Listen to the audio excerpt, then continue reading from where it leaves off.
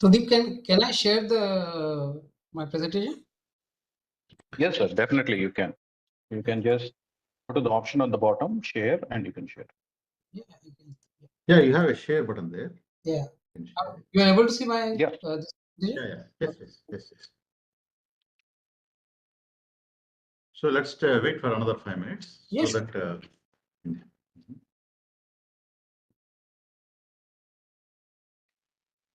because it's the first session, right, and the weekend.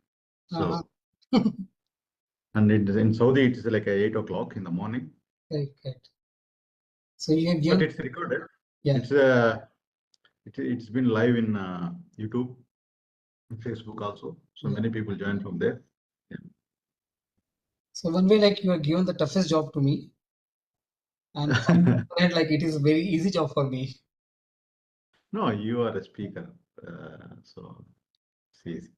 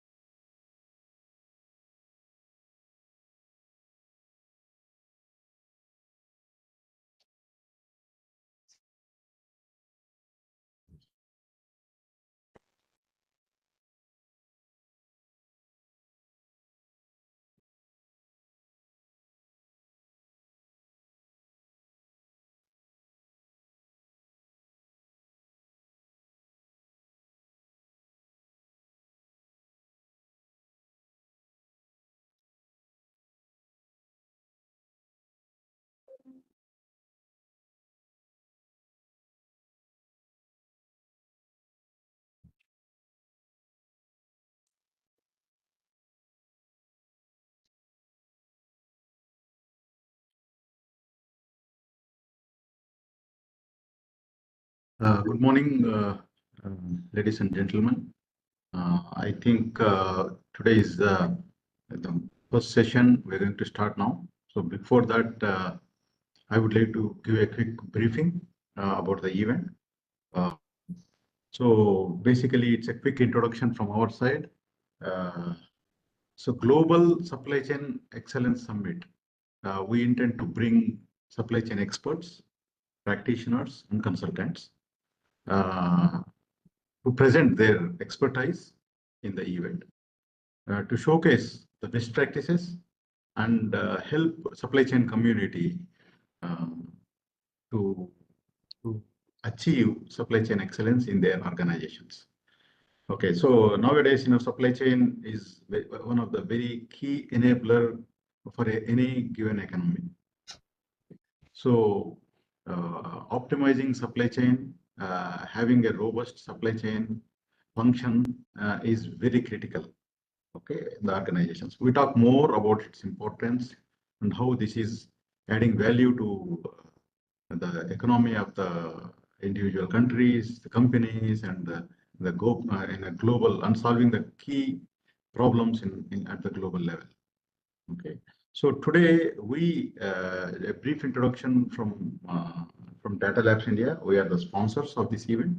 So we are a proud sponsor of this event because this is the first virtual session we are going to do, and we keep bringing supply chain best practices to the audience. So we also provide supply chain solutions, which includes warehousing, warehouse management, transportation management, the fleet management, supply chain planning, strategy management, okay, and you count on manufacturing execution. And our flagship product now we are going to deliver is business networks. So this is a tremendous potential for us to help organizations and as a country to achieve supply chain excellence. With this venture, we will be introducing best of the best speakers, practitioners, and also the managers who are really using it, because the point of view from everybody is very critical. Okay, it's not only supply chain is not actually really about a theoretical thing. You can learn any book and understand supply chain is very easily, but the problem is in execution. Okay, so in supply chain, I hope everybody agree with me. Understanding supply chain is not complicated; it's very easy. But doing it is very complicated. As a supply chain guys, we really need to have patience, and also we need to we cannot give up. Even if everybody give up on the delivery or whatever, supply chain guys cannot give up, because everything depends on supply chain. It's not a fancy; it's a need of the organization. So we take this pride moment to be part of supply chain professional network. Okay, so with this, I would like to introduce our first speaker, Mr. Pradeep Khetan. So he is very experienced in supply chain management right from the beginning, maybe for what, 25, 30 years. I cannot even remember from when he's active in supply chain. He is the Apex trainer, a master trainer at the global level. He's a practitioner and also help organizations to achieve supply chain excellence. Okay, so I would like to invite Mr. Pradeep Khetan to begin his lecture with a brief introduction from your side. So we are late by 5 minutes, no problem, because it's a first session. So the people get started. So please, Pradeep ji, please you can introduce yourself and start the session, and we will take it forward. Sure, Thank you. sure. Thank you very much. Good morning. As Mr. Abdul Khader has introduced you about me. I started my journey somewhere around 97, and that time I was the part of Apex activity in India, and I was the front face of Apex in India. And after that, like 2012, when I joined Apex activity, that time supply chain was nothing but it was basically I can say production planning, and then inventory planning and inventory management. So all this thing was there. But then slowly the phase of supply chain change, and then people they talk about the procurement as a part of the supply chain. I remember like around 2009 or 2010, a lot of companies they changed the name of their procurement department to supply chain department. And then that time I joined the ISM. ISM is another body in the US. It is the oldest body in supply chain management, and particularly they are taking care of procurement and supply chain management. And now currently I am heading the Western Zone for ISM in India.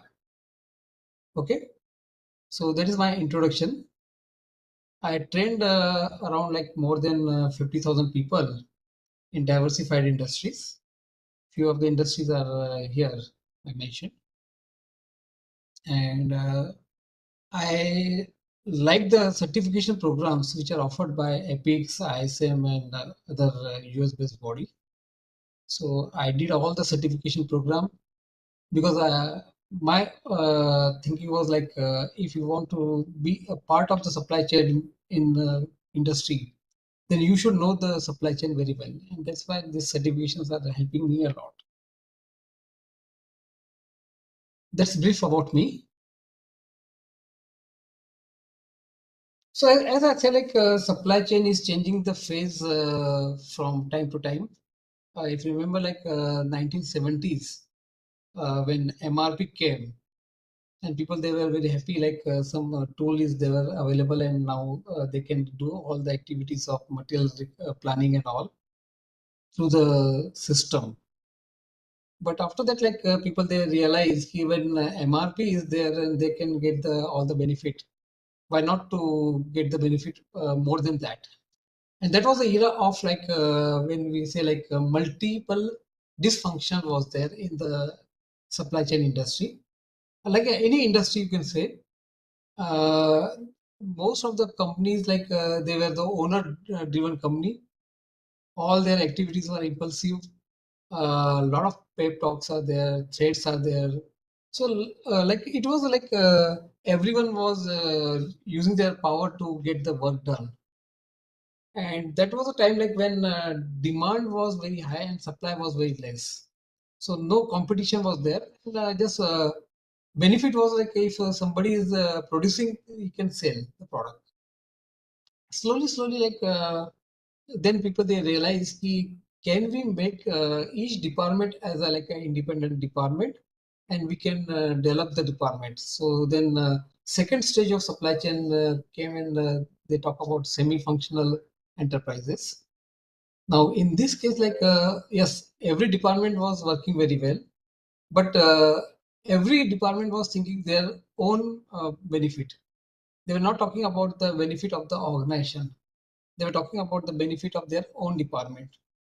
Like if suppose you have to do training, they were talking about training for my department only. If you say like reduce the inventory, they say okay, I will reduce the inventory for my department. That was the era. But then people they realize, can we have a better integrated software where we can in, combine the material requirement activity along with finance, along with production plan, along with other activities. So then they came out with the MRP2. MRP2 was like an extension of MRP, but it was like a broader term, and it was like manufacturing resource planning, not material requirement planning. And then one step ahead, they came out with the ERP, like where entire enterprise was integrated, and the top bosses where they were getting the report at the central location. So central server was there, and it was a client server based infrastructure was formed. And then people they realize, okay, my company is a very well organized company, but if I have to take care of my customer, I have to integrate my supplier, I have to integrate my tier 1, tier 2 customer also, so that I can fulfill the requirement of end customer, who's the consumers. And that's why like they talk about the extended enterprise. So they try to integrate all the partners in their supply chain management. So before extended enterprise came in picture, people they are talking about there will be a competition between one company to another company. But when extended enterprise came, people they used to talk now there is a competition between one supply chain management and another supply chain management. They're not talking about the two entities, they're talking about the two supply chain management. Okay. So if you see like the definition of supply chain management as per this activity stage from raw material to consumer, including various entities. So like broadly, when we are talking about the supply chain management, we are talking about four type of flow. One is the flow of material which is flowing from supplier to customer. Another is the flow of fund which is moving from customer to supplier. Third is the flow of information which is going in both the direction. Like example, purchase order is a form of information. So purchase order is going from company to their supplier. Okay. Similarly, like invoice. Invoice is coming from the company to their customers. So these are all the information they are talking about.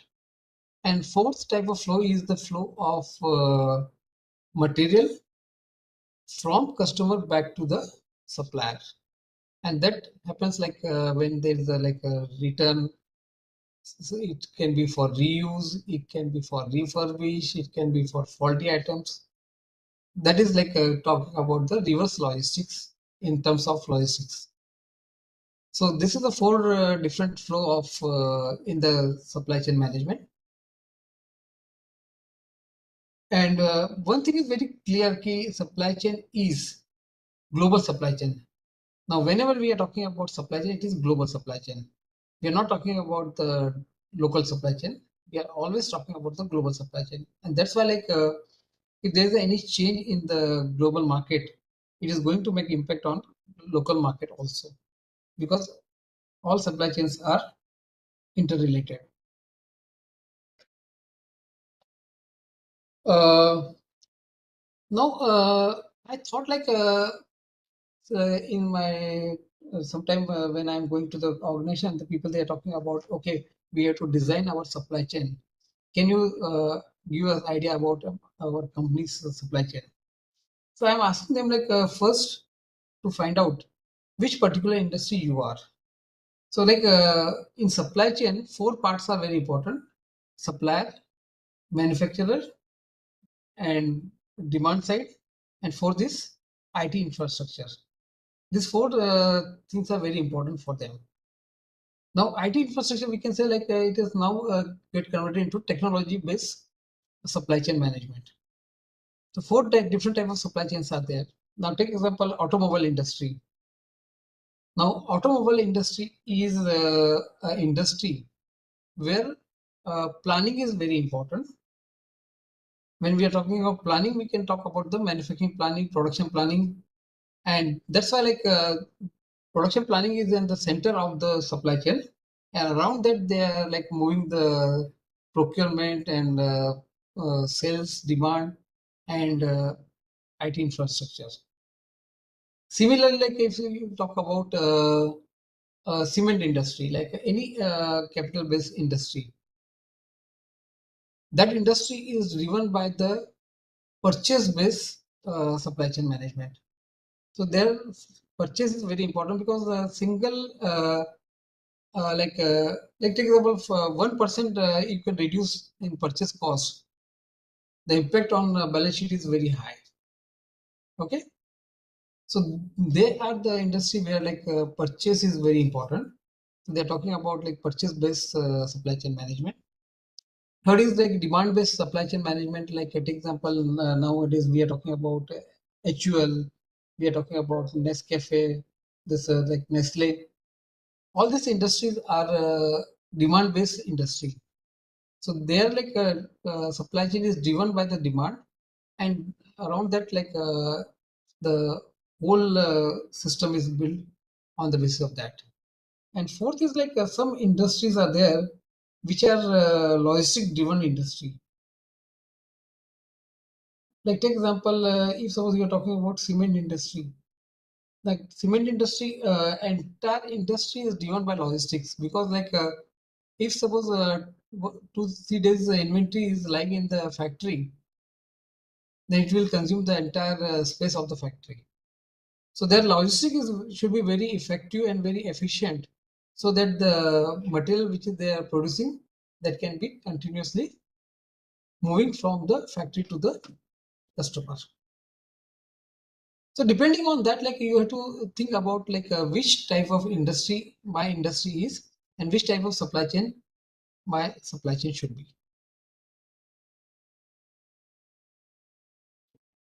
Now, you suppose like you say like supply chain management, how it should be. So like as I say, like a very important part of supply chain is the planning.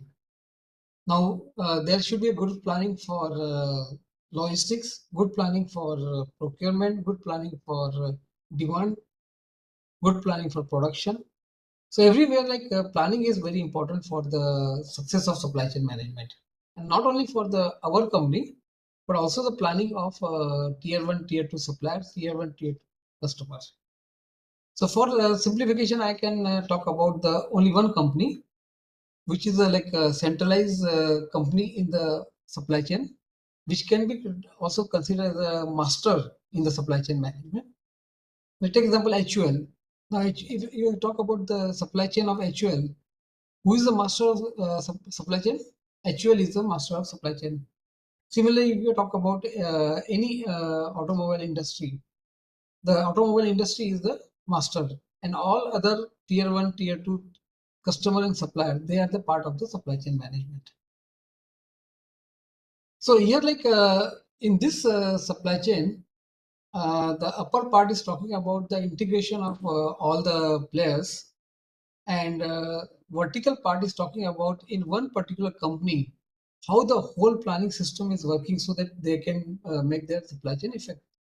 So like take example in this example is like about one company where the whole planning system starts from sales and operation planning. It is a volume level plan, okay, and we are going to like get input from demand management team, and we can validate the SNOP, sales and operation planning, through resource planning. Next level is like a master production schedule, which is the mixed level plan, okay, and we are getting the all the requirements from demand planning team, and also we are going to validate it resource plan. But here resource plan is not the complete resource plan, it is a resource plan for key resources. And below that, the next level is the detailed material planning, or we can talk about the MRP, okay, and material requirement planning we can do, and after that we can take care of the detailed capacity planning, like capacity planning of each and every machines, each and every work center, okay. And then we can talk about like if suppose we are making the product in-house, then we can talk about the shop floor management, and if suppose we are purchasing the item, then we can talk about the supplier procurement system.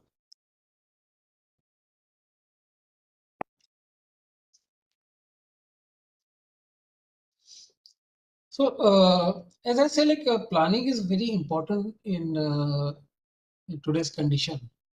So like take example, if I'm talking about the sales and operation planning. Now SNOP is like a volume level plan, and generally like in most of the companies, the planning horizons are like typically when they introduce this SNOP practice around like 99 2000, that time like they were talking about, okay, we can keep the planning horizon as a 1 to 3 years. Why very long planning horizon was required? Because like if suppose you are talking about like my volume level plan is X, and suppose I'm talking about after 3 years my volume level plan should be 2x. So if suppose you want to make x to 2x, what level of production is required? And for that, all capacity is available within the organization or not. If there is no enough capacity, then we need to create the capacity or a resource. And for creating the resource or capacity, we need time. That's why they're talking about the planning horizon as a 1 to 3 years. Okay. But nowadays, like a lot of industries, uh, they say like 1 to 3 years is not good planning horizon for me, because like we don't have enough time for that. So better like we can reduce the planning horizon. Like take example in mobile industry, mobile phone industry, the planning horizon is not more than 1 year, because in 3 years they are making three, four more models. So they say like we will make the sales and operation planning for 1 year only, and they can establish the capacity within 1 year. So depending on like which type of industry you are, how much time is required for getting the resources, you can decide your planning horizon. Okay. Typically, 5 steps are very important in SNOP. I see like many companies now they are talking about IBP, integrated business planning, but unfortunately they are not having the SNOP in place. So without SNOP, you cannot implement IBP, because IBP is the extension of SNOP. Now, is it very difficult to implement SNOP? No, it is not very difficult. Only thing is like it requires a lot of discipline and a lot of planning in place. Say suppose I'm going to implement SNOP in my organization, I can start with data gathering. So like if suppose last month my sales are there, so I have the sales figure, and then I can have idea about like how much sales I lost in last month because of like maybe unavailability of the product and all. And then what is the trend in the market, how much more demand is possible in the market, and on the basis of that I can make the demand plan. So I can collect the data from all the departments. I can use my own analysis, and I can create my demand plan. Once my demand plan is ready, I can send the demand plan to supply team or operation. Initially, they are talking about operation team. Now they are talking about supply team. So like they can talk about okay whether they can make the product on the basis of demand, and also like they will check with their supplier. The supplier will able to supply the raw material and components depending on the demand level. Okay. And if suppose there is an agreement between demand planning and supply planning, they can say yes, and they can go for the next level. If there is some conflict between these two departments, then there's another step is there, which is pre-SNOP meeting. So like where demand people, supply people, HR people, logistic people, they all are coming together. They are discussing about like what are the issues, and they were trying to like make the arrangement between the two parties. Now, pre-SNOP meeting is very important part of the SNOP.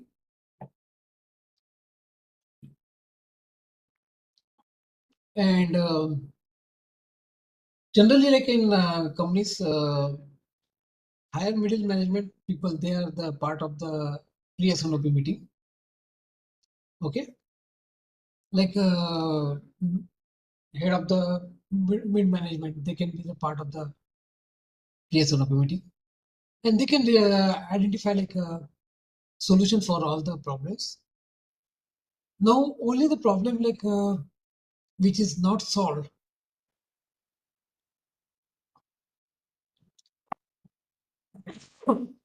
like example, suppose I'm talking about I want to this type of demand. Now to fulfill the demand, I need particular type of resources, and resource required investment of money. Now this type of decision is taken by not pre-SNOP meeting, but they can write in the paper key, we can take it into executive SNOP meeting. And which is the last step? In executive SNOP meeting, like all the critical points, they're coming in picture, and all department heads and CEO of the company, they can sit together and they can take the solution of all the problems. Okay. So like if suppose I'm taking simple example of car manufacturing company, because everyone can relate this car manufacturing company to easily. So in car manufacturing company, like if suppose I'm talking about three type of car. One is a small car, another is a medium car, and third is a large car. So in SNOP meeting, they are talking about how many small cars they are making, how many medium cars they are making, and how many large cars they will make. Okay.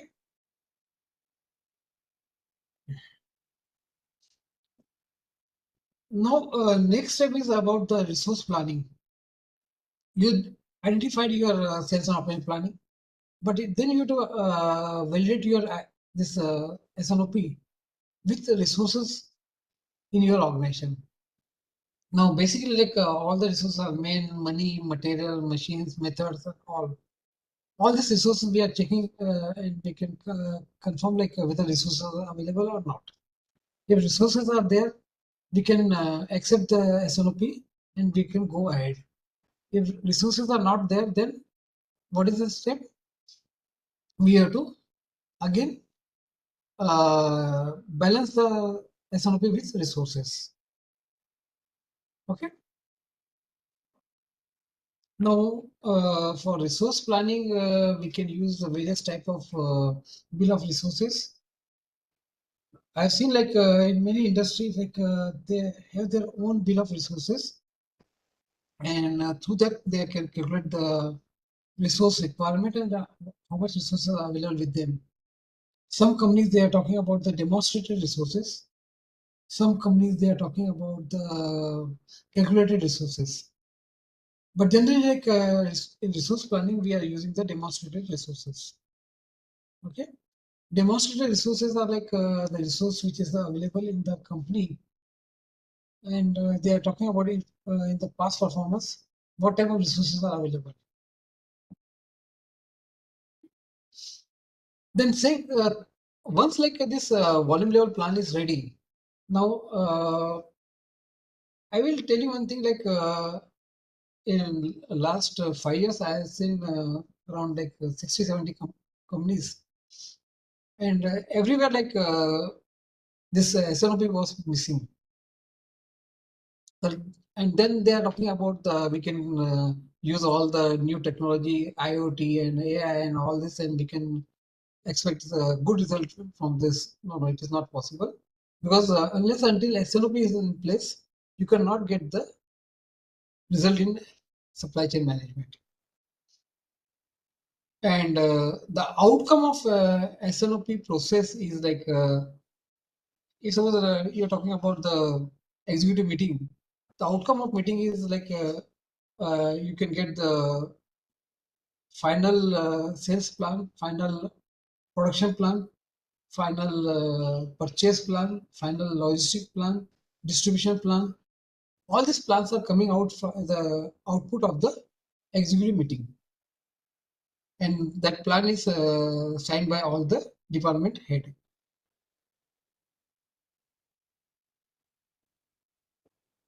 Now, next level of planning is master scheduling. Again, master scheduling is the process, and for master scheduling, input is coming from the sales and operation planning. But in sales of operation planning, it is coming out typically from production planning, because like production plan is a direct input to the master schedule. Along with that, we are also getting the input from demand plan, because like suppose we are making master scheduling for individual item. Now again, I am taking about example of car. Say suppose I am talking about the model A of the car. So then we need to understand the demand for the model A. So we can do the forecast, we can have the customer order, we can use both this and we can get the demand plan. We can get the distribution plan because distribution plan is very important. Whatever we are making, we are shipping to the distribution channel. And logistic plan because like logistic is one of the important ingredient of supply chain management, inbound logistic and outbound logistic. So we have to make our logistic plan, and logistic plan is the input for master schedule. Okay. And what is the outcome of master schedule? Master production schedule. Okay. Again, as a world-class practice, most of the companies, they are using this structure and they're getting the benefit. Like take example, Hindustan Unilever, they are following this practice. Okay. And again, we are checking the capacity requirement at the master scheduling level. And here we are not talking about all the resources, but we are talking about the critical resources. Now, what is the definition of critical resource? The resource in absence of which you can not do the production. That is called a critical resource. So we have to go and check all the critical resource required, whether they are available or not. If not available, make them available, and then you can go for the master scheduling again. Okay. Next level of planning is MRP, material requirement plan. Yeah, most of the companies, they are using this MRP system, but unfortunately, companies, they are not using not all the companies, but I'm talking about good number of companies are there which are not using the formal system for their material requirement planning. They are using their informal system, like all the department people, they are using the Excel sheet and they're having their own data, and they are doing the parallel system in the organization. But yes, they are working, but that is not the best practice. The best practice is like you can follow the system. Okay. Yep. And then we are seeing the detailed capacity requirement plan. Again, when we are talking about detailed capacity plan, we can talk about the capacity of each and every work center. What is my available capacity? What is my required capacity? What is the gap in the required capacity to available capacity, and how to fill the gap? Again, like people, they are going through the demonstrated capacity or rated capacity. Like here, a lot of companies, they are preferred to go for rated capacity because like capacity is changing continuously. Okay.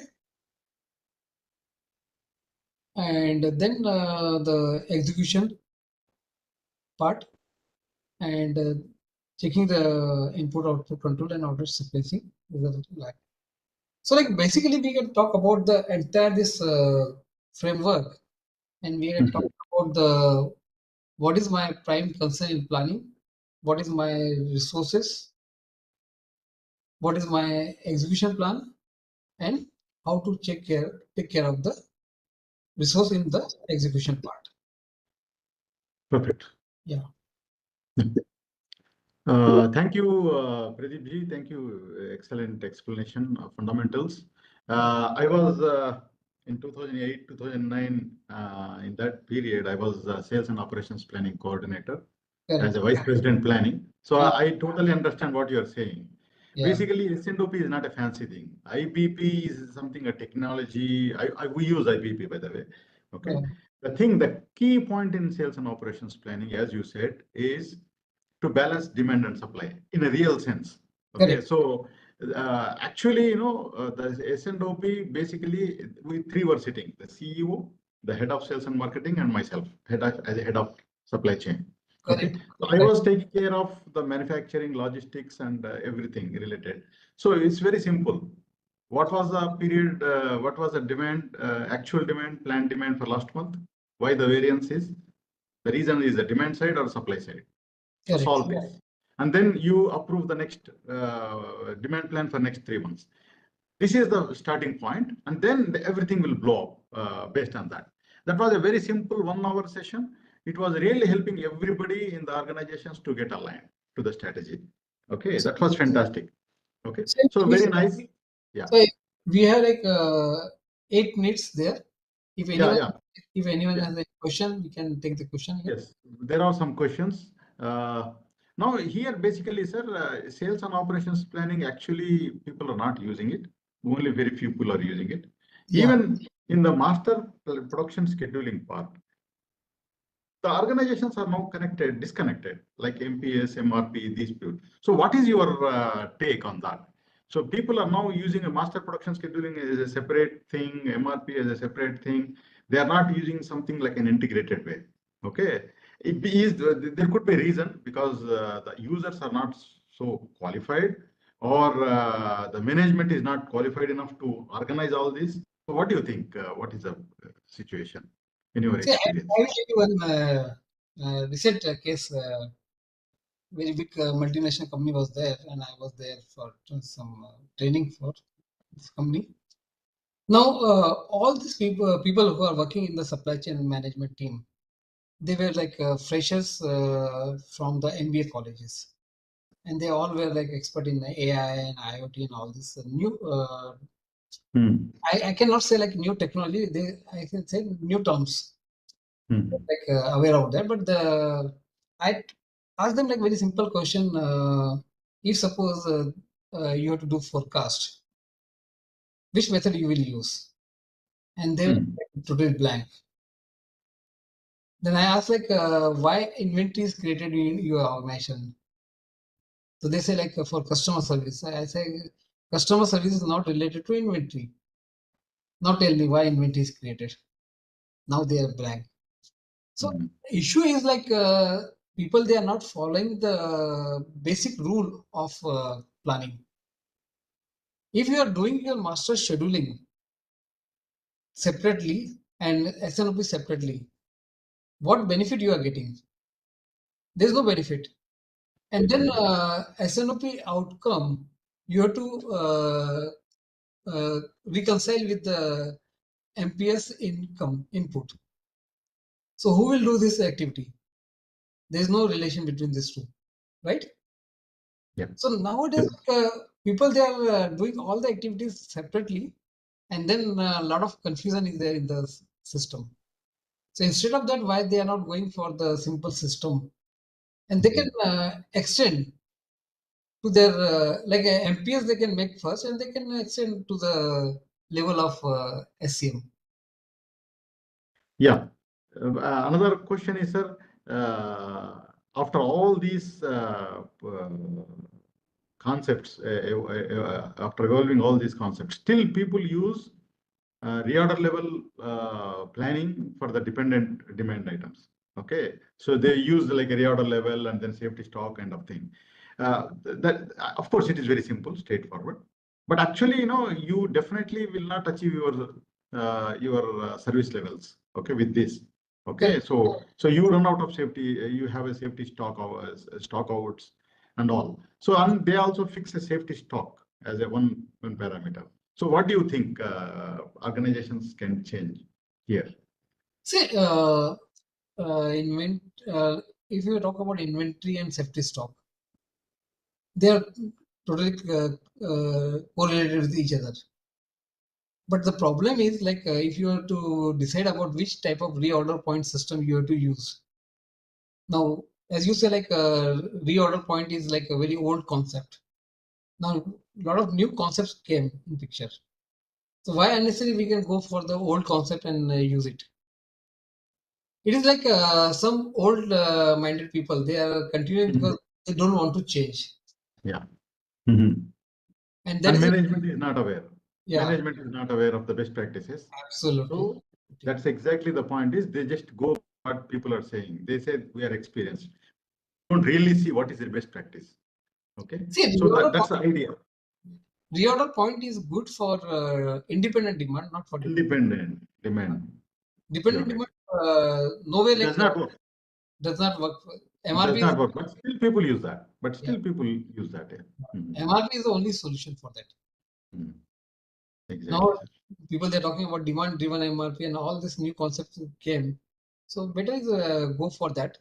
But otherwise, like, see, you have to very clearly segregate which system is working for independent demand and which system will work for the dependent demand. People, they are interchangeably using the system. Perfect, perfect. Yeah. So as you said, the demand forecasting part. So people are more worried about the forecasting technique, what kind of forecasting technique it is, kind of thing. But which forecasting technique is really applicable for that particular product line or particular product group? People don't worry about it. Okay. So how does that can change? What is your advice to the business heads in See, this to change? I remember like in one FMCG company when I was there were around 70 people sitting in one like this forecasting department, and they all were doing forecasting. So I asked them like why this many people are required. They say like in our organization we are doing the forecast for each and every item for each and every area. Mhm. We are doing the global forecasting. So like if suppose I am doing the forecasting for product A for India, my forecasting is different. When I'm doing the same forecasting for the product A in US, forecasting is different. Because their demand pattern is different. So that level of in-depth is required, which is not unfortunately possible. Like in India, people, they are taking forecast as a very easy task, but it is not easy task. It is the toughest task in the organization.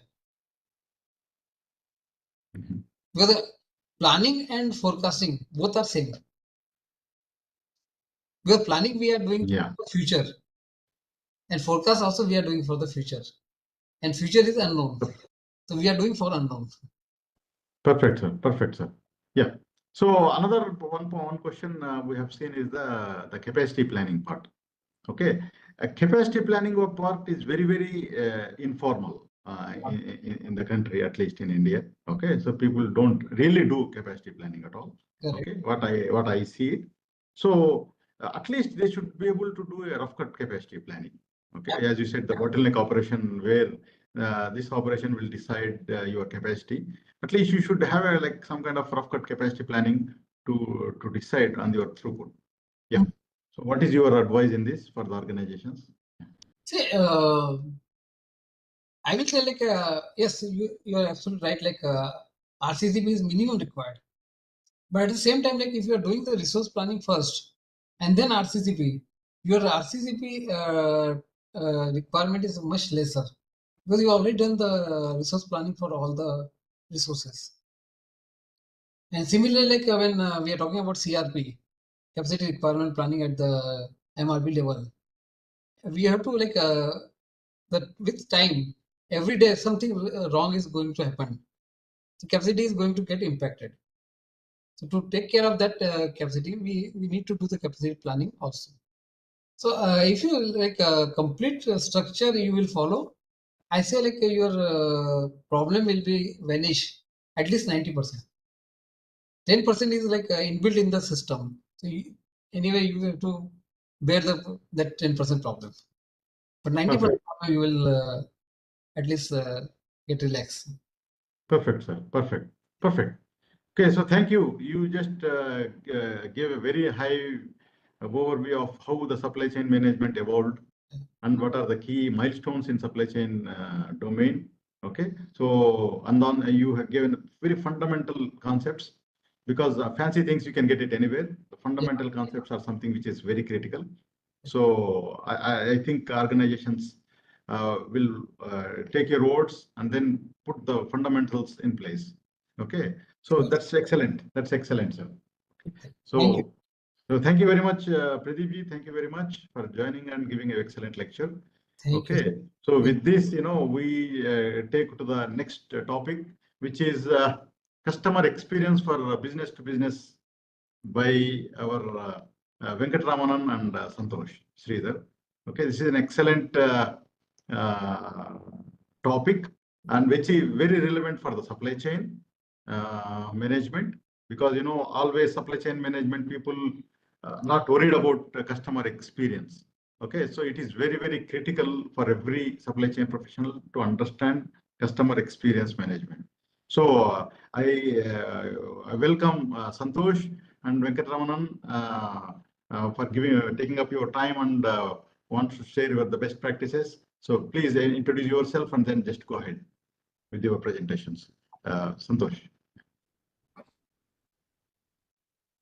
Thank you, Sheikh. Thanks for inviting us for this presentation. Mostly, Venkat would be leading this presentation, but I'll be here. Just as a quick introduction of me, I'm a partner with Avalon Consulting. We are a strategy and management consulting firm, been in business for more than 30 years. My own experience with the firm and in consulting has been for more than 18 years now. And overall, I come with about 24 years experience, including about 6 years experience in marketing and sales with a couple of FMCG companies. These include Amul and Kevin Care. So that was early in my career. For the last 18 years, I've been in consulting. So I have my colleague Venkat, who's really the CX expert within Avalon. I will let him introduce himself and lead the rest of the conversation.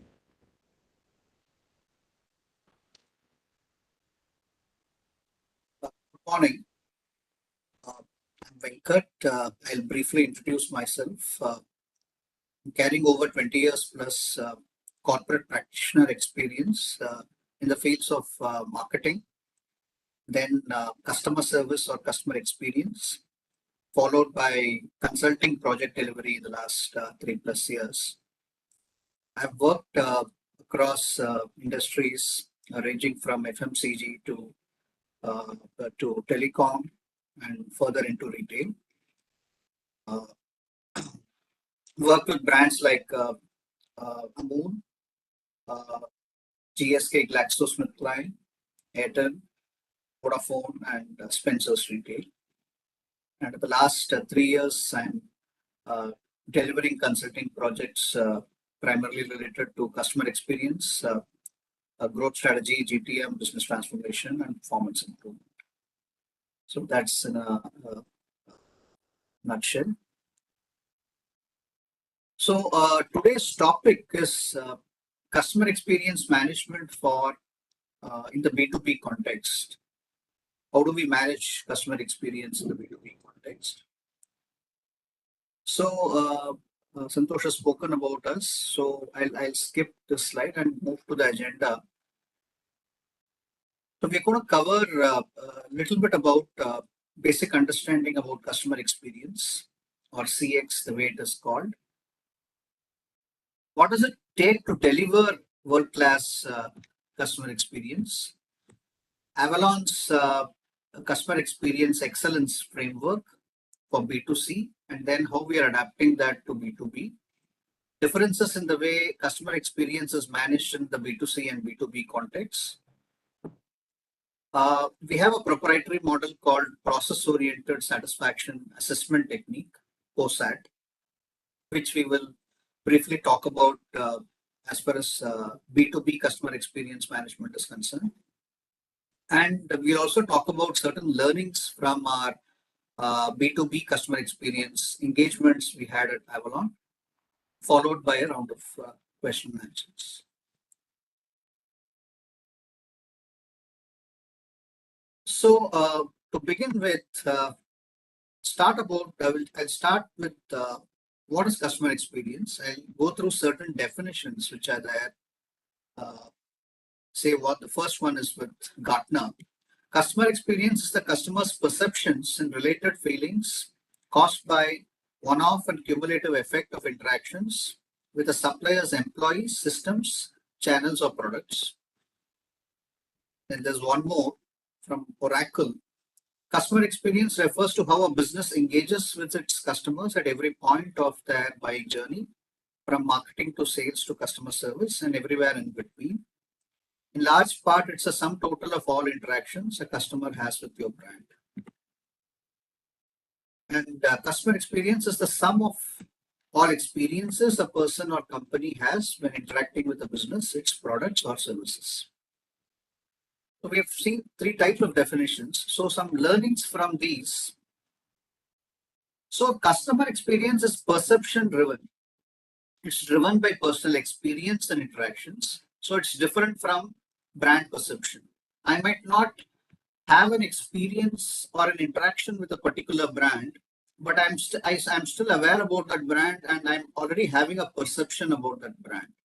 So brand perception is different from customer experience. So customer experience is a sum total of all experiences and interactions. Experience can be related to pre-purchase, during the purchase of the product or service, usage of the product or service, or even post-purchase or usage. And it's relevant for both products and services. And it covers all experience with the supplier, including product, service, employees, digital interactions, channel partners, service partners, etc. This is just to sum it up. How is excellence in customer experience, or we call it CXX, how is it delivered? It's primarily through excellence in customer journeys. And it's enabled by processes, people, and technology. So this is a kind of a high-level framework in terms of how we can deliver customer experience excellence. And when it comes to customer experience, we have a certain measures, or measurement is important. If we can't measure it, we can't improve it, right? I'll briefly talk about certain metrics or measures. Starts with an NPS, which is fairly accepted these days, which is how much of promoters are there vis-a-vis detractors for the particular brand or service. And when do we use it to measure customer loyalty and advocacy for the brand? Then there is a customer effort score. So the logic here is, more the customer takes efforts to reach out to the product or the brand or the client, it's more painful, the experiences. So we have to always ensure that the customer effort to reach out is as minimal as possible. Customer satisfaction score is something which all of us are aware about. It assesses the satisfaction levels. Churn rate is an end result. If we are not able to deliver optimal customer experience or superior customer experience, probably some of the customers will churn out. Referral rate is something which is more an advocacy kind of a measure, where we can track the loyalty and advocacy. Unique users are also used as leading indicators these days, where it measures the actual customer base a particular brand or service has. And the number of unique users, when it changes, when it increases or decreases, it has a bearing on the overall evaluation of the company as well. Average resolution time is a proper service metric in which if there is an issue or a query or a request or a complaint raised by a customer, how soon are we able to resolve it? First contact resolution is a very important metric. If any customer is reaching out to us to seek any query, to get answers to his query or request or complaint, are we able to resolve it in the first go? So that's an important service metric. Apart from that, there is a transaction net promoter score, which evaluates NPS for each transaction or interaction with customers. And there are also simple metrics like SLA adherence. So this is just to sum up the metrics, customer experience measures in a nutshell. I spoke about customer journey and how it's important to use the customer journey to deliver superior customer experience. So this is a typical generic customer journey, which starts with a need assessment. Then it goes into the awareness stage, then the evaluation stage of the product, where the product or the brand is evaluated by the customer, and then a purchase decision is made. So all these stages are part of pre-purchase. Then there's a purchase stage in which the product or brand is bought. There is a post-purchase stage. Then it leads to loyalty and advocacy. So this is a very generic kind of a journey which is applicable for any kind of product or service, be it in the B2C context or in the B2B context. We'll see how this journey translates into the B2B context later.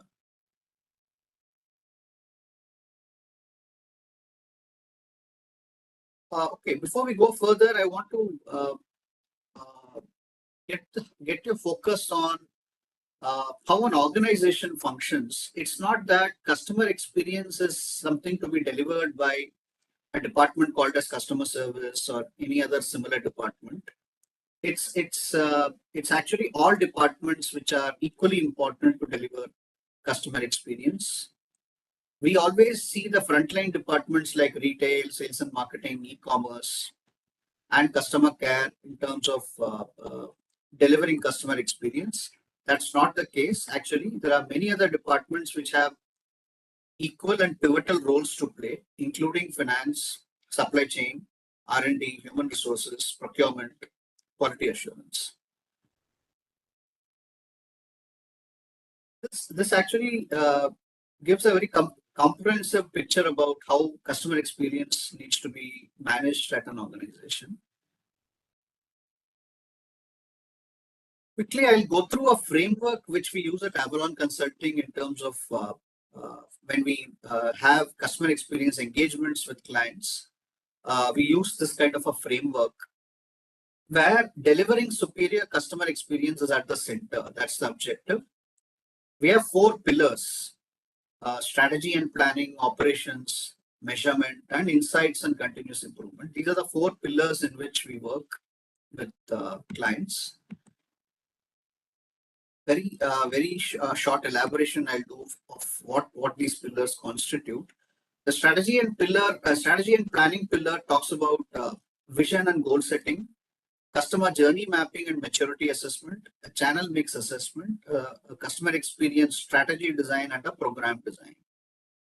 A customer experience program can be any program, like a very simple program like trade voice of customer program, VOC, trade VOC program, where we only hear and listen to the VOC coming in from our channel partners and trade partners. So it's as simple as, so these kind of programs can be designed in a very structured manner.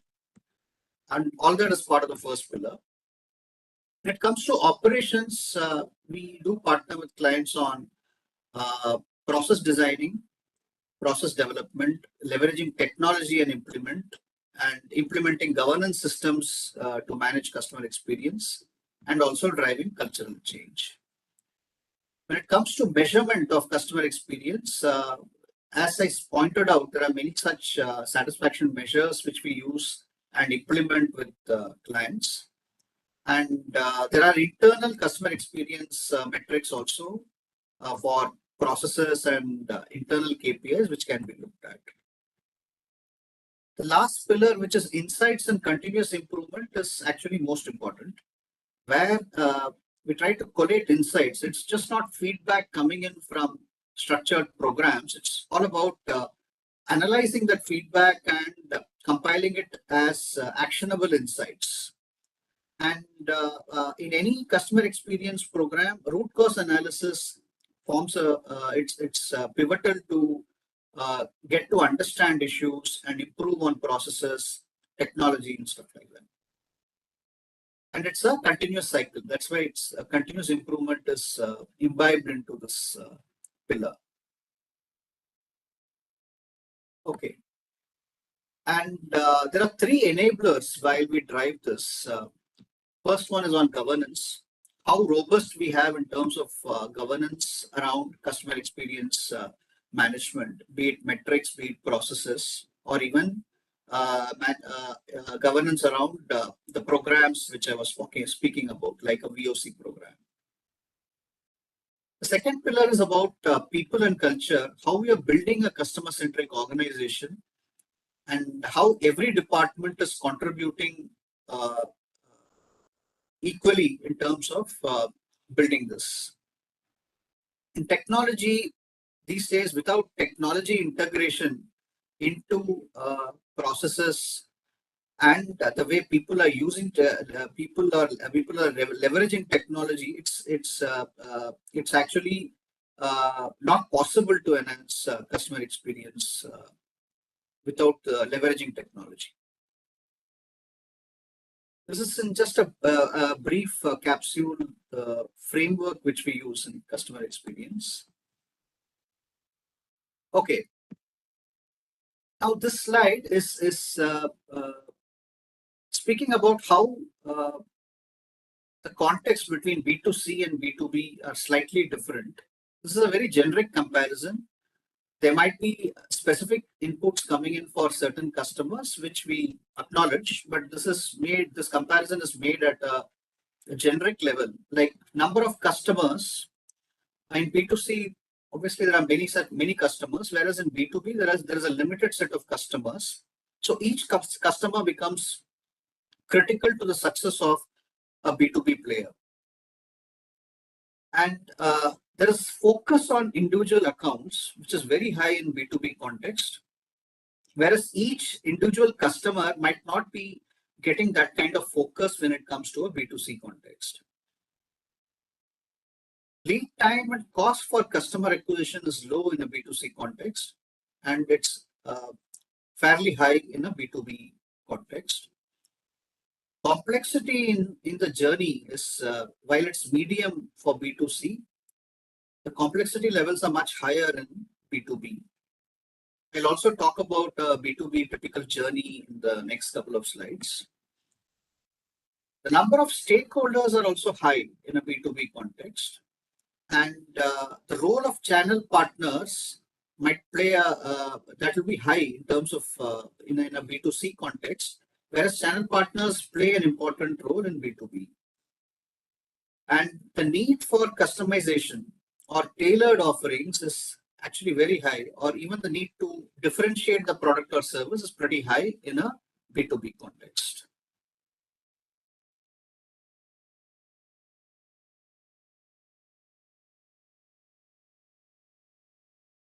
Okay. So this slide talks about a certain tool developed by Avalon. It's called POSAT, Process Oriented Satisfaction Assessment Technique. So here it's a comprehensive customer satisfaction assessment across the stages of the customer journey. So in the B2B context, typically we have these stages like pre-RFQ or business development stage. Then it has then the RFQ response stage where the proposal is sent. Then there's an RFQ evaluation stage where proposals are evaluated and suppliers are called for discussions or negotiations. Then the pricing negotiations happen. Then the product is developed or even customized. The service or product is customized for this particular customer. Then the actual delivery happens. Quality of the product being delivered or the service or consistency in delivery is important. And overall, the relationship management is what matters as far as the relationship needs continuity in this. So this tool, we do a stage-wise assessment of customer satisfaction in each stage. There are weightages for key attributes within each stage. So within each stage, there are multiple attributes which are looked into. I'll try to present it in a more detailed manner in the next couple of slides. And the final customer satisfaction index is arrived for each stage and for each customer as well. And apart from this tool also provides avenues to do competition benchmarking and provides insights in terms of what customers are talking about as far as competition products are concerned.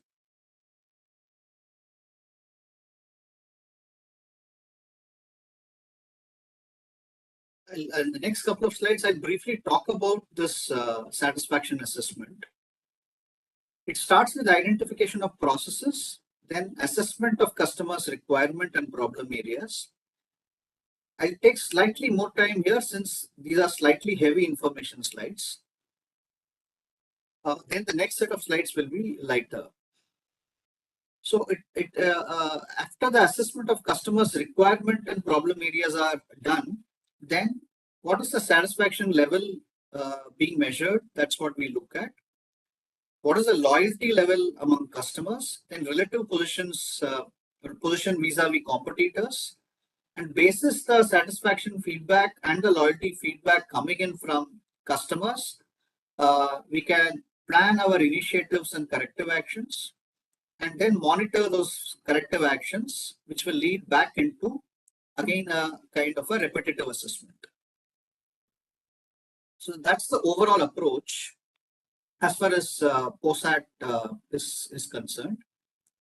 And loyalty profiling is also done through loyalty indices. Then there is NPS, which is also getting calculated, and there is something called as a ease of collaboration score. So ease of collaboration or ease of customer making that effort to collaborate with the supplier, that is also assessed in this tool. Okay. So this is more elaborate in terms of at each stage what is done to assess customer satisfaction in the B2B context.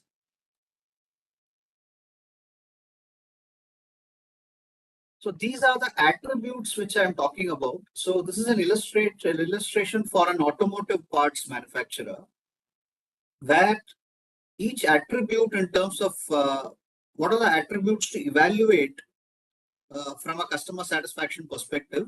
These are given at each stage of the customer journey. So for example, the pre-RFQ stage, there are 4 attributes given there: level of proactive engagement, ability to offer advanced technology solutions, responsiveness to pre-inquiry, technical knowledge of personnel, stuff like that. Then when it comes to stage 6, delivery, attributes like on time and in full delivery, ability to adjust to delivery schedule changes. So a comprehensive list of attributes is first listed, and the client approves these attributes. Then we also ask the client to score these attributes on importance. So importance of each attribute might not be the same. Each attribute will have different importance levels. So that is also assessed before we actually compute a customer satisfaction score for each stage in the journey and for each customer.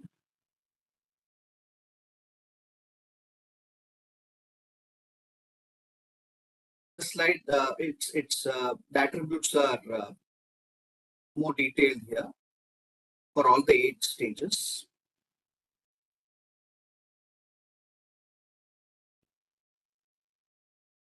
So this is the how we actually attribute importance of each attribute, and we seek that from respondents or customers, and we categorize them on an exponential scale. The rating scale is also given below, right from limited importance to extremely important.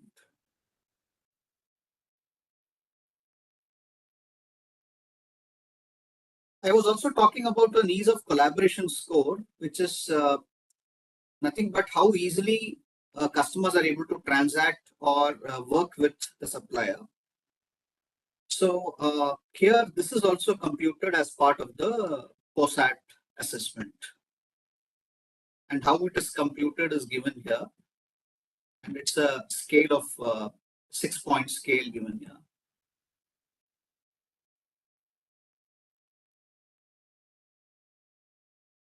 NPS is also computed, which is a net difference of the number of promoters a particular supplier has in terms of customer respondents, and it's a net off of detractors. So if there are 50 promoters and 30 detractors, 30% rather, so the net promoter score will be 50 minus 30, which is 20%. So the balance 20% are passives. Passives are typically not accounted for in this calculation. Any score above 0 in NPS is a good score actually. Since most of the customers tend to rate suppliers or brands in primarily as 7 or 8, which is the passive segment.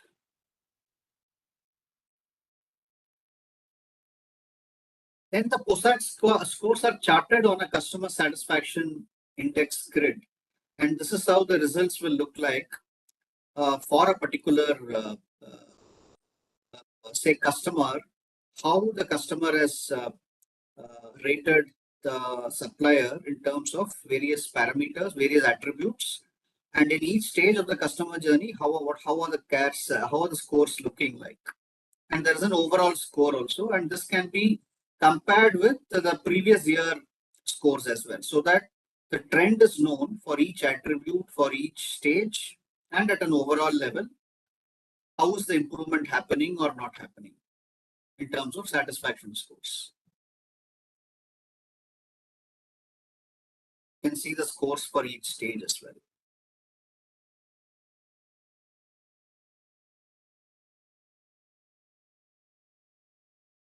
And POSAT also ascertains customer loyalty factors as determined by propensity to repurchase and collaborate for new projects.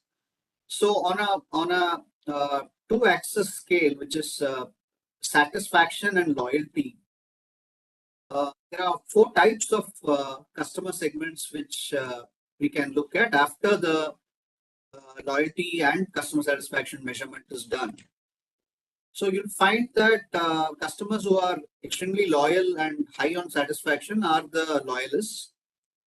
So there we need to improve relationships by partnering with them and focusing on their customers. Whereas where satisfaction is high but loyalty is not there, we need to probably look at reducing cost to serve in order to pass on the benefits. Hostages is interesting, where the satisfaction levels are low, but the loyalty has been high. So here we have to urgently look at how we can increase satisfaction levels. So this is the typical analysis we do post the measurement of satisfaction and loyalty scores. We also do a qualitative analysis in terms of analyzing the qualitative comments coming in from each respondent. So for a particular customer, it's not just one respondent. There might be multiple respondents across departments for each customer. So if there are 10 respondents ranging from supply chain to R&D or even quality departments, all the 10 responses will be captured and scores will be attributed for each attribute given there. Apart from that, qualitative comments which are salient in nature, that will come as part of the word cloud analysis as shown here. And bigger the size of the font used here in this word cloud, it means that more number of respondents are speaking about that keyword.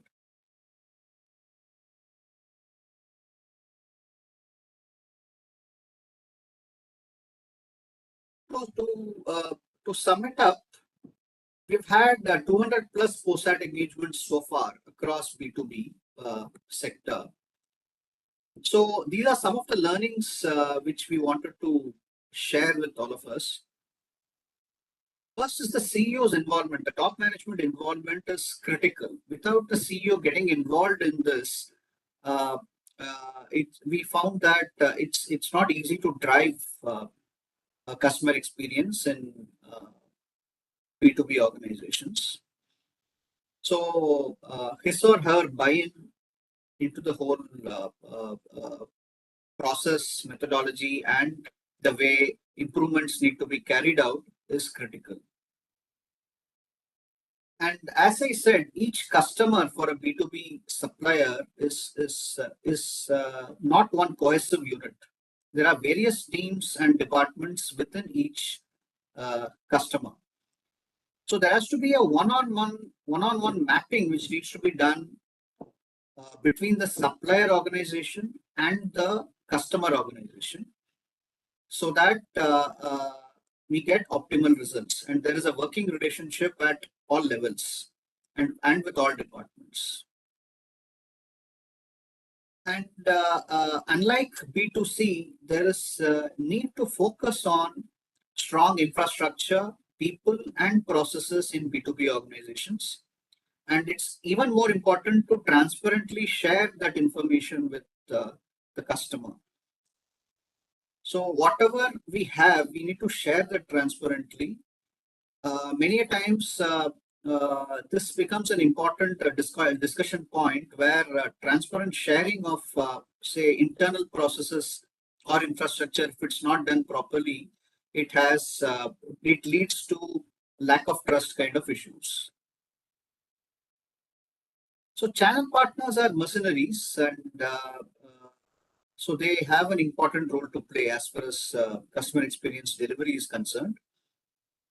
But they don't manage client relationships primarily. So we have to step in as a supplier organization in terms of managing that relationship. We can't leave it to channel partners.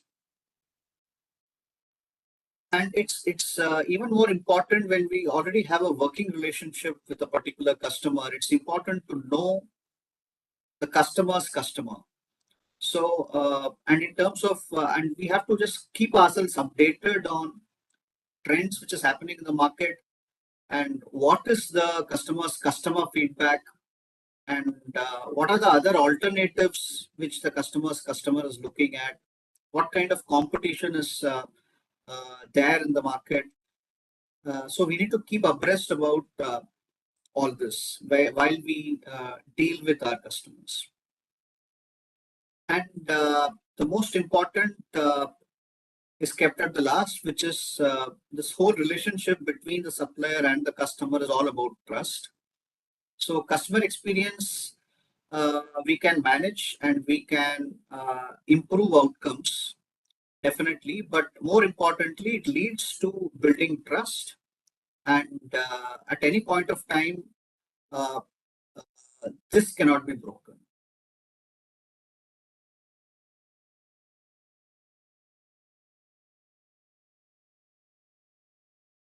So I'm done with the presentation. So we are open to take questions. I also invite Santosh to pitch in wherever.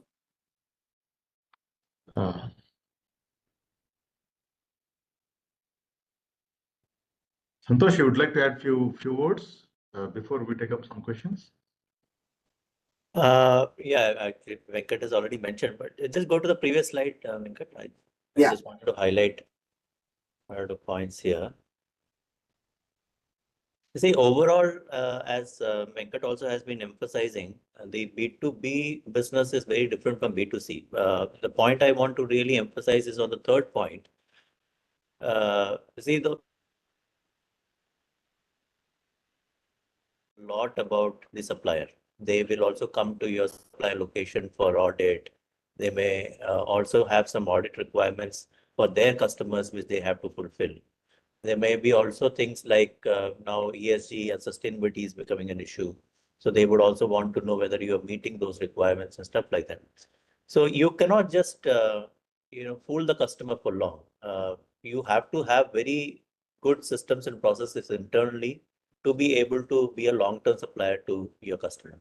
Otherwise, transactionally, they will deal with you, but you will never have that long-term relationship, which is very important in B2B sectors.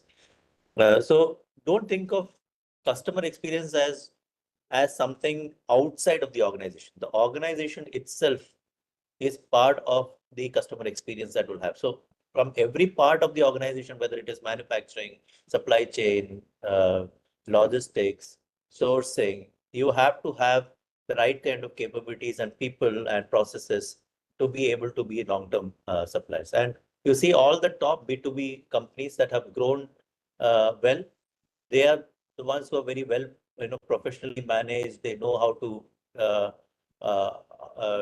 to deal with customers at different levels. There are relationships that are mapped at different levels, and that's really the next level of CX. So CX is not different from the organization's working itself. The organization's working itself is very, very CX focused when it comes to B2B sector companies. And the last point on trust, this is like a marriage, because your dependence on the customer is also high, and customers' dependence also on you is high when it comes to B2B sectors. Usually they deal with only a few suppliers, and you also have only a few customers to go after.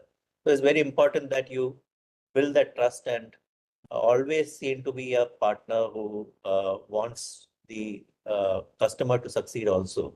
And that's why it's important for you to understand what is happening in the end-use industries where your customer is supplying to, and upgrade yourself, come up with new ideas, which will help you in becoming a stronger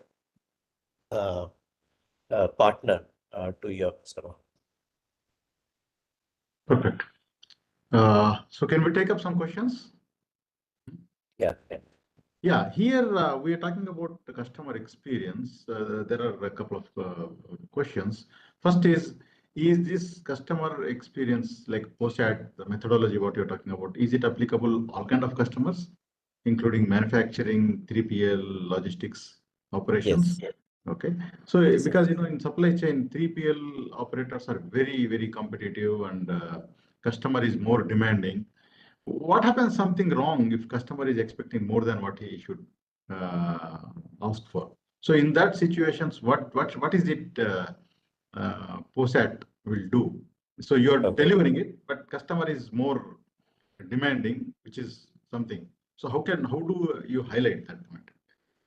Customer is always demanding. So,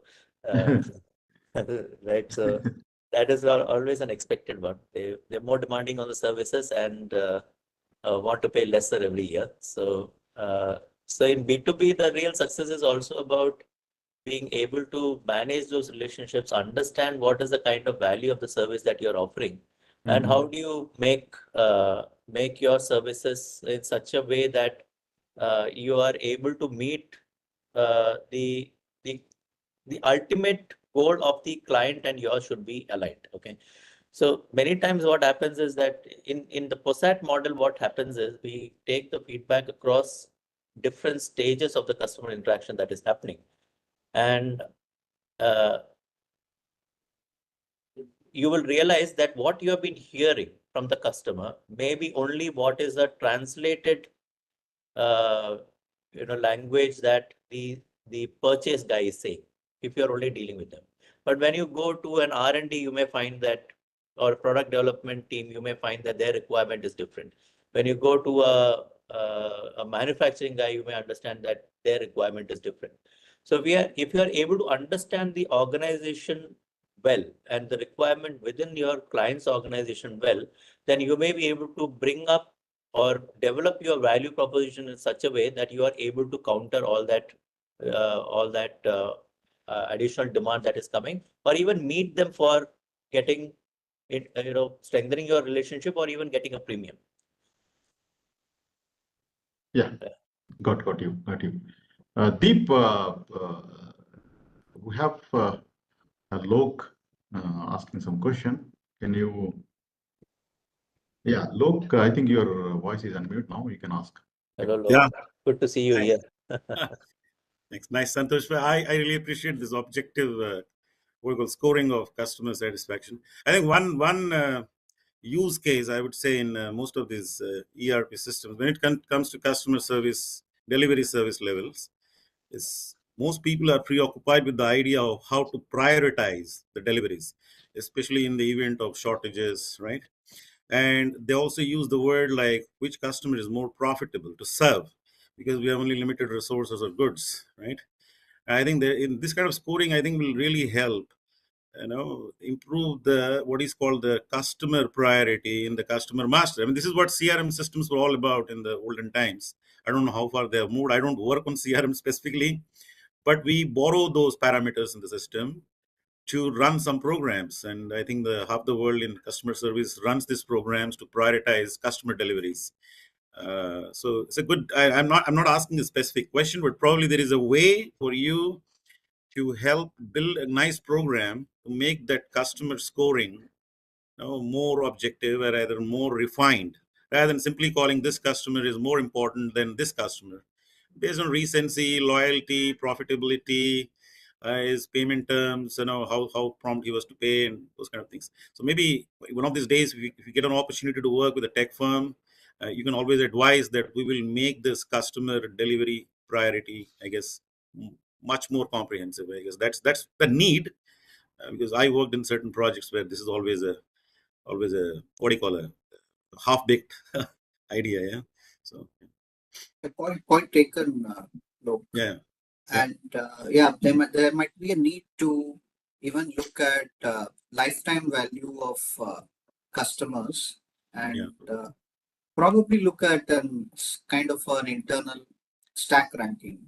So a real example here is Procter and Gamble. They never want to supply their Gillette razors to everybody, because there is always a limit on customer ask maybe for 10,000 blades, but they will only ship 400, and they will see based on certain score how much should be shipped deliver to this customer. So and they have very complex programs running behind. It's called back order processing, prioritizing those orders, sorting, allocation, blocking, reservation. These are the concepts used. But again, at the core is all the rating of the customer. Yeah? Great. Thanks for that. Perfect. Thank you, Lok. Thank you. Typically, this CX assessment, how long it will take, Venkatramana? It is a typical 6 to 8 week engagement. Usually the challenge here is in scheduling the meetings with the customer. It's not like a automated process. Typically, a lot of the NPS scoring for customer B2C businesses is done digitally. Like you just send an email or you send a link and they do it.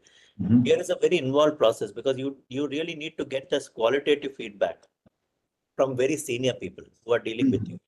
So scheduling those interviews become a bit of a challenge, and plus you cannot just send any researcher. Like B2C research can be done by anyone, right? It's like a 400 rupees, 500 rupees per response kind of a rate. That will not work here. Here is really, you cannot send somebody who is not knowledgeable about a business to meet a very senior customer and to speak about it. So that's the challenge really. Is more of a scheduling challenge, and usually the clients are very involved in helping us in scheduling these meetings. But typically that's and it doesn't just end with the scoring. It also leads to what are the specific improvement areas and the timeline set for that, so that when it comes to a next review, you know that you have improved on certain specific areas. So there is one question from, I think, Krishnan. Yeah, so you raise your hand. So you can just unmute and ask Krishnan if you would like. Yeah, good morning. Actually, this is related to the customer satisfaction or customers' demand from time to time. Sometimes it may be or keep on increasing demands. What my experience says is that customer doesn't demand on the basic SOPs or SLAs. They don't wish to change. But what actually comes as a demand is when they are in a bottleneck. So at that time, they bring up some demand. It may be a very trivial one, but if I am going to say that, no, I am not able to meet that demand. So there is where that relationship building happening. So if I am able to go an extra mile to meet that demand, even if it is a very small one, that builds up the relationship. Right. So I think basically, as a basic SLA is there, it will need a lot of discussion. But these small outside demands are the ones to be met. That will take us that extra mile. Yeah. Good question, Krishnan, because you are in hardcore 3PL operations. Okay, so we can understand your pain. Okay, fantastic. Yeah, great. If you don't have any questions, any final thought how this can be done for supply chain organizations like logistics, manufacturing, and the 3PL operations? Final thoughts, Santosh? Yeah, so in a way, the 3PL operators are an important service between the the seller and the buyer, right? So I would see the 3PL operators as an extension of the seller. So if you work closely with your customer, who is going to the payer, the one who pays you is typically the seller, and you really have to understand their business and what their customers requirement is. And that was one of the points that Venkat had also mentioned in the learnings, that you have to know your customer's customer. The requirement, let's say, of a chemical industry is very different from an automotive industry, is very different from an engineering industry. So if you're a 3PL player, you're going to be working across these different B2B industries. And you cannot have a one solution fit all for each of these industries. So you have to really understand your customer's customer and tailor your requirement to delivering superior customer experience for your client. That's really where your success will be. Fantastic. Excellent session, Santosh, Venkatramanan. Thank you very much. It was really a very important session for supply chain guys, because customer experience is something which is always they look for inherently. Okay. So thank you for your. Thank you very much. Thank you. Thank you. Thanks for the opportunity. Thank you.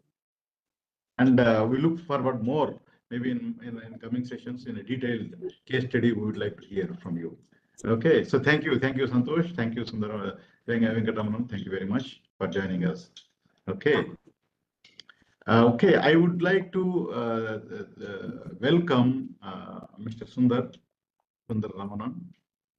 Okay, so he is a seasoned manufacturing professional, very experienced in achieving manufacturing excellence and in digital supply chain transformations. Okay, so he worked in variety of capabilities, Leyland and many other very large organizations. So I invite Sundar. Okay, so Sundar, please, you can take up with brief introduction, because I know you have a few things to share. Please share your quick introduction and then just present it. Thank you, Sundar.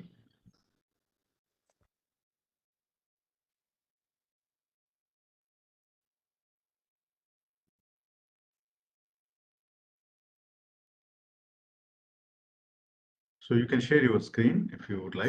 Yeah. So I'm just. Okay. Take your time, no problem.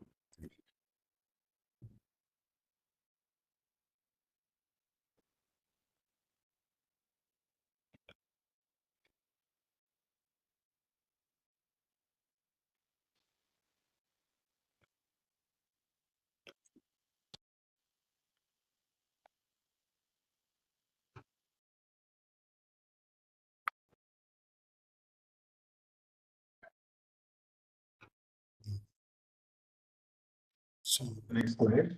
Yeah. I think, is it visible now? Yeah, it's visible, but you just go to the next slide so that your title. One check. Yeah. I can start, right? Yes. Okay. So very good morning to all. So I think thanks very much, Abdul Qadir, for giving me the opportunity in this forum.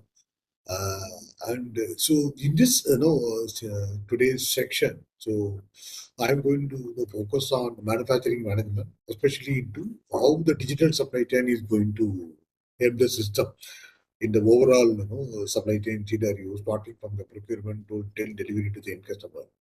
So basically, I have a 30 years of experience in the industry. I worked in various manufacturing industries like India Pistons, Rane, TAFE, Dotco sourcing team. And I also worked in supply chain companies like Redington as a national manager, and Annexure and Vikram Logistics. And Ashok Leyland, I was there for 11 years. So currently, I am into startup, the electric 3-wheeler project. So Ability Electric based out of the US actually. So we manufacture electric 3-wheeler auto based out of Hyderabad, serving B2B as well as the export customer.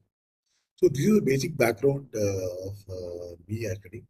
So let me start with the concept how we can move forward.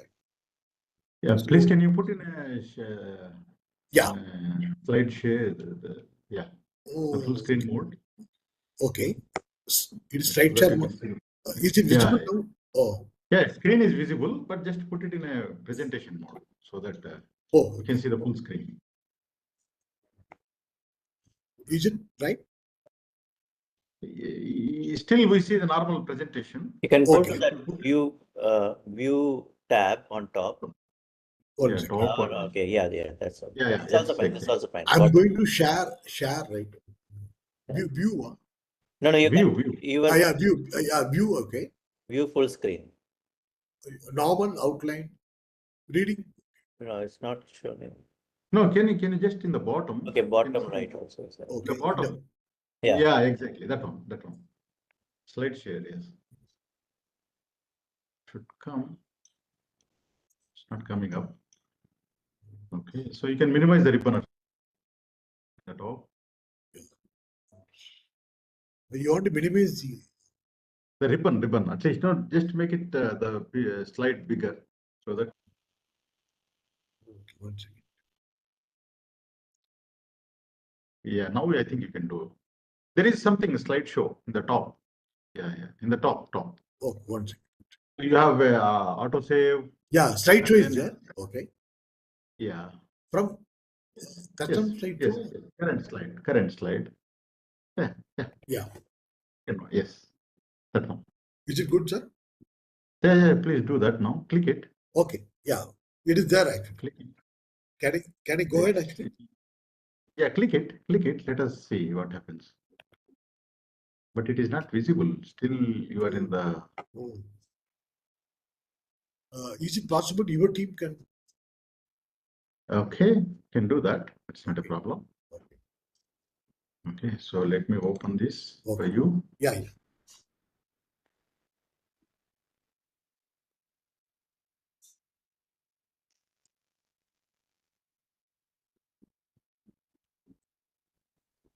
I'll share my screen.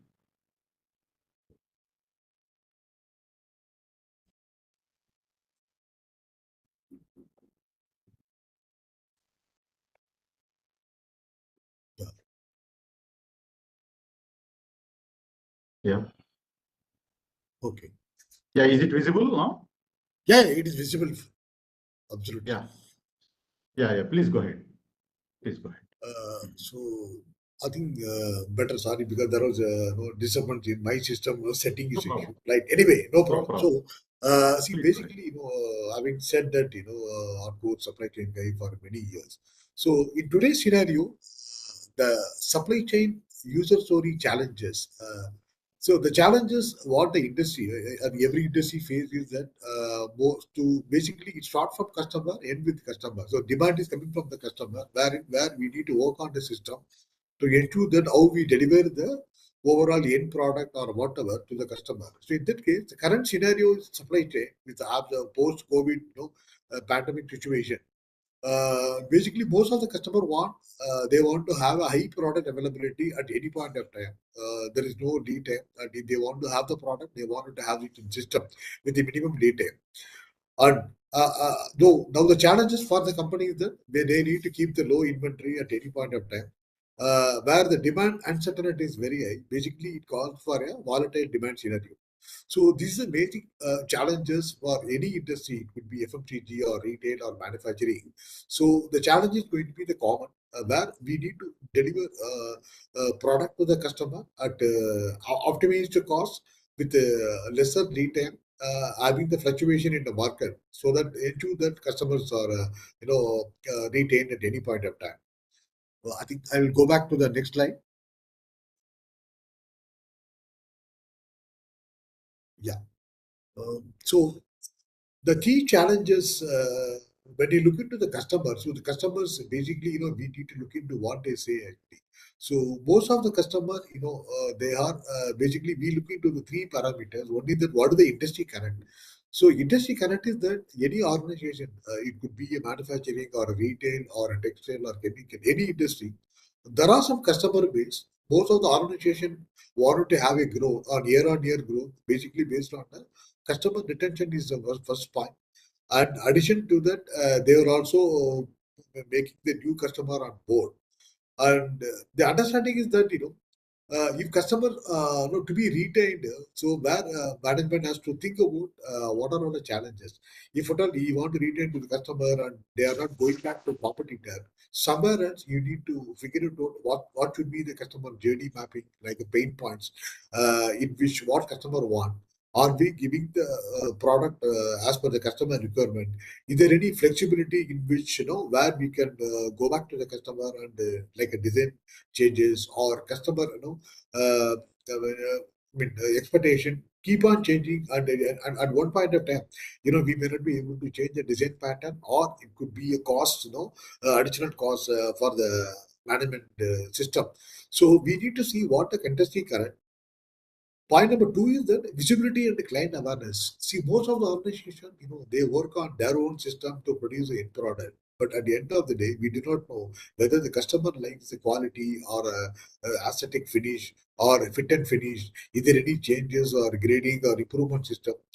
So basically, it is something like an isolated system.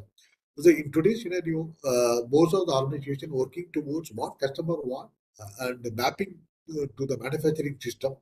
It could be a modular program. See, basically, I tell you, in Ashok Leyland, they're looking to be a modular program. Instead of producing the standard product, we went back to the customer. Now today, they have a modular program. They can have the chassis.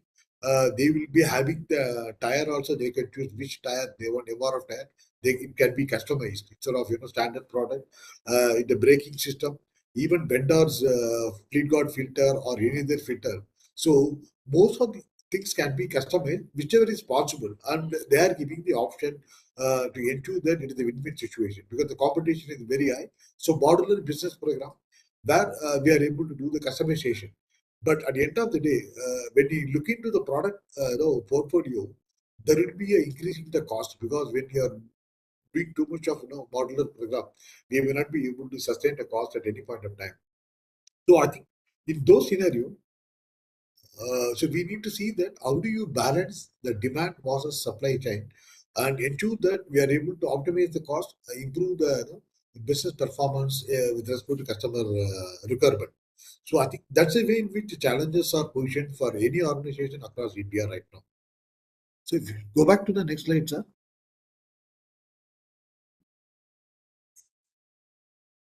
Yeah. Yeah, I think okay. So looking into the management vision, basically any organization, it should be a process-driven approach. It is not people-driven. So the robots taken about the process. What I mean is that from the sourcing till the delivery to end customer, you should have a process in which there may be a physical flow of goods through the management, and you will be having a machines and materials like infrastructure or whatever. At the end of the day, the process should be sound enough to ensure that you are able to deliver the customers on time.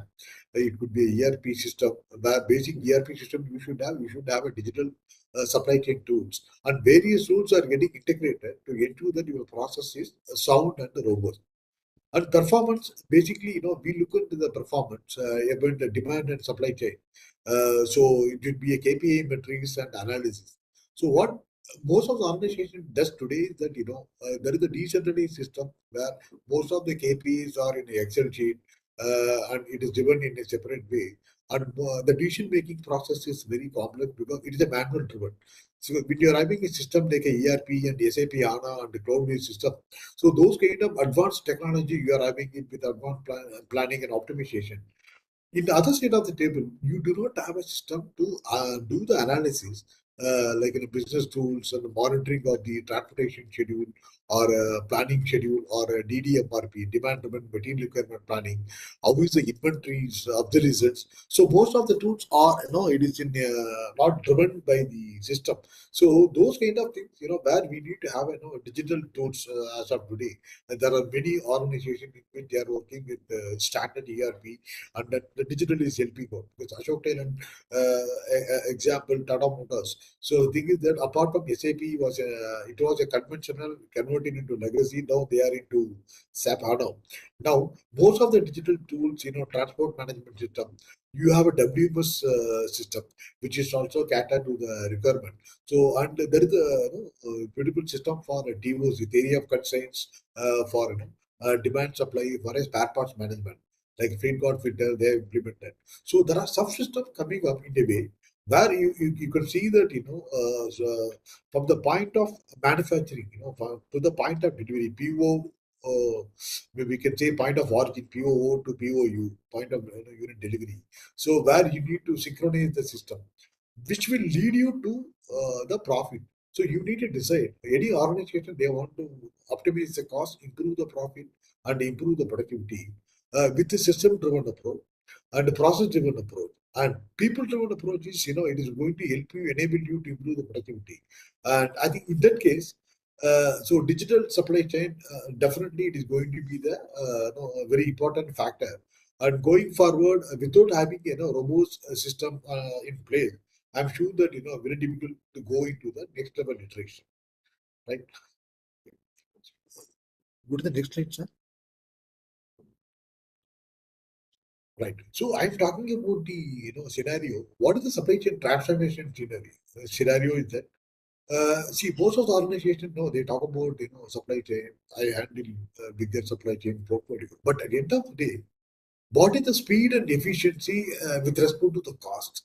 See, most of the organization they'll be having core team member taking the project on various tools and techniques, and ensure that they wanted to implement many practices. At the end of the day, they are running with cost is one of the factors.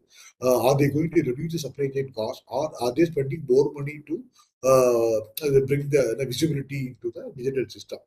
So this supply chain management basically involves you have to optimize the operation across the entire schedule. Start from the line feeding to the delivery to end customer. If it is automotive, if it is going to be chemical industry, where it starts from the gate entry to gate out, GI to GO. Likewise, any product coming in and go out should have a sound process in terms of supply chain function. So that where the speed, what speed you are doing this job, and your objective is that basically to improve the lower delivery time to the customer, so the customer will be retained and they'll be focusing in the long run. So the long-term goal vision on the fulfill that customer satisfaction index CSI is very important. So, but many times what management feel that they increase the speed, they put the consulting arm, big four consulting firm. At the end of the day, the cost is also going up, because when you implement a system, you need to spend money on this.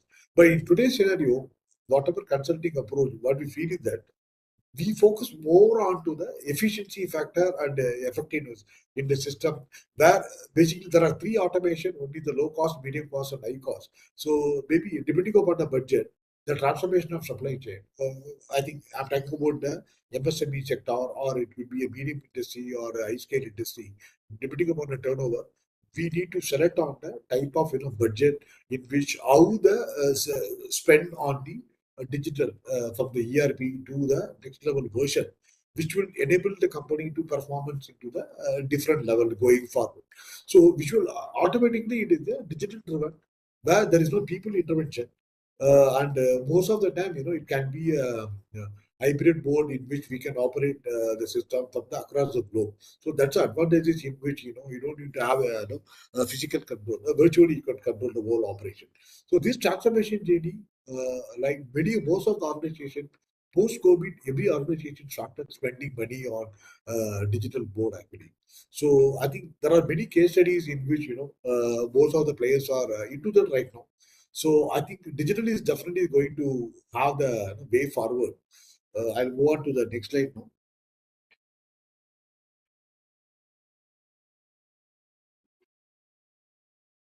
Yeah. So for you to move into the supply chain, what should be the direction in which we have to work at?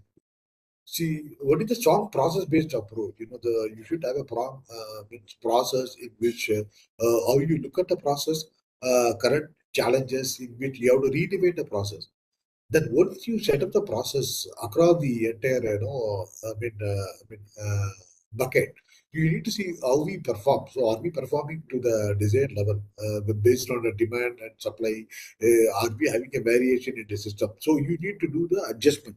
So this adjustment is nothing but you need to have a process in which there are bottleneck. Then you have to do the debottleneck in the system with the process correction and process control. Then ultimately it is going to have a implication on the cost. So this cost management, what I talk about is that how see it can be. It is not that cost reduction or cost increase. We call it as a cost optimization. There are some areas to improve the productivity. You need to spend extra money, like that is going to happen. There are some areas you have to ideally reduce the cost to improve the profit or process. So while management looking at today's scenario, wherever there is a need, they spend money logically. And wherever there is a reduction, they need to do the reduction. At the end of the day, they look at the bucket of what is the total cost spent. It is a delta, increasing cost or decreasing cost in the system. Whereby they can improve the efficiency from the current level to the state level. I think so. This direction is very important. So there are three elements which I emphasized. So I think that is going to be the a game changer in the future. Go to next slide, sir. So for me to go to the strategic direction is aligned. What should be the alignment of the goal? This alignment is very simple. So as a team, we need to be very agile and flexible, and we need to make high performance for us to survive in the market. So sustainability, survival, and ecosystem, and taking the competition into account. So high performance is very important, and digital DCM is going to be a part and parcel of the system. And cost leadership is very important because cost leadership should have a direct proportion to the profitability in terms of the customer journey. So ultimately, if the organization is having a cost leadership quality, ultimately what will happen is that there will be a selling cost and as well as the cost of manufacturing. So you will be having a healthy P&L. So you won't allow them to go into the from green to the red segment. So probably that will have an implication on how we delay the customer. So this goal alignment is very important. So most of the organization will be having departmental objective and then linking into the various domain. But this goal is going to be common for any system of manufacturing or any kind of network. That is going to be a common agenda. So I think this could be the very important factor while considering the goal alignment. We'll go to next slide. So manufacturing engineering, so basically the challenges we have seen that how do we balance our demand and supply? So only that what is the expectation from the customer? Yes, we need to do the customer journey mapping. They may expect in a way the cost is going to be had additional cost to manufacturer or a reduction cost. We have to see. And what is the regulation? So this regulation is basically this product as having a regulation. We need to have a approval from the industrial scenario. So whether are we having a complaints? So all the complaints has to be taken into account. So then we need to see how the management look into the differentiation in terms of how they differentiate themselves along with other competitor or the same thing. So that is very important. So they look into the production again, and at what time they can market the product, at what cost, and what quality, and what profit. So driving the digital enterprise, turning data into value, reduce risk, cost, and the time to market. So basically, the scenario is that whatever job we do in the system, that is basically a process driven, convert into the system driven with the dashboard and monitor on each and every leg of the supply chain. So basically, it is, we can call it as a value stream mapping. Value stream mapping starts from procurement, sourcing, assembly, line assembly, everywhere. Every element of bucket, we need to see that where we stand and how we have to improve and ensure that it has to go on a straight line method from the way we start and where we go. So I think that is going to be major challenges in the current scenario because the customers are demanding too high from the manufacturing perspective. So now only that I think seller has to work towards aligning with the buyer's requirement. So, right. We'll go to next slide, sir. So I think this is nothing but a smart manufacturing solution scope. See, basically, there is a process planning, then we do the validation. Then we go into the production and production execution and validation. So this is basic, simple cycle where we need to plug in the data. See, data everywhere we have a data, but most probably current organization system everywhere it is into the decentralized mode. Now we need to make it, but when you go for a rapid factory evaluation, then the evolution can happen only then unless you integrate the digital into each and every process, you will be getting a desired output in a faster and more reliable way, so that you can able to adjust a setting at a regular interval. When you're having a problem in the production, the planning side or a selling side or inventory or whatever. So wherever the problems are there, we are able to integrate with digital solution and ensure that you are able to move across into the linear mode, right? Okay. Go back to next slide, sir. So integrated general assembly solution is a basic, case study into the automotive sector. See, in automotive, there are like truck industry or I'm talking about the OEM side, car project or buses or truck, whatever. Basically, today the challenge is BOM management, because BOM is very critical. And we also feel that BOMs getting translated into production, scheduling, line design, validation. Now, unless we have a demand and supply, with the proper process, so including that there is a logistics BOMs also available in the system right now. There is a simulation we need to do. Then there is going to be assembly line. So whole process now it is getting digitalized in the most of the organization. Tata Motors and Cummins, they are having advanced system. You can go back to next slide. So digital roadmap is nothing but we need to understand customer pain points. What is the JD in which they want to go ahead with as a manufacturer, and product knowledge and gathering. We need to see that mapping the current system. Then you need to create a new value chain application performance for you to go for a proper implementation. So this value chain system is nothing but what customer wants. You have to do the digital roadmap. It could be a short run or medium or long run, and ensure that they are retained, sustained, and there is the ecosystem. So sustainability and growth should be there from the both sides, right? So that is the way in which we need to plan right now. We can go back to next slide. So, what are the benefits we are able to do to digital tools? One is that operating efficiency, of course, definitely it is going to have a improvement, and the response time could be internal communication or external communication will be more effective, and you'll also get into optimized operation scenario, and most of the thing, the visibility is very important. And decision making will be very faster since you are having a data driven model. And wherever there is a gap in terms of system, we can do that. And I'm sure that there is going to be a competitive advantages since you are having a application of the digital tools.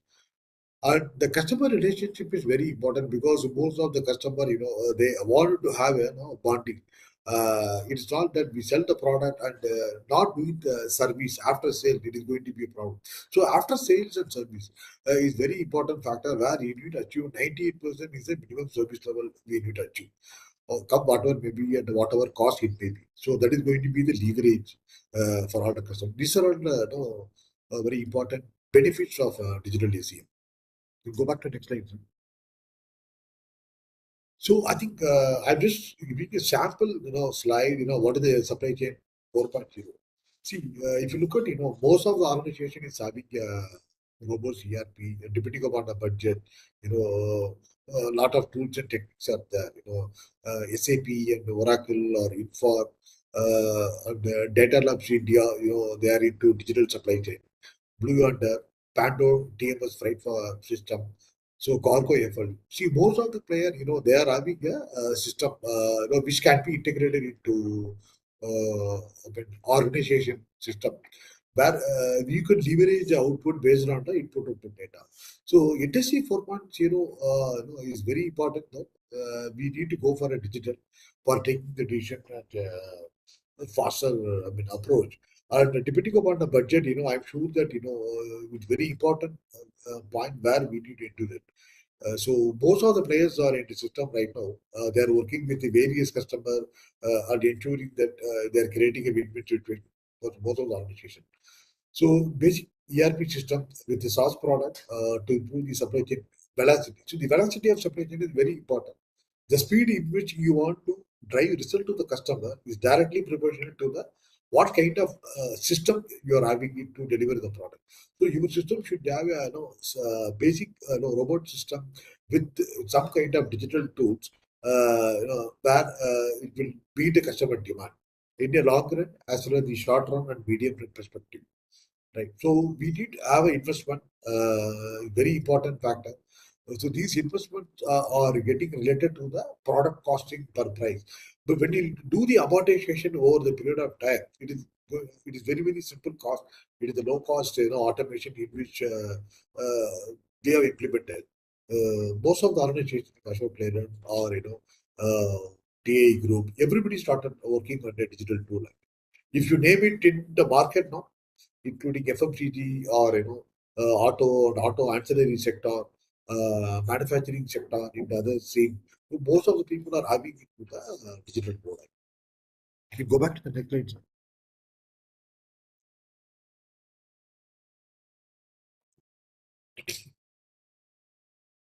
Next slide.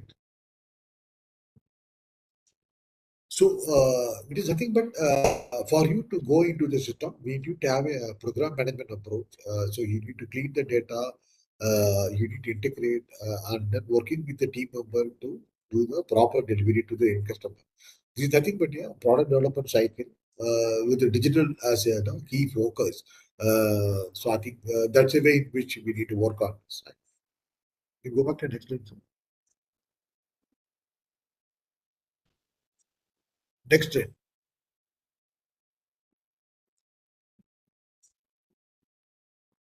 Okay, so see, when you look into that, flexibility, what you need, when you need it, and the paying just for them. See, basically, we are working on the concept for setting the system.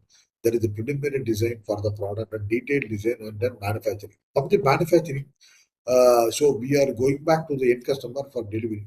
That is going to be a separate cycle. So we need to work on breaking the barriers of innovation and collaboration. So basically, we need to work on the system.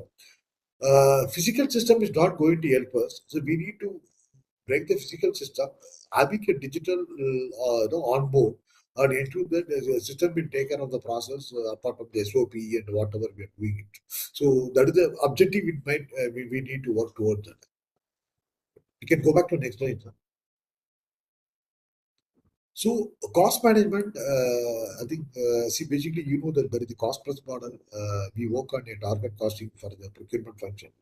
And we also do the benchmarking of the best cost in which we have to procure. And should-based costing, basically, if you're launching the new product, you'll be having you have some assumption of the product, then you go for a detailed design. So you have some kind of costing. But what we do is that cost to procure is already there in the system. Cost to manufacture, most of the organization is having it. But cost to serve, I'm sure that most of the organization never realize that what is the cost to serve the customer. See, cost to serve is nothing but we produce product, we sell the product. The difference between the cost is to overhead is the profit per product. So if you want to know what is the level in which we serve the customer, which is nothing but the demand from customer, from the order management to the delivery and service, follow, payment call, procure to pay. All this cycle is very important. So most of the customer, what do you do? TAFE tractor, they have a low volume product, but they produce it to customer, even with the low volume, 50 numbers per month, but they want to serve the customer. So for those products, if you look at the profitability may not be there, only they are serving the customer. If it is high volume product, 2,000 tractor per month, what will happen? You will be getting a very good yield because your cost to service is low cost. You produce high volume and serving the customer with demand. The low volume production in the scenario, the cost to serve will be very, very high.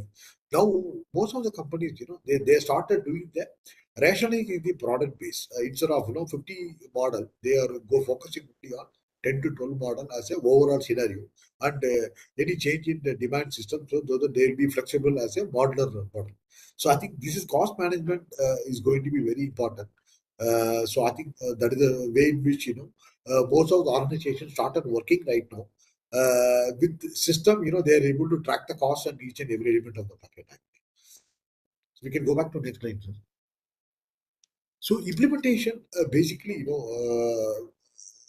what I feel is that so you need to have a process excellence drive. It starts from sales and operation supply chain. That is most of the organization sales team working on that, and you need to have the basic quality system, Kaizen, Gemba, TQBM, daily management, program management, policy management, SPC, and 5S. So you'd be having an internal process, but that should be digitally driven, not driven by the manual mode. In addition to that, we'll be having a system like a e-sourcing, ERP, TMS, WMS, and the AAML capability. Now, what will happen now when you go for implementation? There is a physical process where there is a team manpower is available for doing the system. They do the operation, they do the testing, go live, everything they are doing it. Now we are having a system where each and every element of the bucket is getting controlled by the digital. So digital 100% sure that it is going to add value in the system, and it is data driven. You don't have to worry. You can retrieve the data at any point of time rather than calling the people and asking for a data. So I think this way, I'm sure that the process excellent. We can benchmark the best practices into the domestic level as well as global benchmarking with the system. Just for example, I mentioned about the TMS or WMS, AAML. You have other tools like a procure to pay, asset management. You will be having so many tools and techniques at that. People management, the performance improvement system. Likewise, there are many tools out there. So that will lead us into the system for a digital era. I think this is my presentation. I'm getting this right now. So I think this is my practical experience I have seen for last 30 years, I think, which I presented. A great presentation, Sundar. Fantastic. You covered a lot of things. But how practically to do this, especially in the developing countries and also because the question is now when you talk about like if you take an automotive industry, the original OEM is not a problem. So they invest to get all these things done. But when you go to the tier 1 manufacturer, or maybe tier 2, let us stick to the tier 1. So there are two things what we observe. So first thing is the management have to do right investments to achieve manufacturing 4.0. Without investment, they cannot get it. The second thing is they need to have some kind of right people in place who can drive this. If you have a gap in the people or in the investments, then it's very hard to achieve. I think management have realized now, the managers, the owners of the businesses and the heads of businesses, they realize that it's needed. But these are the two things what we observed based on our implementations. What do you think? Sir, actually, 100% it is true actually, because when you go into any management, like any big organization or tier 1, tier 2, IT spending budget itself is a very tough one, because they said already they're having a ERP. Why should they invest for a transport management system or WMS management? It is an add-on cost, but that is not. See, now people started realizing today, because the complexity of customer demand is going very tough now. Now they have started realizing is by implementing TOC, theory of consent, for spare parts management, they are able to fulfill it. They need to spend this amount of, it could be a crores or it could be a lakh, and there is a data migration. Now, I think current scenario, most of the organization working towards allocating the budget in such a way that they also want to work on a digital board. because now everything is AI and ML driven now. Actually, it start from the sourcing to the delivery to the end customer, purchase order, automatic tracking system, RFP also getting floated through system, e-bidding. Most of the tools are there in the system, and even there is a travel in Ashok Leyland. I have example. It is also system. I think if somebody travel, a system will give the make the full payment on within 24 hours without checking the system. It is the project name is called trust. It is a digital trust. They trust the people. They do the expenses according to the grade. And if any problem, they'll be having an audit and then they take a call. But see, now it is digitally driven. Instead of around 50 people in the finance department working for a system, they have only 2 people working on a digital. So now they implemented the project with Accenture. The project digital is working very fine. Similarly, Tata Motors also they did for the WMS platform because they are building only on SAP. Now they are having a system with Ramco ERP where they are able to work on all the warehouses into WMS. So now they are spending around 1 to 2 crore for all the warehouses. Likewise, now people are realizing that yes, there is going to be a cost benefit analysis. In the long run, they do the amortization of the IT asset cost with the 3PL player. So that will support us instead of manufacturing organization implementing. 3PL people are investing like Allcargo, TVS Logistics. And now they have started investing onto the system. They amortize over the period of cost to the client side. So that is what happening now. Even many of the organizations started doing this. Perfect. Yeah. Perfect. I think the manufacturing 4.0, what we have briefed, it needs a full day session actually. Okay, so you tried your best to explain this in 30 minutes. Any final thoughts? How this manufacturing 4.0 will help in mid-size organizations? Any final thoughts? What is advice from you? See, Any key basically, takeaways? we are dividing into MSME. Basically, MSME sector, small, medium, and enterprises. So MSME sector, the turnover between 15 to 100 crore is a one section where they want to go for a low cost ERP. I have seen that. They want to spend 20 to 30 lakhs budget. They want to have a ERP and other tools. And medium sized enterprises, more than 15 to 100 crore turnover to 200, 500. They are also ready to work on a robust system. Now, without this system, with the legacy, with the whatever package like a Tally or a conventional system, it is not going to help them. When they do the scalability, they don't have the data. And when the production volume goes up, they are into trouble. Now everybody started. Even SAP, that they are coming up with a package less than 50 lakhs to come the MSME sector. Likewise, people started using a digital as a tool. I'm sure that we need to have the collaborative exercise, and we need to inculcate the understanding that how the digital will be useful for them with the proper demo, ensure that customers are getting on board. So those kind of drive, we need to create a branding for ourselves. Not only branding, we need to create a proof of concept so that customer will get satisfied and buying the product. So that is what happening right now. I'm sure that we need there is a disconnect because when you go back to them with the cold call or marketing call, no sir, already we are having system. You don't want any digital. That is the way they talk. Then we need to go and collaborate with them, understand 2 to 3 calls, converting them into demo process and understanding the proof of concept. I think then they will understand. Yes, this is going to help us. There is going to be a delta cost and there is a delta revenue. I think that has to get converted into revenue stream with the productivity improvement. They will buy it. So I think it is not related to cost. It is related to performance and efficiency of the organization. I'm sure that that will have a leverage in the long run. Digital. Perfect, sir. Thank you, Sundar. Thank you very much for your fantastic presentation. Look forward for more presentations from you in coming days. Thank you. Thank you very much for giving me the opportunity. Thank you to all. Okay, so it's a time for business network, supply chain business network. We talk about. Okay, so let me. It's my presentation. So let me share my screen now. Okay, so let me share my screen.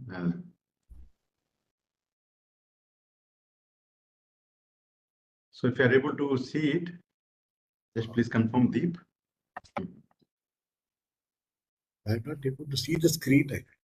Yeah, I think I did share it. It's coming up. Yeah, now it is. I think it's coming up. Yeah, it is there. It is there. Okay, fantastic. Okay. So we talk about now a little advanced topic, which is multi-echelon supply chain business networks. We call it as MSCBN, something which is very advanced concept. So this is the next thing, what will happen in supply chain. I think many of organizations have already witnessing growth of supply chain business networks. So we talk about this today. So brief introduction, I am the CEO of Data Labs India Solutions. We are sponsoring this event. Thank you very much for everybody to join. So myself, I spent around 30 years in supply chain strategy in various industries, in agri-food, government, and the construction industry and mining industry. And many of our clients includes automotive, 3PL operators, mining, and food and beverages, retail kind of thing. So it has been a great journey to help organizations and learn from them in the real sense, how the systems will solve the problems in supply chain and in strategy. Okay. So basically today we talk about multi-enterprise supply chain business network.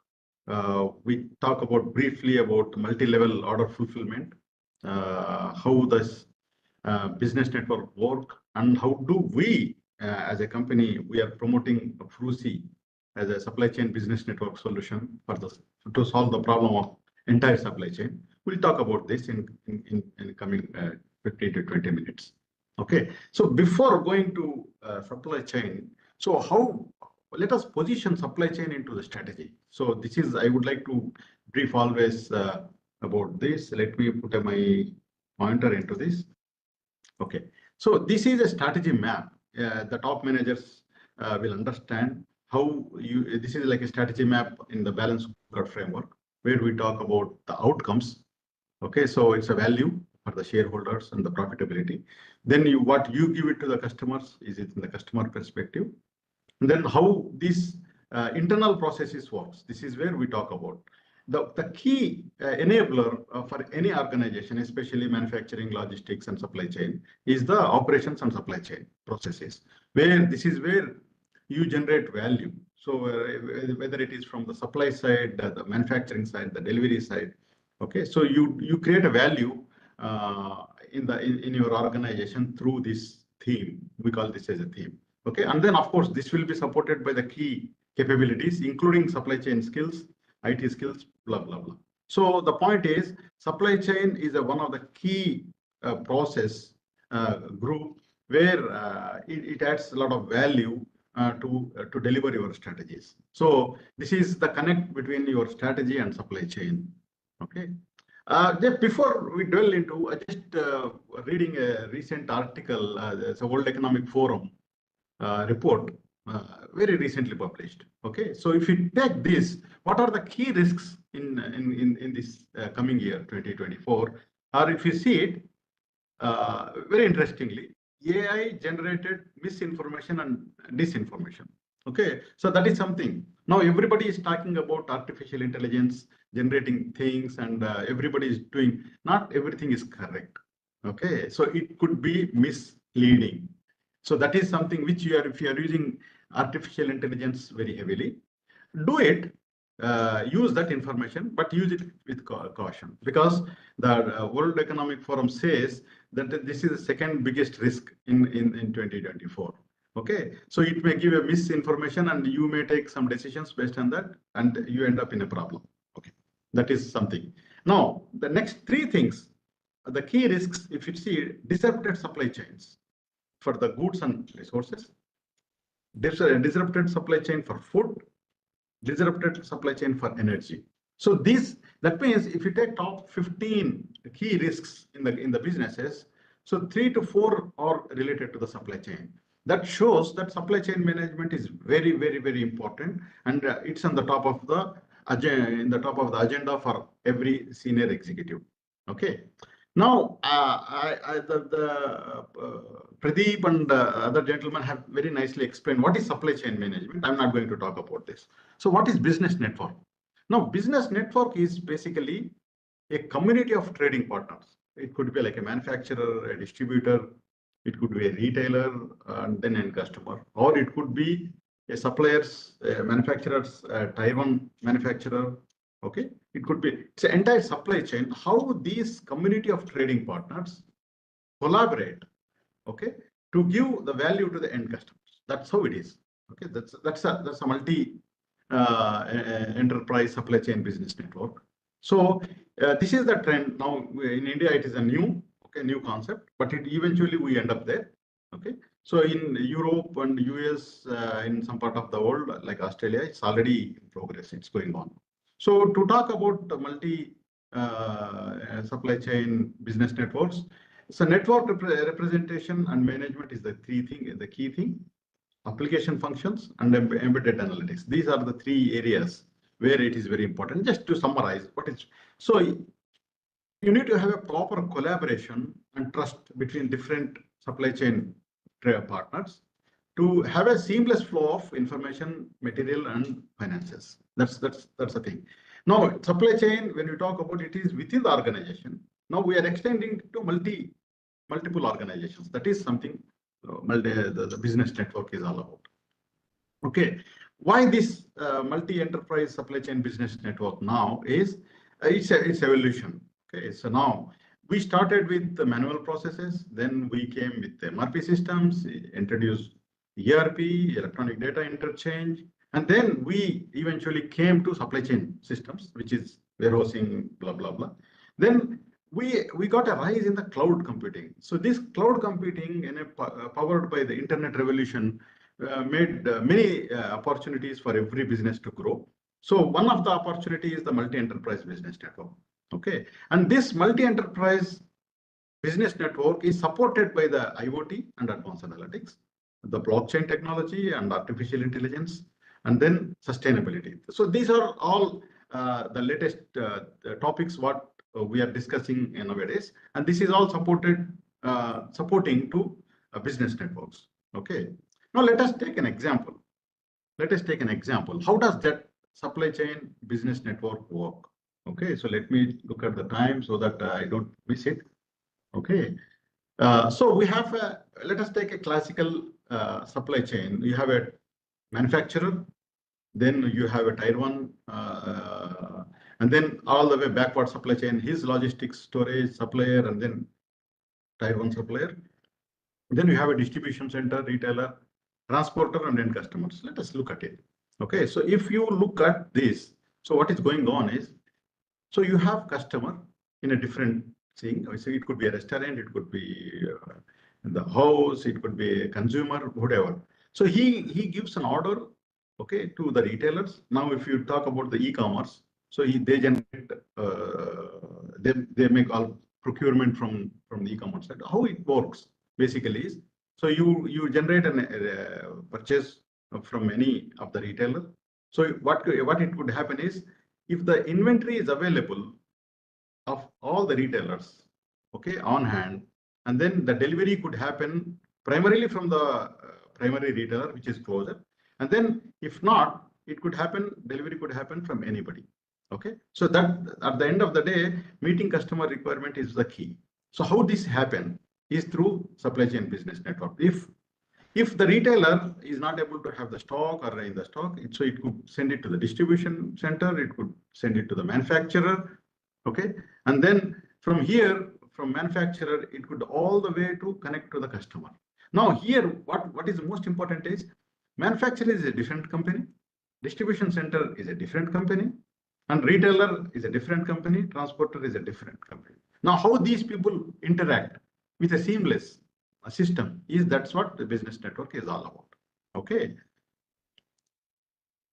So what will happen in the supply chain business network is, basically you see multi-level order fulfillment. That means you can request, and then it can be fulfilled from any layer.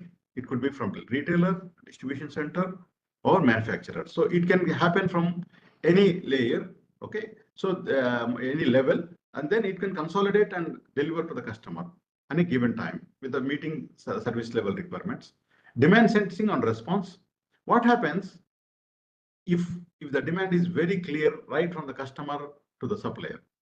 Okay, so we talk about it in practice, but it is very difficult. Each node in supply chain, they keep their part intact, because, you know, for example, they may put some safety stocks in either retailer or in the distribution center. They don't want to trust the whole supply chain. Okay, so they keep some safety stocks, which is more than what they needed. Then what happens is the whole supply chain will have a bullwhip effect. Okay, so instead of that, if we have a proper visibility in the whole supply chain, okay, so this demand sensing and response could help to reduce the inventory investments, okay, and also meet the requirements of the customers at the high customer service levels. Okay, so to enable that, we need supply chain visibility. Supply chain visibility, basically, we talk about the inventory, we talk about the order status, we talk about the capacities, okay, and we talk about the returns. What is the status of the returns in the supply chain, kind of thing. Multi-tier inventory, so you know the inventory at any given stage. Okay, automations. So enterprise automations are required. The reason is, if you take an example of automotive industry, where you have a showroom, okay, and then this showroom is connected to the manufacturer. Maybe he has a distribution center also. Okay, so how does it work? Basically, if the manufacturer knows exactly all the showrooms where the requirement is there, so he can supply. You might, if you buy a car, okay, so sometimes, you know, it could happen that you get your slot early because somebody did not take the delivery in other showrooms. Okay, so this is quite possible. So that's what the supply chain business network, because here the manufacturer OEM is directly leading this business network, and he is taking the whole control of the supply chain. So in that case, you know, we need to have a integration between the dealer management system and then the ERP of the manufacturer. Then you integrate with everything with the order fulfillment process in the supply chain. So likewise, closed loop supply chain means it's a feedback mechanism. So risk and compliance, of course, ESG is a need of the hour. So you have to comply. We talk about ESG in more detail, maybe in some other session. So collaboration, you need to have collaboration and trust. I'll show you one system, how it will work. Okay, supply chain finance. This is like so if you have a visibility in the thing in the supply chain. So supply chain finance is how you get a funding for your orders. Okay, so even accounts payable funding can be done in supply chain finance, the invoice settlements. Okay, so all these things can happen through supply chain finance and center of excellence. All of these have to be managed through center of excellence. Otherwise, the supply chain business network does not work. Okay, so I think this is a quick overview. Let us look at the next slide. And we do, Frusi we build custom networks, business networks for the supply chain. Okay, so this gives you the overall scope. Okay, overall scope of business network. I don't go in detail. So whatever you have seen the highlights, okay, that's the details. I'll just take one step. Okay, so when you talk about multi-level order fulfillment, there are many things like order capturing, okay, order planning, capacity planning, and order processing, replenishment, blah, blah, blah. Okay, so I will not go detail into this, but I will take a few minutes here. Okay, I will take a few minutes here. So let me just keep track of my time. Okay, so now it's, yeah. So in this slide, you know, we talk about processes. So how does that work? Now, concept-wise, I just cleared it. How does that work? Let us take an example. How does it works? Okay. So here, customer order placement. So there could be any kind of ordering mechanism. It could be a paper, and it could be the online order creation kind of thing. So customer makes an order. Okay, and then delivery will happen. Delivery will happen to the customer. So this is one cycle. Okay, this is the cycle where the customer is involved directly. But how does that work backwards is something which we need to see. So there could be a replenishment order from retailer to distribution center, and then from the distribution center to the retailer. So don't keep it in mind. There could be transfer orders from one distribution center to another distribution center. or there could be transfer orders from one retailer to another retailer. There is a possibility. Okay, that how does that? I'll show you with one small example. Okay, so then there could be a transfer orders from distribution to. This is little quite straightforward. A manufacturer to distributor is a quite straightforward. Okay, then it will have a procurement part all the way go to the suppliers. How does that work? So this is how the whole business network work. Okay, and in this, you need to have every node and link in the supply chain have to be automated somehow. Order processing, delivery processing, inventory, visibilities, notifications. So one important point here is notifications. I talk more about this later. But when you make an order from one retailer to a distribution center or distribution to center to distribution center, so you need to know exactly what is the status of your order. If you don't know, then whole purpose of business network does not hold good. Okay, so you need to know exactly what is the status. Now, just like in the e-commerce, we make an order and we know the status where it is. When you get a parcel from DHL or something, we know exactly where is the product is all about. Okay, and traceability. Okay, proof of delivery. Proof of delivery, it has to come from even the last mile delivery to all the way to the distribution center, so that there is no problem in the legal things. Okay, the transportation visibility and customer service. Okay, let us take one example of multi-level order fulfillment. How does it work? Okay, so order placement. Okay, so order input from multiple ways. It could be online, mobile app, or web apps. Stock availability checks. So all these things can happen in order placement. Consolidation. Okay, so this could be a manufacturing hub to. Okay, so it could all the way consolidate. It could be through multiple retailers or from distribution centers. Fulfillment process. So now you directly you can do retailer to customer or retailer to retailer and customer. So anything is possible. How to do this? Okay, so of course that will end up with the last mile delivery in case of the packages, or it could be any other things. In this example we use the consumables like last mile delivery, and of course one most important point is the supply chain never end only after delivery. There should be a proper returns management. Okay, so if you don't have the proper returns management, everything gets collapsed because the customer don't trust. If you don't have a returns mechanism, let us take an example. When you buy something and you are unable to return it in the e-commerce, so you will be very afraid to buy, or you will make sure 100% this does not create a problem. Okay, likewise, so to do that, how does it will happen is you need to have a master data properly defined in a way everybody is agreeing on it. Okay, so the screens should be very clear. Okay, so this part, I will give you with an example later. Okay, so another point here is, so demand sensing and response. How does it work? Okay, so it's an example. It's not really one solution fit for everything, but it will give you an idea how this work. So demand sensing and response, basically, you need to have a real-time integration with point of sales plus sales. Okay, so even you can have some kind of social media integrations kind of thing. Okay, so we need to have a real-time integrations with the demand part. So demand signal repository, store demand data and store demand signal data. So this is the technology part of it, how you take the data and build it. Artificial intelligence play a key role here. Okay, and then we talk about forecasting analytics. So you take the data, historical data from ERP, and then from the feedback from the customer, satisfaction levels, everything, and then you come up with the data set, and then you generate forecast with any technology, any method. It could be time series basically. So you generate all the methods.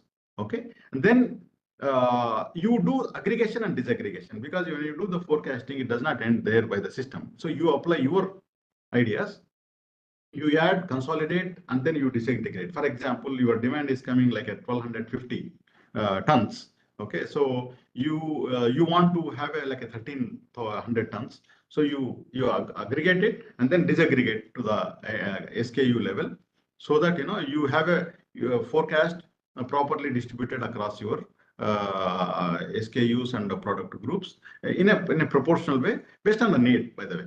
Okay, so this is how forecasting analytics engine done. Then of course the next is the collaborative planning, how you collaborate with your supply chain partners, and then of course the demand driven replenishment. This is for the planning part, collaboration and all. When all the replenishments happen with the push, basically with the pull, basically. So you pull the demand. Okay, so you send the materials to the distributor or manufacturer or whoever. Okay, so all these things are comes under your demand sensing and response.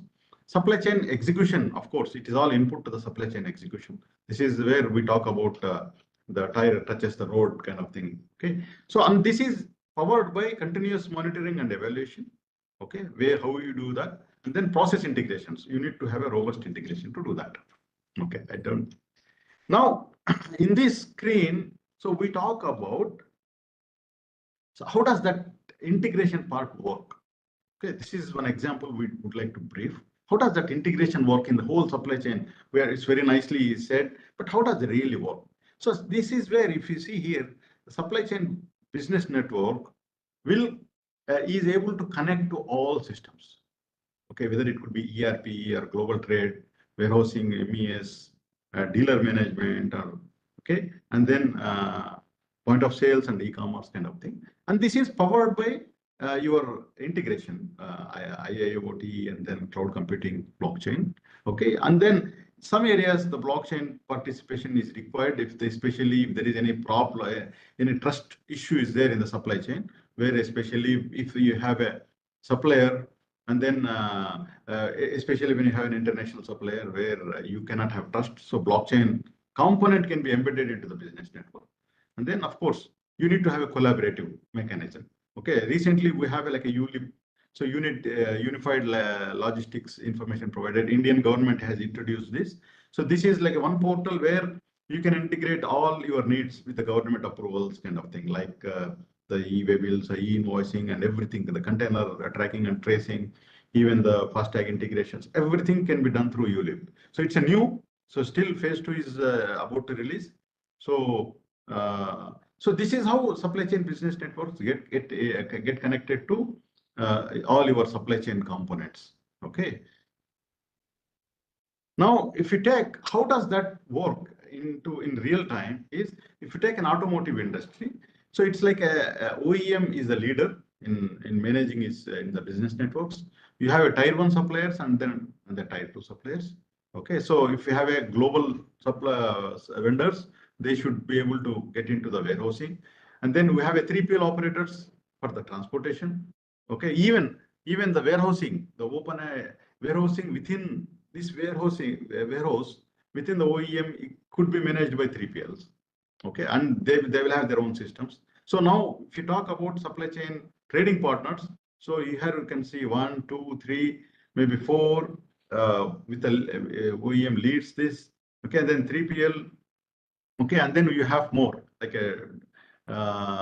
you have dealers and customers. So many people can be connected through business network and then have a shared system for a given supply chain process. You cannot have everything automated. What is a key problem in this particular industry that can be solved through business network? For automotive industry, it's a multi-level order fulfillment is a key area where you have order booking right from the customer and how it goes to manufacturer, and then how you deliver the product and then make the billing. Okay, so how that is the area where we talk about. In the pharma, it is very important because you talk about the whole supply chain in the pharmacies, right from the pharmacy. Okay, now currently what they are doing is they have a mobile app, so where they make an order for their for the supplier. Okay, but that is only limited to one link. Okay, if we are able to have the complete visibility across the supply chain, so that is something business network. I think that's going to come in pharma very soon. Okay, and this is like a milling supply chain where you have a visibility of all your manufacturing capabilities and okay, your manufacturing capabilities and the supply chain right from the overseas suppliers to the end customers. Okay.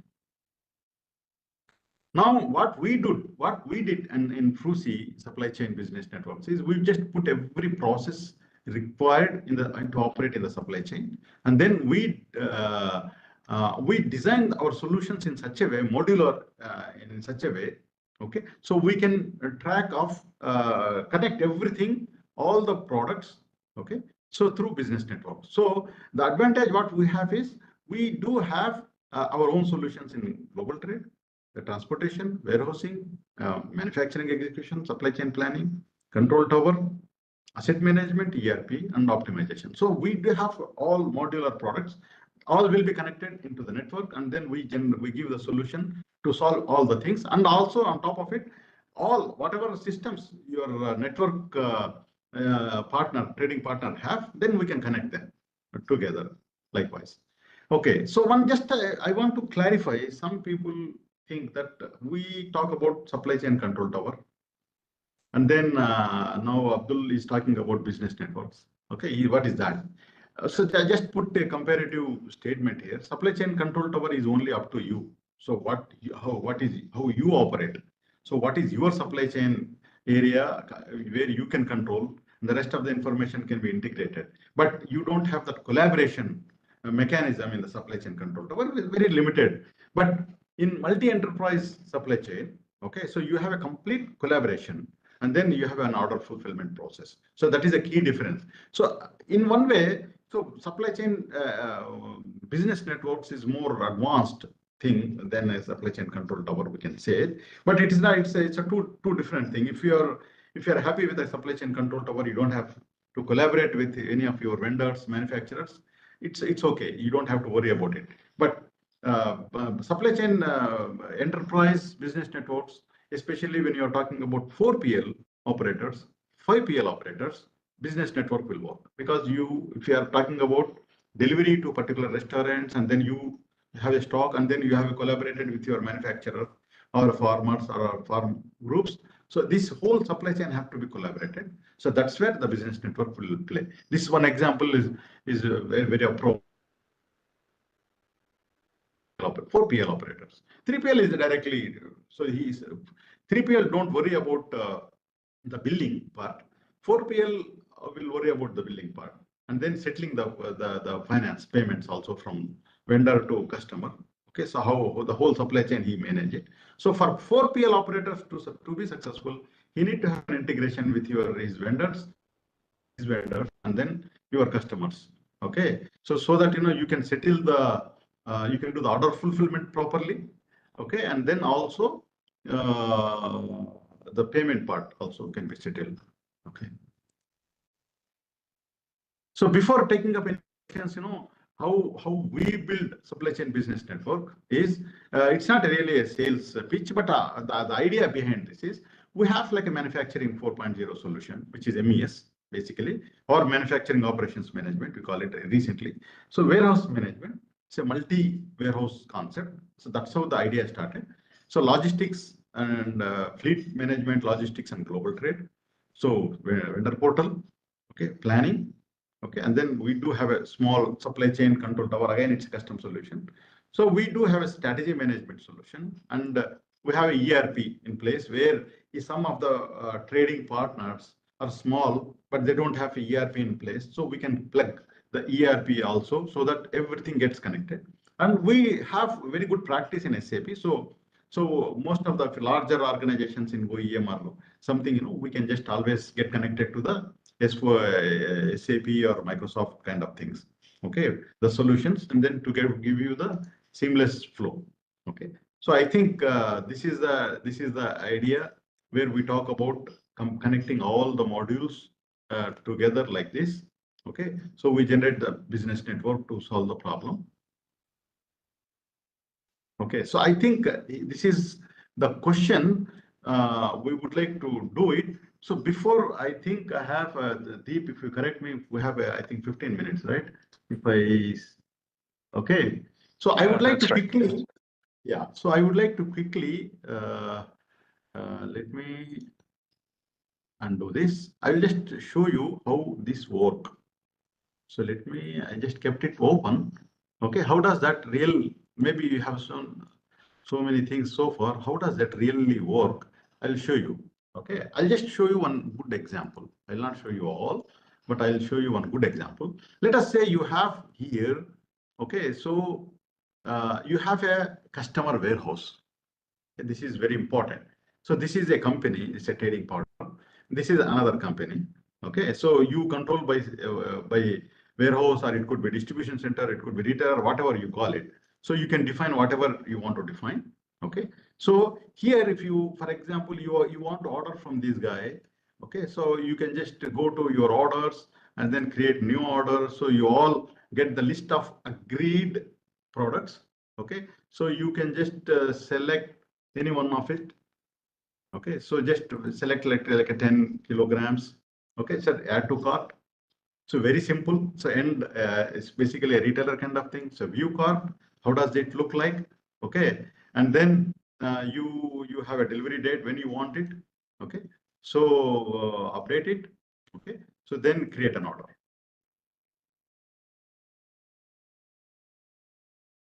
Okay, so you create an order. So this order is created successfully.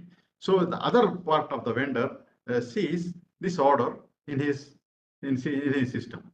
So this is okay. So this is he can see. Just now I ordered it it's in okay. So it created a delivery. So this is the order what we have seen. Okay. So you can see it. WT5 is the order. So you got a confirmation. Okay. So if you see, you can see the status.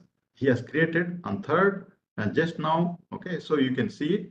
Now what we can do is you can do that. Okay. And then you can just start delivering it. He can deliver. So you can just say customer quantity, just you deliver it. Okay. And then approve.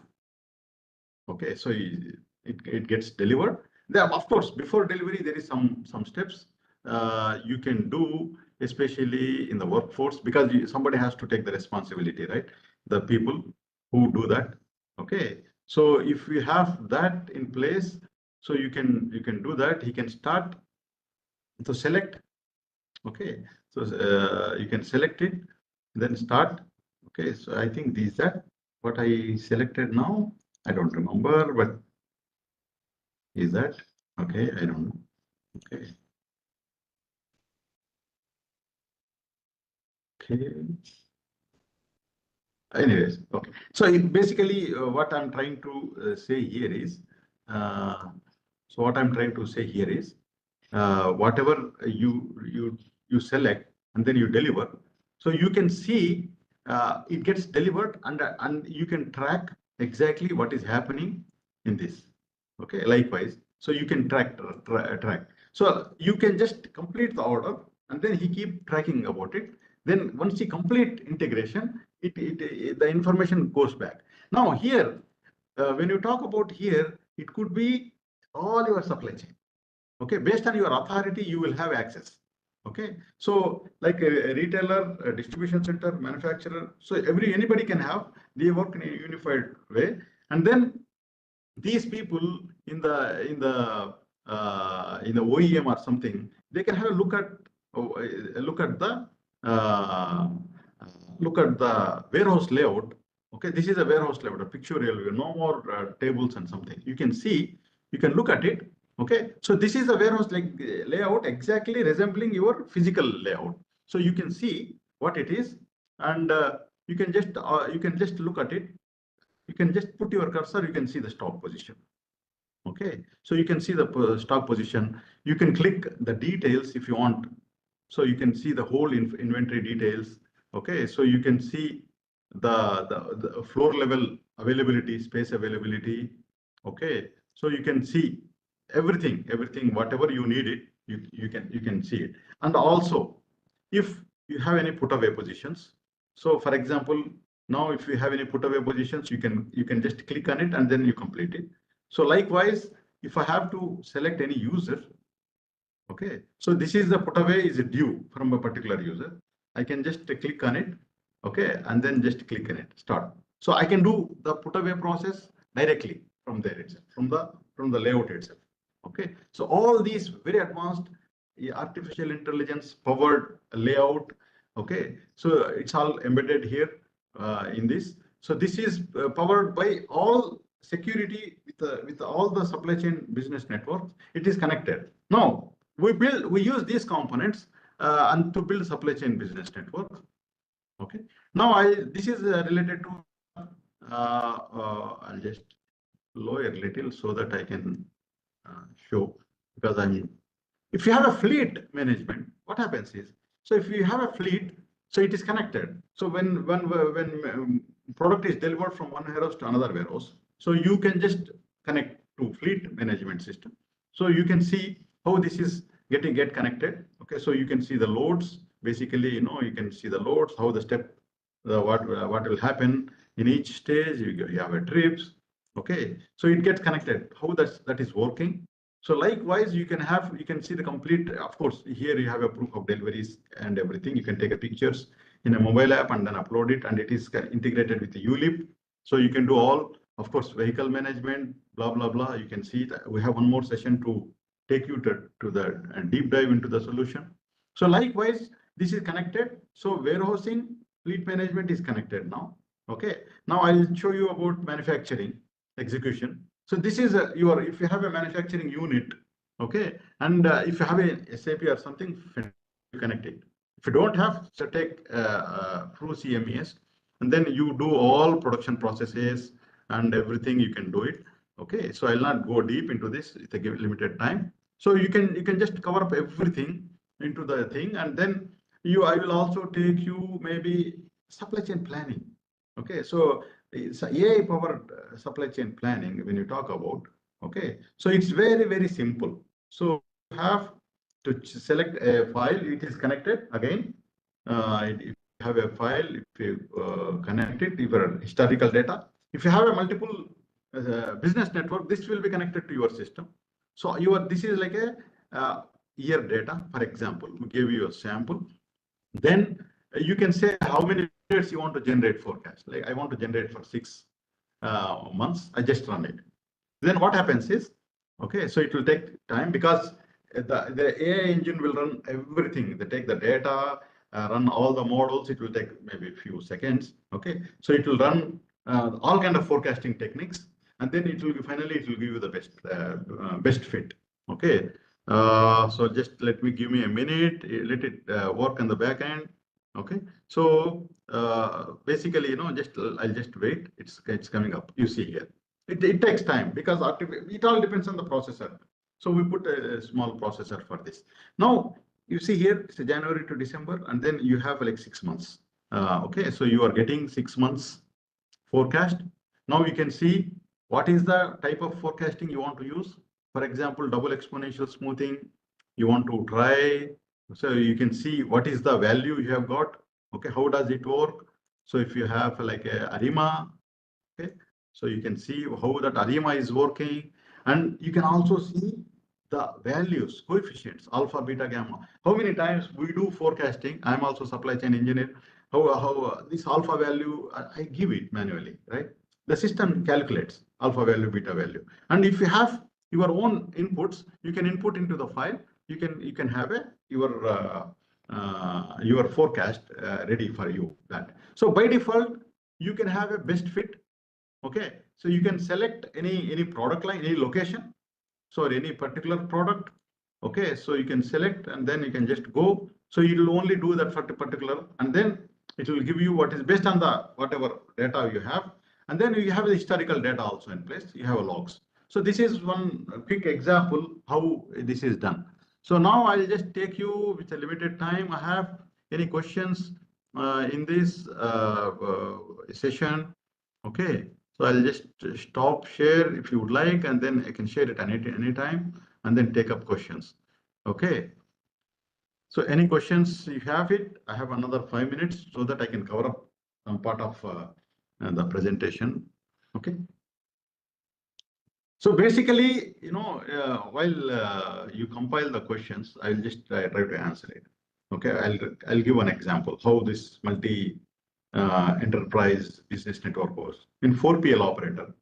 4PL operator, what he does basically is he procure material on behalf of your customers, and then he integrate with the vendor. He could be a manufacturer, or it could be a farmer, or whatever. Okay, and then he pays from his pocket. He pays it, and then he deliver to the vendor, the customer, on a given service level concepts on a daily basis or whatever, and then he get a payment. So if there is any problem in the whole delivery process, it will be adjusted in the supply chain. For example, you are selling some kind of vegetables or something where the final weight is not known. So it will percolate all the way through supply chain and vendor based on mutual collaborative mechanism. So you have agreements between the supply chain vendors to settle this. So this is a classical business network scenario where we are currently working on it. Okay, of course, we are also working in a couple of industries where we can do this supply chain business network in real time. Okay, I think that's a main part. Okay. If there is any questions, if anybody, please raise your hand so that if you have any questions, you can be allowed to ask a question. I think there is a YouTube streaming going on. More than 150 people are attending that. So if there is any question, please feel free. Okay, for your questions, because I was the one who coordinate questions, but now for my questions, I have to coordinate. Deep, you can coordinate for me if there is any raising hands. Okay. So otherwise, we take an opportunity to thank all the speakers, the attendees, the participants. Okay, and then we will have one more very detailed case study of supply chain business networks in coming days. Okay, with a real life example, and give you more inputs to you how this supply chain transformation is going on in India. Okay, and then we add value into the supply chain industry from our side, from the solution side. Okay, so thank you very much. I take this opportunity to thank you all. Okay, so I think we should get ready for the next session, Deep. I think let me just check it. Our next session is okay. So it's like the Krishnan. Okay, so Krishnan, you are there, right? You are available. We can just yeah, I'm around. You are available, so it's good that I introduce you and take a small break to catch up. Okay, so welcome, Krishnan. You can share your screen. Okay, you can share your screen. Your session starts in a couple of minutes, so that you can give a good introduction of yourself and your organization. Okay, and also give an example how we adding value to you, being one of the prestigious client of our product. Okay, so you can give our experience also. Okay, yeah, Krishnan, please, you can share your screen and then go ahead with the introduction, please. Yeah. Please feel free to give questions. I know we have a limitation here for asking questions. Just raise your hand in the screen. So we unlock your mic so that you can ask. Okay, and then also if there is any questions, Deep, please summarize and send it to us in a YouTube channel and Facebook channels. Okay, so yes, Krishnanji, please share your screen and start proceeding. You can give a quick introduction from your side. Yeah. 1 second. Where is the screen share one? Screen share is in the bottom, in the middle, actually. So there is a share. Okay. Fine. That is there, and then you can work. Okay, so that people can just look at it and come back to you.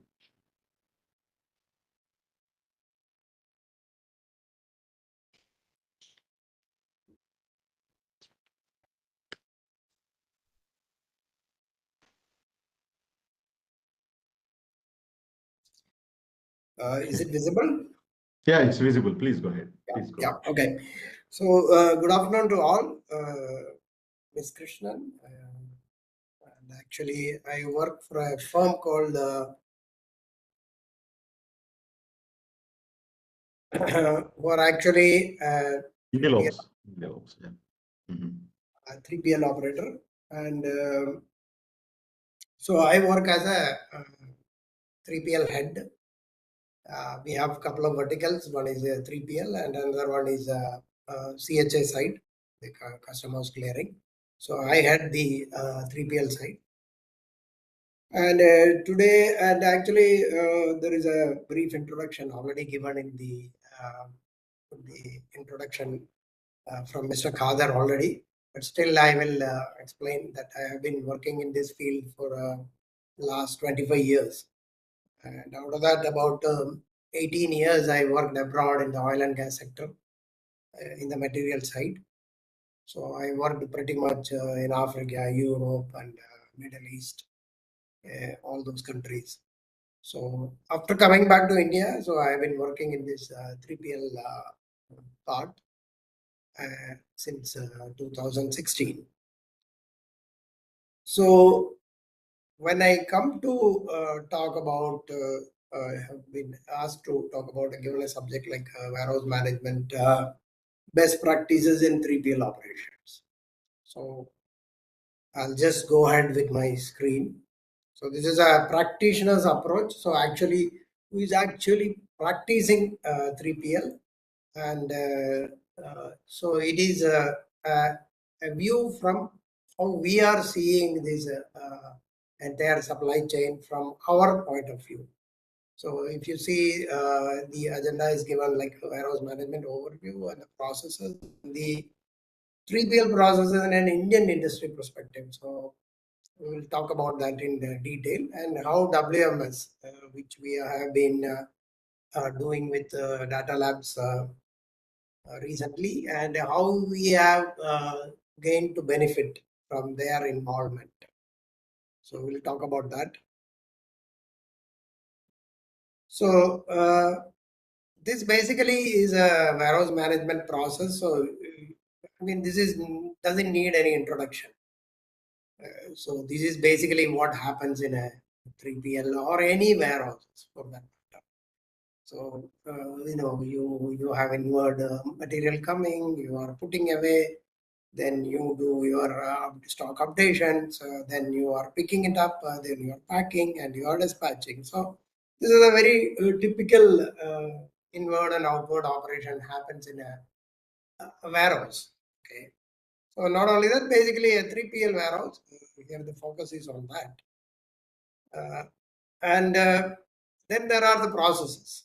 So when you cut down those processes or you make it into smaller pieces, then you will see all these processes. So this is also nothing new or doesn't need any kind of special introduction to who are all listening, because you are all well versed in it, even though you are not. So there are certain things like, you have a gate-in concept, then you are receiving the goods, then you are inspecting it. So the inspection is different in a manufacturing setup. An inspection is a very critical process. But in a 3PL environment, the inspection is a peripheral inspection and it is a primary inspection. It doesn't involve too much of inspecting, because inspecting means you can quality check will come under inspections. So in a 3PL environment, quality check may not happen at all, apart from the package conditions and the number of items, number of boxes you receive. So there is nothing. But in a manufacturing setup, that will be an entire different approach, and a different importance comes to it. Then you have cross docking and put away, and then once it is put away, then after that put away part, there are certain processes of which I will show you in the next slide. And then you have got that order processing, and then once the order is processed, then you start picking it up, and then you do a kitting if it is required, packing, and then packing can be a different kind of packing. There are many ways of packing. You do a repacking, you do a palletization, you do a cold packing. So there are many ways of it. So if you go into it, then that itself will be a complete hour discussion. So this is roughly going through it. Then you have the final documentation. So this basically consists of a normal process in a warehouse 3PL setup. Now, when I come again, the processes I have just put some additional things here, because compared to the earlier slide, where you have a gate in, goods receiving, inspection, quarantine, cross-docking, and put away, which is when you are inverting the items. Then you have an outward processes when you are order processing, picking, kitting, packing, documentation, and integration. In between, when the material is there in the warehouse, so what happens at that time? Can it be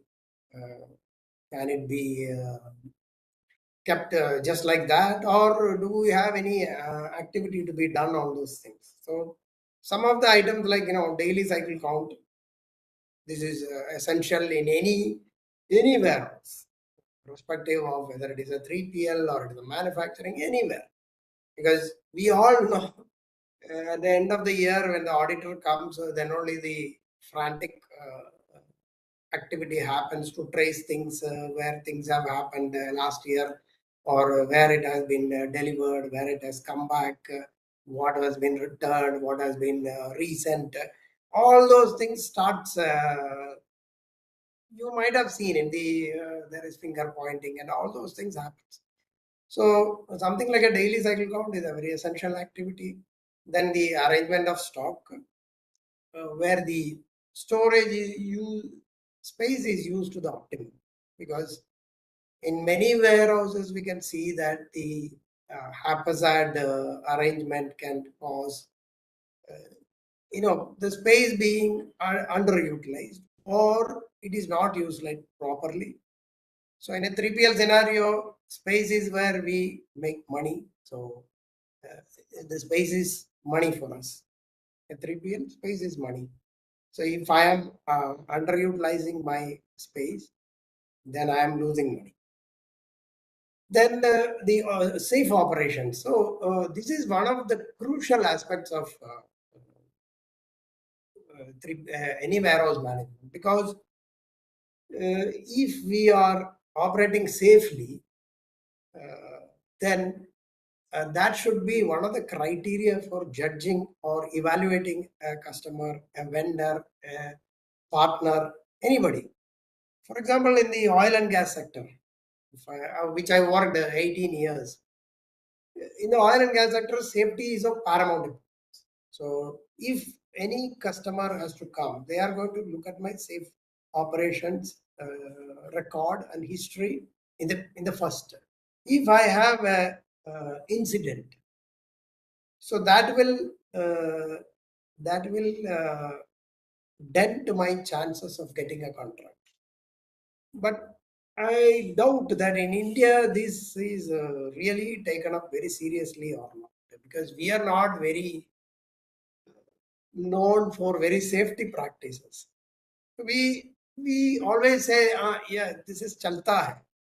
That is our attitude. So whether that safe operations can be made more impactful, and the government regulations has to come into that place, that how safe I am operating, what are the safety mechanisms I have in place.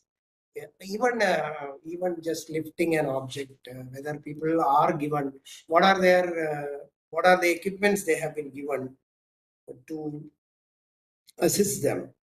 So all those things come under that. But basically in India, I didn't see that much.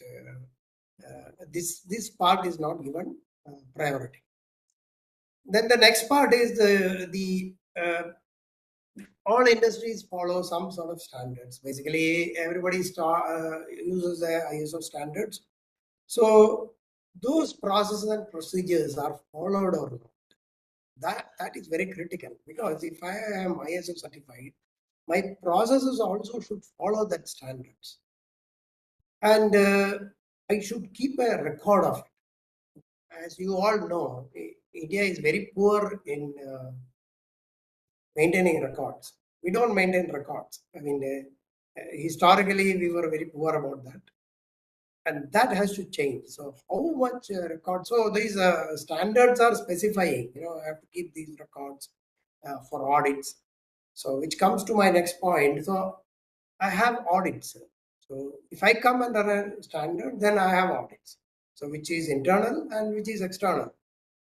So these are the points which comes in between these regular operations, and they have to be clearly followed, because in India, I don't know whether the outsourcing of logistic activity has been evolved to the full. It has not. It is just picking up the pace, but it is not completely reached its peak compared to Europe and US and other places. Probably there is a good amount of activity has already been streamlined in this line, but in India is still evolving.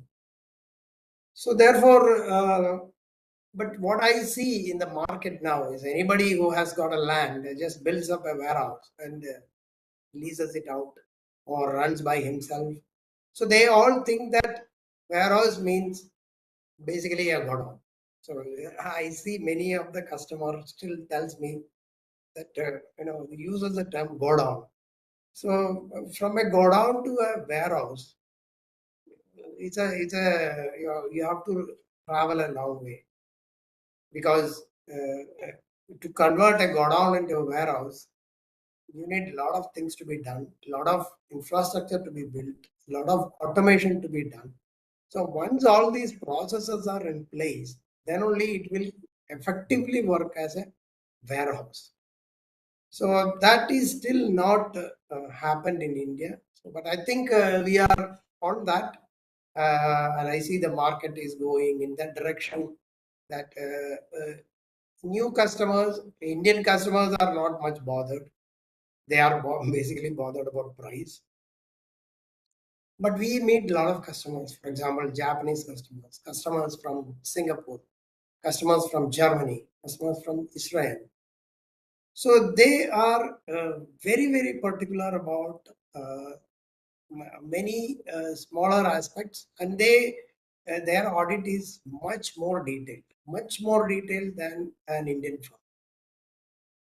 So therefore, the evolution of this has to still happen, and then even a small warehouse has to adhere to certain conditions, so that the operations are safe, the efficiency is there, and involvement is there.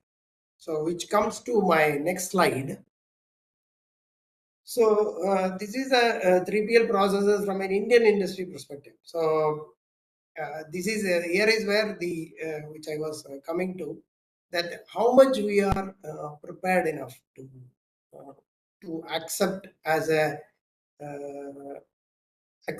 industry, third party logistics as an industry, third party or a fourth party or fifth, these kind of logistics scenarios. So to consider a third party logistic simply as a provider and not as a partner, what will happen is that we are not considering, we are only saying that, okay, I am paying him for storage and that's it.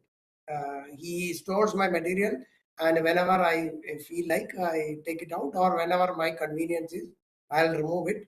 And his job is very limited to that extent. But as a responsible third-party logistic partner, that is why I insisted the word partner to be used, because we want the third-party industry want to partner with the customers and their vendors, their suppliers. The third-party industry has a very active role to play here. So in a third-party industry, third-party warehouse, for example, in our warehouse. So my primary concern is a traceability issue. I mean, what am I receiving? What am I dispatching? What is coming in and what is going in? So when I contact a customer, so he doesn't release a lot of information to us. He gives very minimal information. So what material is coming to me?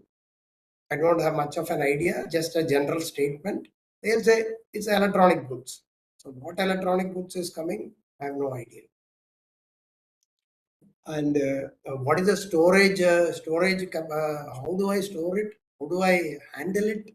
So this information we have to again go back to the customer and say that what are these details? Especially an Indian customer doesn't share much. Most of the people look for a warehouse when they are, hard pressed for some space. So there is no very much of planning goes in this part. But I think it is still happening. A lot of customers are taking a lot of time to approach a third-party logistic partner. And many of the customers have joined with us and become a partner with us and understood that we can play a very important role in their activity as well. And they can forget about the warehouse storage and dispatches. So, the extension of their own, ERP facilities to us, integrating their ERP facilities with our WMS system. So those things are happening because the technology has progressed. Like Data Labs is progressing very much towards these lines. So these traceability. So in our warehouse, we want to trace an item. What has come into me and what has come went out from me. How do I trace them? Because a third-party logistic provider accommodates all sorts of customers. So the product range is vast. I may be storing chemicals, I am storing automobile parts, I am storing fashion products, it is a clothing line, it is chemicals, it is electronics, you name it, we have it there. We have school books, uniforms, solar products. So these are all existing in the same place. And some of them are identified with the serial numbers. Some of them identified with lot numbers. Some of them identified with the batch number. So at the same time, a 3PL have to accommodate all these things. And I need to identify what is where, when has come, when has gone. Even after a year, I should be able to tell what has happened last January, what I received, what I dispatched. I should have a record of that. If I am able to do that, then to a great extent, we have succeeded in it. To a great extent. So from our customer, so in our WMS, we define it as, because we are nowhere and we are just a party in the middle in the entire process of supply chain. So I am receiving from a supplier for my customer. So I am receiving, so my customer supplier, I am receiving the material from my customer supplier and I am delivering it to my customer's customer. So customer is just, I am in contract with them for my services, but actually I am in contact with the customer supplier and customer's customer, because the last mile delivery or the B2B and B2C deliveries, we do that, but in that case my customer is not at all in the picture. So in that case, product knowledge is pretty crucial for me. And as a 3PL operator, we do conscious effort to learn about the product. So if a new customer comes, what actually they are storing, what it is used for, what are the features of those products, what are the storage, because it all boils down to the end, how am I storing, how am I handling? See, I cannot handle 200-liter drum and the same way I can handle some glass items. So they are different in nature, and the care I need to take to handle them are different as well. At the same time, if I am handling fashion products, so I have to have a dust-free environment. I have to create that environment for me, for the customer. So this about the product, I need to know very well. What are the handling equipment I require? So if I have to handle a 200-liter drum in a large quantity, what do I need? So this is what more than the customer, it is the 3PL partner who thinks about it, because ultimately he is the one who is actually physically handling all those things. So the product knowledge is very important, but as I said earlier, the customers are not willing to share these informations, but we penetrate them. We try to gather these information and act really as a partner to all these things. Now, going ahead, so when we collaborated with Data Labs for our WMS implementation, so we had a lot of thinking process went behind it, how that has to be done and how it will work. So one of them was, how the goods inwarding and outwarding will happen. So they have, we created something like a goods entry, which already was integrated in their program. But then we thought that how the goods entry will happen into any warehouse. So when I inwarding also goods and gate entry happens, one outwarding also gate entry happens, because this gate entry primarily means when the vehicle came in and delivered the goods and left the warehouse. So in that there is a gate entry inward and gate entry outward. Similarly, when an empty truck comes and picks up my cargo from my warehouse, then it comes as an empty truck. Again, I do a gate entry, and then again I do a outward entry with a filled truck. So this identification is something which we integrated in which was already there in the WMS software, which we identified very clearly. So our processes, the entire process of starts with these logic. Now, when I go ahead, so this is the warehouse management slide where it shows that how the gate entry happens. So we are able to track this information. What vehicle came in, when it came in, who brought this, from where it came in. So I will have a complete record of this throughout the year. Earlier, what we used to store this information in Excel has completely changed into WMS software, where the data safety is paramount importance. Now, going ahead, so in the employee task assignment, so this is something like as a best practice in 3PL. So we designed it such a way that a task has to be assigned. So we bifurcate the tasks. So in a routine day-to-day work, actually what happens? Okay.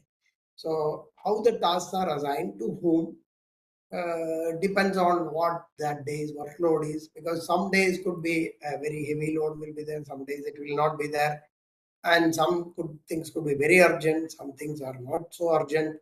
So how do we prioritize it, and what is the staff strength on that particular day? Because if I have less staff, then the workload will be more. If there is a more staff, then I have little bit relaxation. So the tasks we decided that it will not be any staff specific. So whether it is A, B, C, anybody, it will not be staff specific.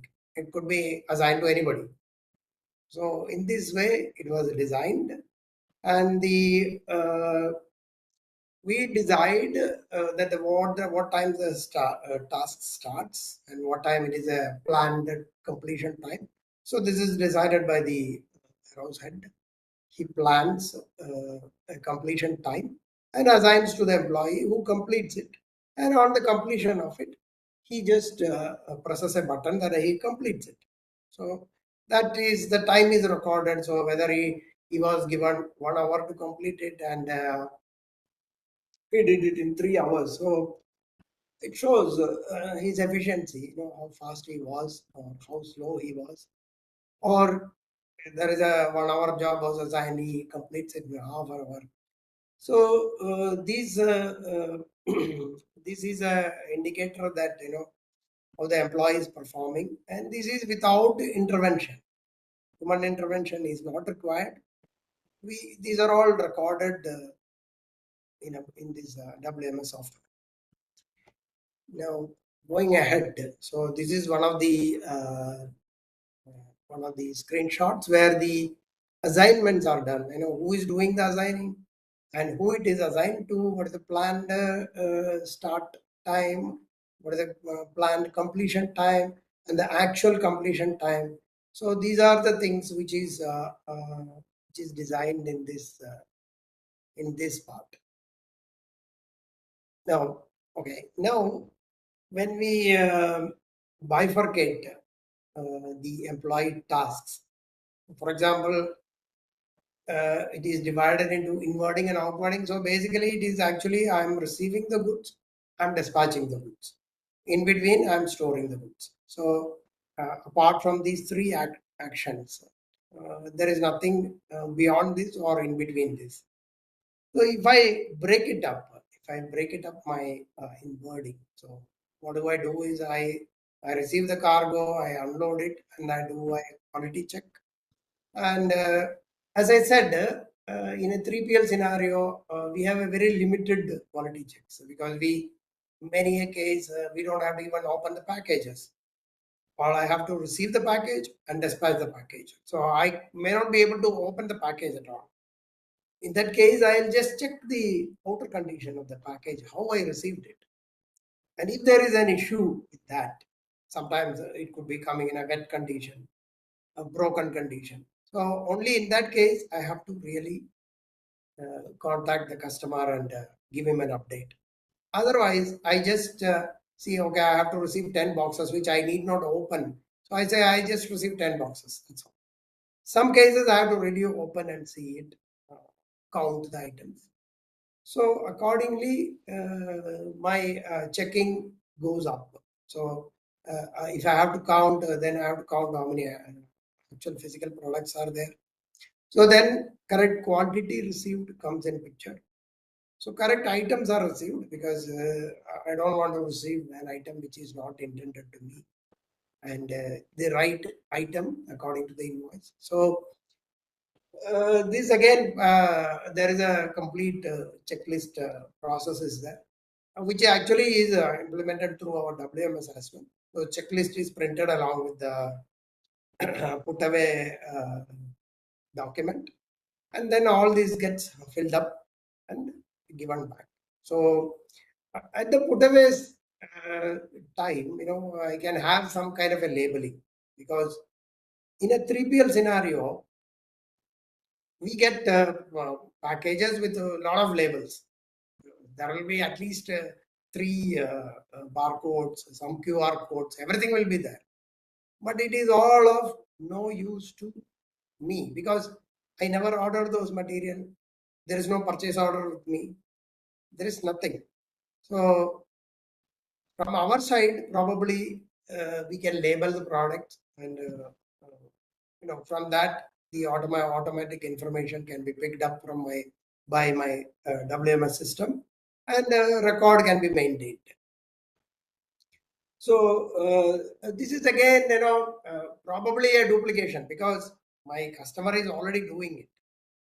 But the issue is my customer may be using SAP as an ERP software, but I am using something else. In that case, unless it is properly integrated, the data cannot be picked up from one system to another. So this is, I think, most of the cases, this is what happens because we don't get to see a lot of integration happening because when we try to integrate, there may be a lot of issues may be happening. So those all have to be ironed out over a period of time, and it will not happen all of a sudden. It will take a lot of time before we get a very integrated systems running along. Okay. And then there is a GRN process, then there is a report submission to the customer. So this we bifurcate this inwarding activity. Similarly, the outwarding activity also can be compiled as different tasks.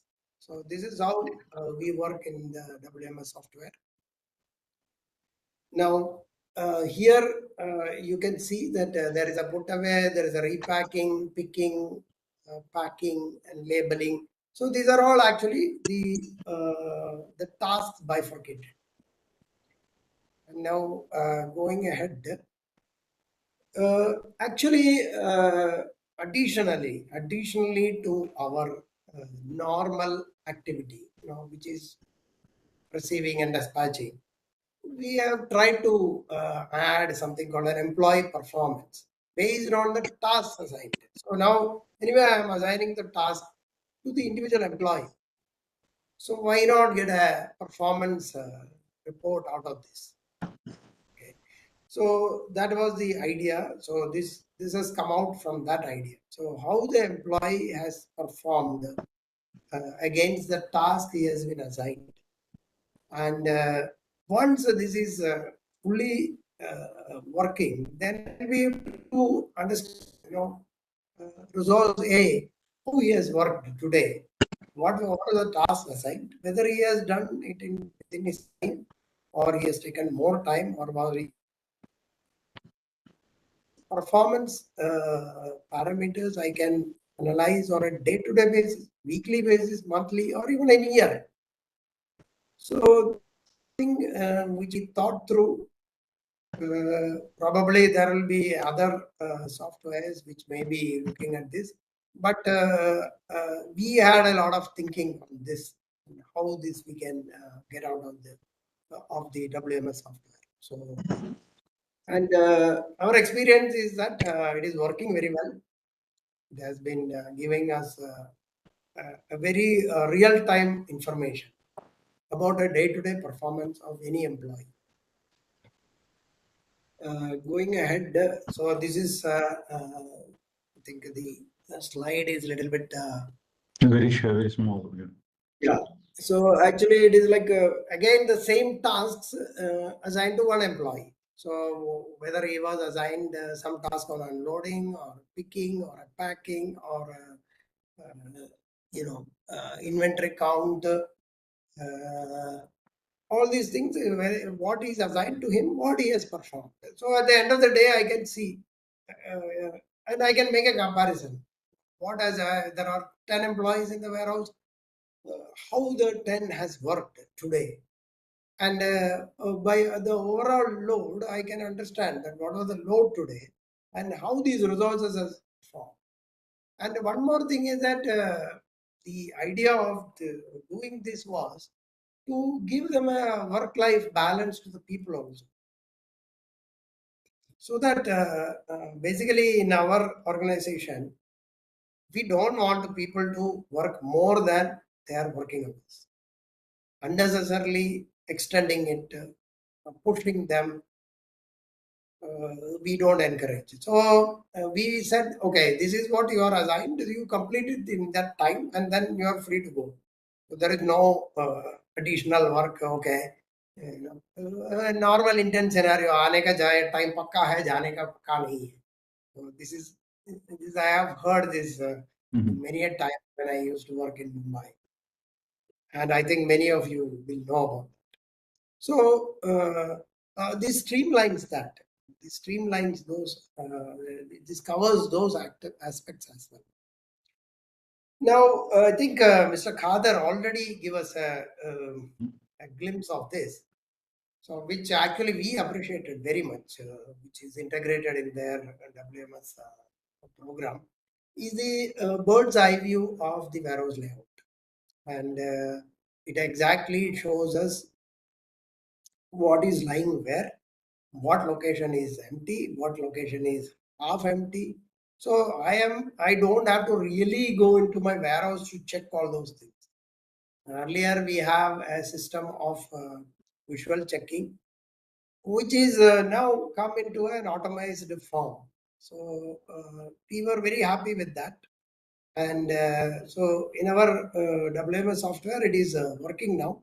And we can clearly say that the optimum use of space, that is also a very important, this is playing a very important part in the optimum usage of space. Because whether I am filling up all the spaces or I am leaving gaps in between. So this warehouse layout helps us to a great extent. And I think this screen, Mr. Khader showed live that how we can go to each of those locations and see that what is lying in there. So I will be able to even see what product is lying there, or what is the quantity lying there, what is the location of those items. So this is a very beautiful interpretation of seeing a warehouse without even going there. So I'll be able to, even in a remote scenario, I can clearly see what is happening in the warehouse. Now, just going ahead. So again, coming back to the employee performance. So basically, every organization sets some kind of an KRA KPI for those employees. But in a normal case, there isn't any kind of mechanism to measure these things, how the performance is measured. What are the backup documentation which are required? So tomorrow, if I'm telling an employee that you are not performed well, so he may ask me for some evidence that how do you say that I didn't perform well? I have been doing excellent job.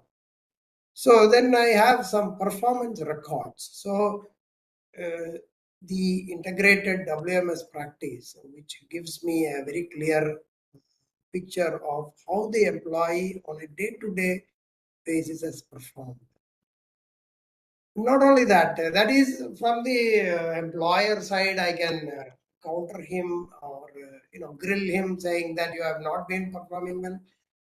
At the same time, there are some very good performers in the group. So I can really identify them and say that, yeah, you have been doing a good job, and I will be able to appreciate that. Otherwise, the entire staff becomes, whether it is a horse or a donkey, I'll not be able to say the difference between them. Then there is an inbuilt mechanism, like, when I am able to, when the employees are able to visualize their own performance, or it is visible to them, they may compare them with others. Okay, this is my performance. How my colleague has performed.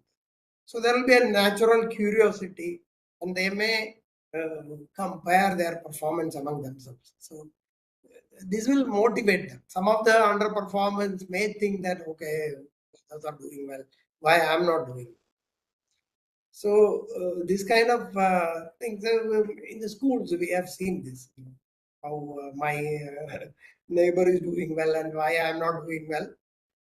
So those kind of a scenario, probably will go back to a school situation. And so this may motivate them. Apart from the motivation or training, people have to give again for the employees who are underperforming. So they come back again from the training table. Rather than that, this may motivate them by themselves, by their colleagues' performances. So this will help in the collecting the record and also improving the performance of the people in the organization. Now going ahead. So this is a rough, the performance record of in which category he has been doing well, which category he has not been doing well. So this himself will show him that how good he was in all these things, in the tasks given, how he has completed. So there are more things like, kind of, we call it an AD report, how an error has happened, how the error has happened and all that. That analysis report is there. That still we are not completely done that. So once that stage comes, we have to integrate all those things inside this. Now going ahead, I think I come to the completion of my slides. So this is where the time which is given to me is coming to an end. So I have you are on time. about 3-4 minutes. So if anybody has It's a fantastic experience working with you, Krishnaji. You are so much experienced in warehouse management along with your team. It was really a tough, and our guys have really learned many things from you and your team. So that was a fantastic experience what we had, and all those things, that will reflect in the product, as you said, rightly said. Thank you very much for giving you such a nice presentation and helping supply chain guys to understand the value of 3PL operations. Okay, so what do you think now? How the 3PL processes will go forward in Indian industry, at least? So how is it? As far as my knowledge goes, the 3PL operations will extremely grow faster because that's a specialty now. Okay. It cannot be done by manufacturers or any other people so efficiently as you guys do. So what do you think in next 2 to 3 years, how the 3PL and 4PL will evolve? Please, can you give brief? Yeah, actually, see, as I mentioned earlier, Indian industry has not evolved completely because we still have a lot of traditionally managed companies running, like family business. New startups, they may go for the automation. They may think about partnering others. They may outsource a lot of their activity because we have one of the fashion products customer who works from their house in Indiranagar in Bangalore. They are procuring from Tirupur, storing it with us. We dispatch, they do their last mile delivery. We do everything. So they don't have anything as such. They are just operating. So those are new startups. But if we go to a traditional industry, for example, I have been to some auto component manufacturers from Tamil Nadu. It's a family business. I have been to some scientific instrument selling company, again family business. In the case of a family business, they very seldom trust others. Don't trust anybody. They think that the traditional way of doing business is the most safer way of doing it. Bringing technology into it, they are still very reluctant. Though to large extent, I mean, of course, I mean, from the time when we used to write books, that has changed into systems. So it will take a little bit of time for those industries to come into this fold and improve this part. And these service providers, like as I said, if I have a warehouse and I say that, okay, I also got a warehouse. And tomorrow I start one warehouse and I sit in front of him. Okay, now from tomorrow I start storing the material. So it's not that easy as it is. There are a lot of infrastructure has to go into it, technology has to go into it. So these all need more investments. So as you very well know, we are very cost conscious. So if a vendor, if a customer comes and he looks at me and I am saying that I am fully integrated, this, that, and he goes to the next door and he say, okay, he is giving me at half the price. So obviously they are attracted to the other side because of our cost consciousness. So it will take a while, but it is, we are making, and I think as a nation, I mean, our government's effort to integrate the logistics and take it up as a major business section, and the rail corridors, the highways, the connectivity in the ports. So these are all improving. So when these are all improved, definitely our other areas will improve.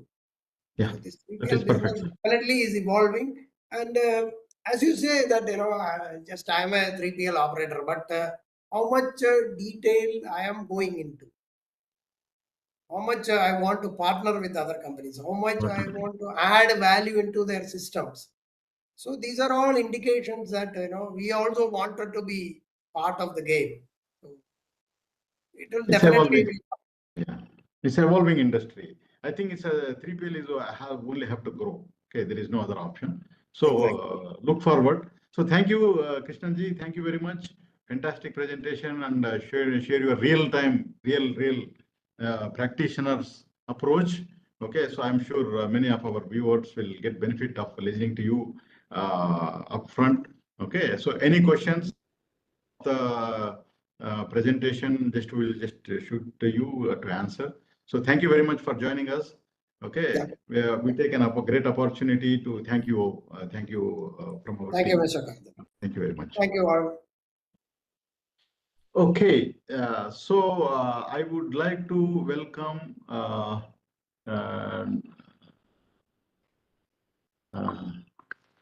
so 1 second, sir. I would like to welcome Dr. Kalyan. Okay. So, Professor, I'm just amazed at the way you have transformed supply chains in multiple organizations, and then you also teach the young students and make them supply chain engineers. Okay, so that looks very fantastic. So you have both practical experience where you have transformed supply chains. At the same time, you teach, and then you write books. Okay, so I think you will be the best person to add value to our audience and give the fantastic view of a whole supply chain domain. Okay, so you can introduce quickly from your side, sir, and then please go ahead, Dr. Kalyan. You can share your screen if you are able to do that. Yeah, we are able to see your screen. Maybe your mic is in mute. Just make sure. Yeah. It's not in mute. Yeah.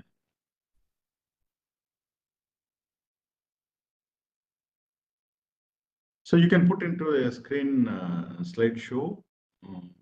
Then you can proceed. Dr. Kalyan, we are unable to hear you still. Maybe you're speaking.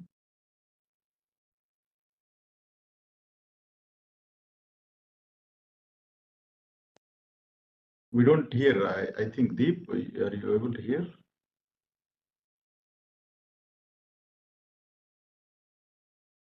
Am I audible? No. Yeah, it's very much. Yes, exactly. I'm audible? Yes. Please go ahead. Okay. Please go All ahead. right. Okay. Yeah. So you can put in a slide share format so that you can see the full picture. Yeah. Yes, I have shared my screen also. Is my screen visible? It's visible, but not in a presentation mode. It's a normal mode. Yeah. I presented also. Maybe it's coming up. Taking a minute. It's loading here. Coming up? Yeah. Okay. So I am on my intro slide. Can you please confirm if you are able to see that? Yes. Okay. All right. Firstly, thank you, Mr. Sheikh and the team at Data Labs for giving me this opportunity to speak about this topic on key supply chain challenges in industries. Very quickly about me, I have nearly about 30 years of experience, largely as a supply chain management practitioner and consultant for about 20 years after my graduation. Then the last 10 years, I had been on the other side of the fence, as in I am teaching on supply chain management. So I do write a lot of case studies, and as Mr. Sheikh has already introduced, I have also written a book on lean management. I have done my PhD in logistics from IIM Ahmedabad, IIM Lucknow, and PGPX from IIM Ahmedabad. That's briefly about me.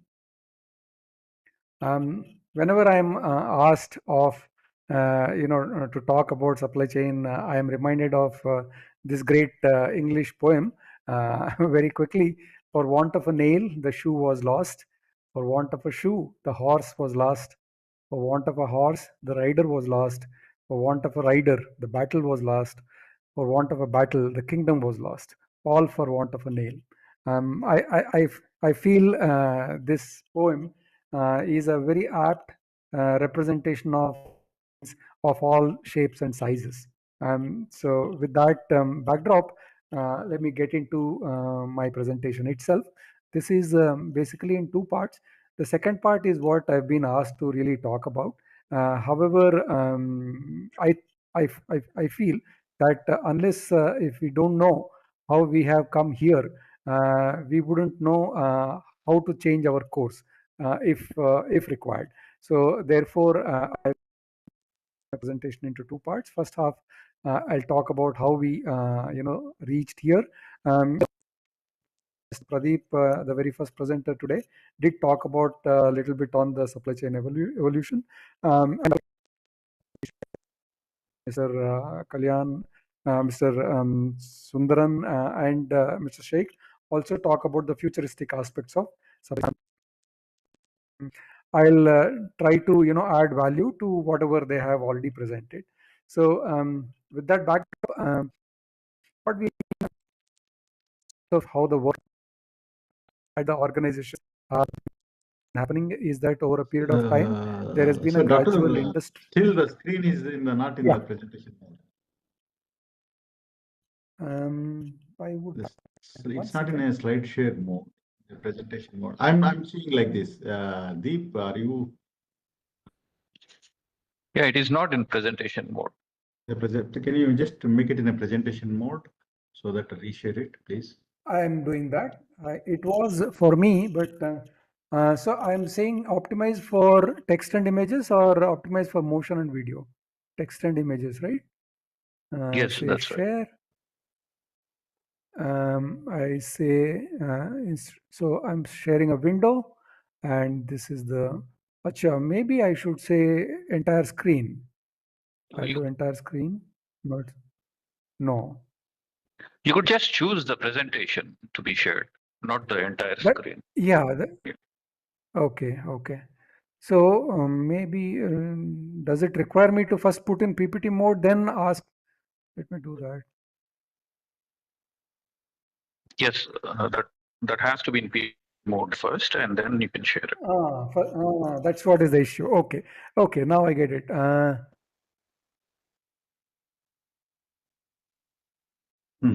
Okay. How about now? Yes, yeah. That's perfect. Perfect. Please go ahead. All right. Okay. Apologies for the confusion. So different, softwares operate differently. So I'm more used to MS Teams. Cisco is slightly different. Anyways, so I was on this slide. Can I move on from here? Yeah. Please go ahead. Okay. So as I was saying, the work has gradually moved on to what is called as being industrialized. So what I mean by that, 1 second, please. I'll bring my pointer. Yeah. So what I mean is early on, any given industry started on a low volume in a job shop kind of a mode, And then gradually, when the businesses started to get more popular and demand started to increase, organizations have started to move towards a slightly higher volume, which requires a different kind of a production setup. And then gradually they moved on to much higher volumes, which is more on the assembly line and a continuous process kind of a setup. Most industries did move in this diagonal direction. And a couple of examples. So this is how the bow and arrows were made from before industrialization, and how the guns are made today on an assembly line. Likewise, how vehicles were made early on, and how we see cars being made today. So that is the move that we have seen across all the industries. The implication of this is that early on, companies were doing all by themselves. By all, I mean all the upstream activities. Therefore, were more vertically integrated. By virtue of moving to a higher volume, they started looking for partners who do pieces of the value chain better than themselves. So therefore, the integration is more horizontal as we move to the modern day 20th century. The implication of this is that early on, it was more about managing your own operations, but what it means today is growing importance of supply chain. By supply chain, I mean also the logistics, transportation, everything that is involved to get materials from various entities at right time at the OEM side, so that there's not a lot of inventory built, and so on and so forth, right? So this has been how we have come here. Also, this is another view. There is a increased integration that we've seen over a period of time. Early on in 60s, each department was operating in isolation. Gradually, it started to get consolidated. Mr. Pradeep was mentioning that a lot of early procurement departments were renamed as supply chain departments. In fact, I was part of such renaming exercise. I was working as a GET at Tata Motors in their Lucknow plant, and we were earlier then called as materials department, and we got renamed as supply chain department. That is a move towards making each of these activities more consolidated. Later, we've got the transportation warehouse partners onto the so-called integration mode. Finally, got the suppliers on board also, leveraging IT and technology support. And today we are moving towards Industry 4.0 powered supply chain 4.0. And Fruc actually has a number of tools based on Mr. Sheikh's presentation, number of tools that are developed over SC 4.2. Okay, a slightly different view of how organizations can pursue different supply chain strategies. Here, what I'm trying to communicate here in this slide is there are three kinds of buffers that organizations usually keep. One is inventory, second is capacity, and third is time to deliver. So these three are in some sense a buffer that a supplier, a manufacturer keeps to himself. And as you move from time to capacity to inventory, your ability to meet demand increases.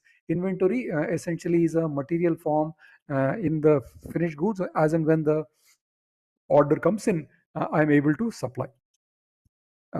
Capacity is I have the ability to supply, but I need to use the capacity to produce. And time implies that I will need to get lead time. So I will have all the resources and capacity, but then I'll start producing only when I pick up the order from the customer. Now, each of these buffers are used in different ways by different industries, depending on the demand that they face, right? So when we say demand, we are actually looking at once again, Mr. Sheikh talked about aggregation, disaggregation of demand. Demand has three, dimensions to it. I mean, the product hierarchy, the geographic hierarchy, and the time hierarchy, right? So you can have the so-called variability of demand, either high, medium, or low. Typically, those industries that face a lower level of demand uncertainty. So this is the picture that you see, demand uncertainty. They can afford to use all their capacity and keep their available to promise, that is basically the inventory, almost as finished goods stage, right? So companies that have stable demand, basically staple products, and which is called as, usually make to stock in the industry parlance. And as you move to different higher variable products, the extent of buffer you keep will shift, right? So you will keep less of inventory, more of capacity, and more of time. Likewise, in a make to order environment, you even procure the components based on the customer order. Therefore you see the variability to be even more higher here. Finally, in engineer to order, very less of inventory is kept, because every order is very different with respect to another, because the variability is extremely high. And when it will come, where it will come from, and what kind of a component, all of that will be quite different. So organizations rely on what is called as capable to promise as a buffer to keep. I think this is a good framework for organizations to figure out as to where do we would like to operate, and based on that, what kind of buffers we would like to leverage, and that sort of leads us to picking the right strategy. Now, not stopping there, I mean, so while the previous picture says that you can have one of the either of the approaches, but over a period of time, companies such as Toyota and other lean pioneers have questioned this concept of not getting enough variety in assemble to order environment, right? So basically, sorry, get the variety of in assemble to order, and also be able to serve the customer's requirement fairly quickly now, that is not have too much time taken. So from mass production, if you see product variety has reduced, volume has increased, then came the concepts of lean production, where people have gave a very hard look at how the processes themselves are designed, and shave off all the waste, either in terms of material or in terms of time, thereby able to reduce the batch size, and hence be able to achieve what is called as mass customization. So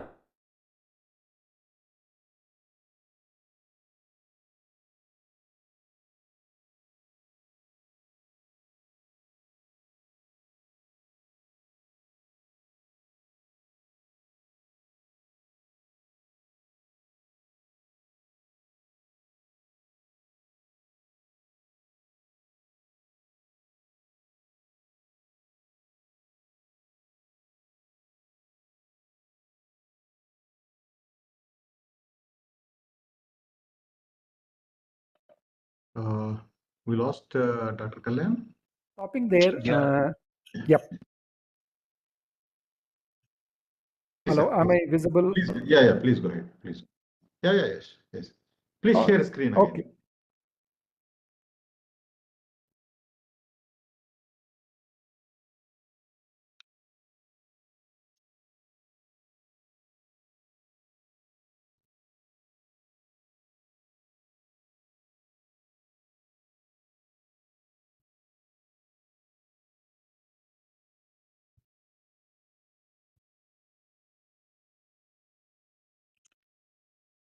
Okay.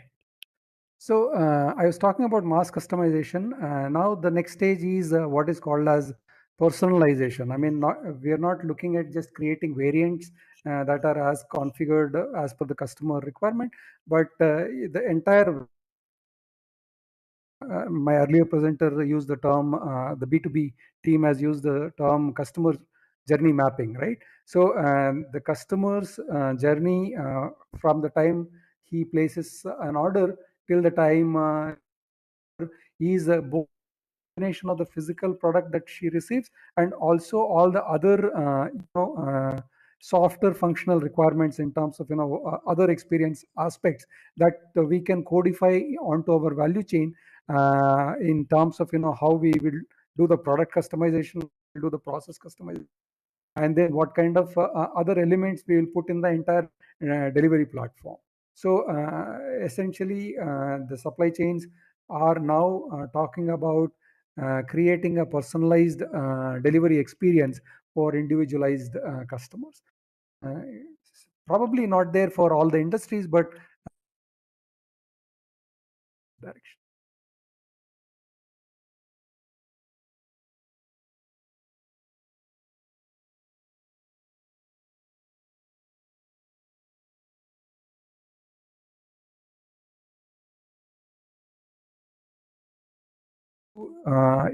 Achieve higher levels.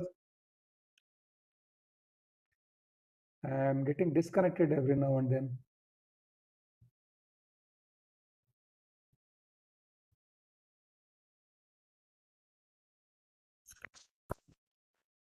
All right, can you please confirm if my screen is visible? Yeah, we can see you. Yeah, please. All right, okay. Perhaps Yeah. maybe internet connectivity. Yeah. Yeah, some internet connectivity. All right. Okay. So this is a slide that talks about how the integration has been deepening in supply chain. So I'll talk about 5 different views quickly. So let me move on. So first one is called a structural view. Whenever we talk of a supply chain, I think this kind of a diagram will automatically come in front of anybody, right? So I think it's pretty evident. But what is important that I want to communicate here is that in the very early stages of so-called leveraging IT for achieving integration, this kind of a structural view enabled companies is to look at their master data. By master data, various entities of the supply chain are modeled properly. I mean, what is my manufacturing plant? What is my product hierarchy? And what are my supply base like? Who are my logistics partners? What are my various legs? So this is what is called as metadata of supply chain. The focus was more on that and make sure that that is accurate. Then later came what is called as a transactional view of supply chains. I'm not, there is another view that talks about, MRP, material requirement plan, manufacturing requirement, ERP and all. I am taking a slightly different angle here. So after metadata, master data, transaction have come to be embedded on the organizational systems, which is, fundamentally a process view of supply chain. So, all the ERPs that came about have had the workflow management encoded on them. So if a purchase or requisition is raised, automatically the purchase requisition based on whatever the logic is supposed to go to the person in purchase department to approve or to process it further. Likewise, all the transactions are going across various divisions, and therefore from master data we moved on to how do we smoothen the workflows, and if there are errors in transactions, then how do we handle those exceptions in as quick a manner as possible. So that is a cross-functional view. Next came when we have mastered this, then the flow view that has come in. So we all know supply chains basically bring material from sources of supply through various hoops, so to speak, various nodes and links, whatever, finally to the end customer. And there is usually a quantity that is demanded and quantity that is supplied. Now the ideal utopian situation is when the supply is exactly equal to demand, and then the flow is also exactly equal to whatever that supply is, then we really have no need for any kind of worry, right? Usually that never happens. There are a number of reasons as to why that never happens. There are fluctuations in demand, supply lead time are not constant, and so on and so forth. So this being the reality, next improvement in supply chain integration has been in the form of what is called as optimization. So in fact, this was where I had moved into supply chain consulting. I got trained in i2. I think it was one of the very early supply chain planning software which got acquired by JDA and all. So this is the so-called optimization is given various constraints by various entities.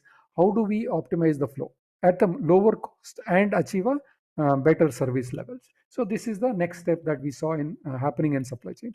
Then the next stage is a systems view, where I know that there are parts of my supply chain that are more tuned towards order fulfillment, and there are parts of the supply chain that are more tuned towards, because of the economies of scale and things like that, more tuned towards what is called as make to stock kind of an environment. So there is a boundary in any given supply chain right of which is a pull strategy, which is more closer to the customer. It is called as produce to order, and left of which is produce to forecast or make to stock, which is usually typically based on push strategy. So the Frusi presentation demo did talk about these order cycles also, right? So there is this customer order cycle that triggers replenishment cycle, which triggers manufacturing. So the important thing or the development here is what we have seen increasingly is the customer orders that were coming in are more what do you call unitary in number, largely on account of you see this e-commerce e-commerce kind of development. So organizations needed to define where is it that they will have their available to promise boundaries and capable to promise boundaries. So this has resulted in some of us may have heard this term that has become popular in the recent SCM literature, is a two-speed supply chain, right? So I will have to have a supply chain that can comfortably operate in two speeds. The upfront end, the customer facing end, is a faster speed supply chain focusing on service levels, and the upstream supply chain is a slower supply chain, but that focuses on costs and economies of scale and inventory optimization and things like that. Now, we are no longer talking about a single supply chain having common level of metrics, but a more holistic, more systemic view of supply chains. Okay, moving further on, what you today have is a network view. Once again, I think this is quite close to the Frusi demo, where the multi-tier network was presented. So an example of this is Cisco, which connects its suppliers, customers, contract manufacturers, and various other entities on its supply chain network. It's no longer a linear view of supply chain, but it's a network. And then orders flow based on pre-codified whatever workflows, depending on whether the item is a commoditized item or requires assembled to order kind of a scenario. So the flows are different, service levels are different, and likewise, right? So from linear view of supply chain, what is emerged is what is called as multi-sided supply chains, or more popularly called as platforms. Platforms are a way of future supply chains. So continuing, essentially you see so many entities. I mean, it's one representation of the previous slide itself. You have distributors, you have manufacturers, suppliers, contract manufacturers, LSPs. All of these are sort of connected in some kind of a web kind of form, which can quite aptly called as some kind of a digital nervous system. So what are we talking? We are talking of some kind of an ecosystem which operates. I mean, there is some kind of a feedback mechanism in it, and based on the so the word that was used as sense and respond in the supply chain literature sometimes ignores the fact that there is something called as a feedback that also is present in a systemic view of supply chain. So the feedback is some kind of a self-correcting, self-adjusting kind of a mechanism that is a typical natural ecosystems, typical characteristic of natural ecosystem. So people are looking at supply chains to evolve into that kind of a mode. So that all put together can be thought of as the history of supply chains, and the future. These are some of the we all know as what in terms of what future for supply chains look like. Platform based supply chain, digital, particularly P2P, person to person, platform empowered supply chains are eliminating the need for any intermediaries. So we don't know what the future looks like, but some industries do not have any intermediaries. I mean, your Airbnb or Olas or the people like that, all thanks to the developments on Web 3.0. And then robotics, automation, and AI. I fully concur with the risk factors that were presented early on, identified by WEF. AI is as much I don't know as much a potential risk as it is an aid. So it's a very hot potato. I mean, people who are handling it should really be very careful, and supply chains especially, thanks to the feedback effect and all, things can go really out of control very quickly if wrong signal has been considered as the true reality. So that's something that organizations have to be very careful about before they jump into the AI bandwagon. So all that being where it is, more things change, as they say, more they are the same. So sometime in 2002, a Harvard professor by name Lee Howe has published a paper called AAA supply chain. Basically, what he says is, based on your characteristics of demand and characteristics of supply, different kinds of supply chains are appropriate for you. It's a, again, reasonably good framework for us to think about how my demand situation is changing, how my supply situation is changing, and accordingly design my supply chains in a suitable manner. So the AAA stands for Agile, Aligned, and Adaptive Supply Chain. So if the supply uncertainty is low and demand uncertainty is low, you should focus on what's called as efficiency. And if it is high on both fronts, you should focus on what is called as agile supply chains. If uncertainty is high but supply uncertainty is low, you should put on responsive supply chains. There is a slide later on that I'll speak about this also. But if supply risk is high, then this is another thing that we are seeing as one of the challenges in the modern day supply chains. I mean, there are unexpected disruptions. So risk hedging is becoming a necessary element or necessary key skill, in the supply chain software, necessary element that is required for organizations to be able to react quickly for any disruption that we foresee. So that is my first part. Second part is various challenges that we are seeing in supply chains. How am I on time? How much time am I left with?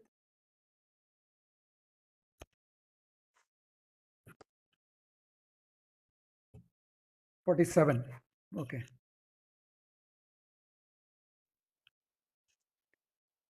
So these are a set of supply chain challenges. So I mean, all I did was hit the supply chain challenges on Google, and it has populated all these things for me, right? So what I've done is basically grouped all of these supply chain risks into certain logical groups, and I'm presenting that to the audience here. So managing costs. Costs are sometimes not entirely, the supply chain costs are not entirely in the hands of the supply chain managers. One of the biggest costs typically in supply chains is the freight cost, and that is fluctuating rather rapidly on account of various technical and geopolitical reasons. Technical, I say, because there is a shift towards more sustainable fuels, and geopolitical because of the oil supply, oil related issues. So that's one cost that is supply chains do not have a lot of control on. Then other costs are also sort of rising. Commodities price also continuously fluctuates based on the different weather conditions at different places. Therefore, one of the essentially, I mean, to sum this slide, one of the key challenge that supply chain managers are facing is controlling costs. Next, inventory is one of the cost adding elements. So you may want to recall my previous slide where I talked about keeping inventory at right places. So if that kind of a strategy is carefully thought about, then the cost of inventory can be possibly brought down. So one is about the cost. Second is moving the material. We are continuously hearing about various this one about various ports being congested. That is a regular feature in business press now. Logistics getting disrupted is another challenges. Sometimes there are delays on account of various factors. and sometimes the material itself is not available. So right from identifying the right supplier to moving it and to get to our production facility, there are numerous challenges that a typical supply chain manager needs to be aware of and be able to manage effectively. One another development we see these days is at the global value chains that have over a period of time got developed in a certain direction are now getting reoriented because of various, again, economic and non-economic reasons. So this is from a report by McKinsey, which has studied few industries and figured out whether the existing global value chains will hold as it is, or will there be any shift. So they did identify that some industries such as say semiconductors or communications equipment are quite prone to shifting because of non-economic factors. Transportation equipment and electrical equipment industries are likely to shift on account of more on account of economic factors, right? So the energy costs themselves are different in different parts of the world. That also is one of the reasons why some industries move their production base from one location to another location over the years. That's another factor that supply chain manager needs to be very cognizant about. Supply chain configurations have continuously been evolving. So right from the early days where we saw vertical integration to horizontal integration, that has changed a lot these days, right? So supply chains are more fragmented and they're getting more complex also, in the sense that this complexity is on account of number of suppliers, number of components, number of entities, legs that I use in my transportation. All of these add to complexity of my supply chains, and more diversification is pursued by supply chains to mitigate risks. So these factors contribute to challenges in managing supply chains. How would I configure my supply chain given what my strategic objectives are? So we saw a version of this already in one of my previous slides, but this is a more modern kind of a version where if the volume of production is high or low, and the source of value, I mean, the customers look at my product as more from a cost perspective or more from a personalization perspective, the right supply chain can be possibly thought of using this grid. Regardless, if the volume is low, undoubtedly there is a shift towards moving smaller plants than bigger plants. I mean, for various reasons, the big plants that were at some point of time, I mean, a couple of decades back, then big plants were more in favor because of economies of scale and etc., are falling out of favor. I feel these days we see newer capital is being put in for smaller plants. So that is one development that we see. Now, if you're, if you're going to be cost competitive in some parts of the world, robotics and automation has already reached a stage where its cost on a per unit basis is lower than that of the human manpower cost. So those economies are moving towards a lot of automation. We hear of these dark factories and all, so where the cost of production is much lower. But more manual centric kind of economies may see that move happen. I don't know when, if and when it will happen. But if your source of value is more customized, then you would want to have different leverage different.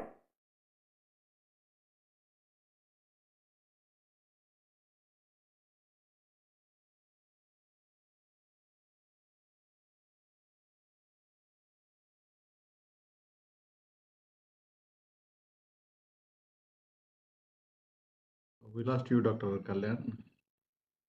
For some categories, the demand has gone down. Please, can you share? There was Yes. There was a disconnect.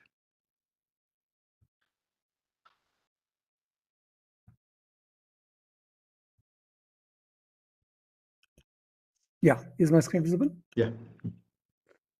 Okay, so I was saying that on the demand side, a lot of developments that is causing one's ability, the supply chain manager's ability to do effective forecasting. So yeah, I mean, we do see a lot of development in terms of using AI ML for forecasting. We need to see, strike a balance in terms of what is happening on the reality and how do I make it usable input into my forecasting algorithms. Sustainability, more is being said than what should be done, but it certainly is facing the entire humanity is facing this particular challenge.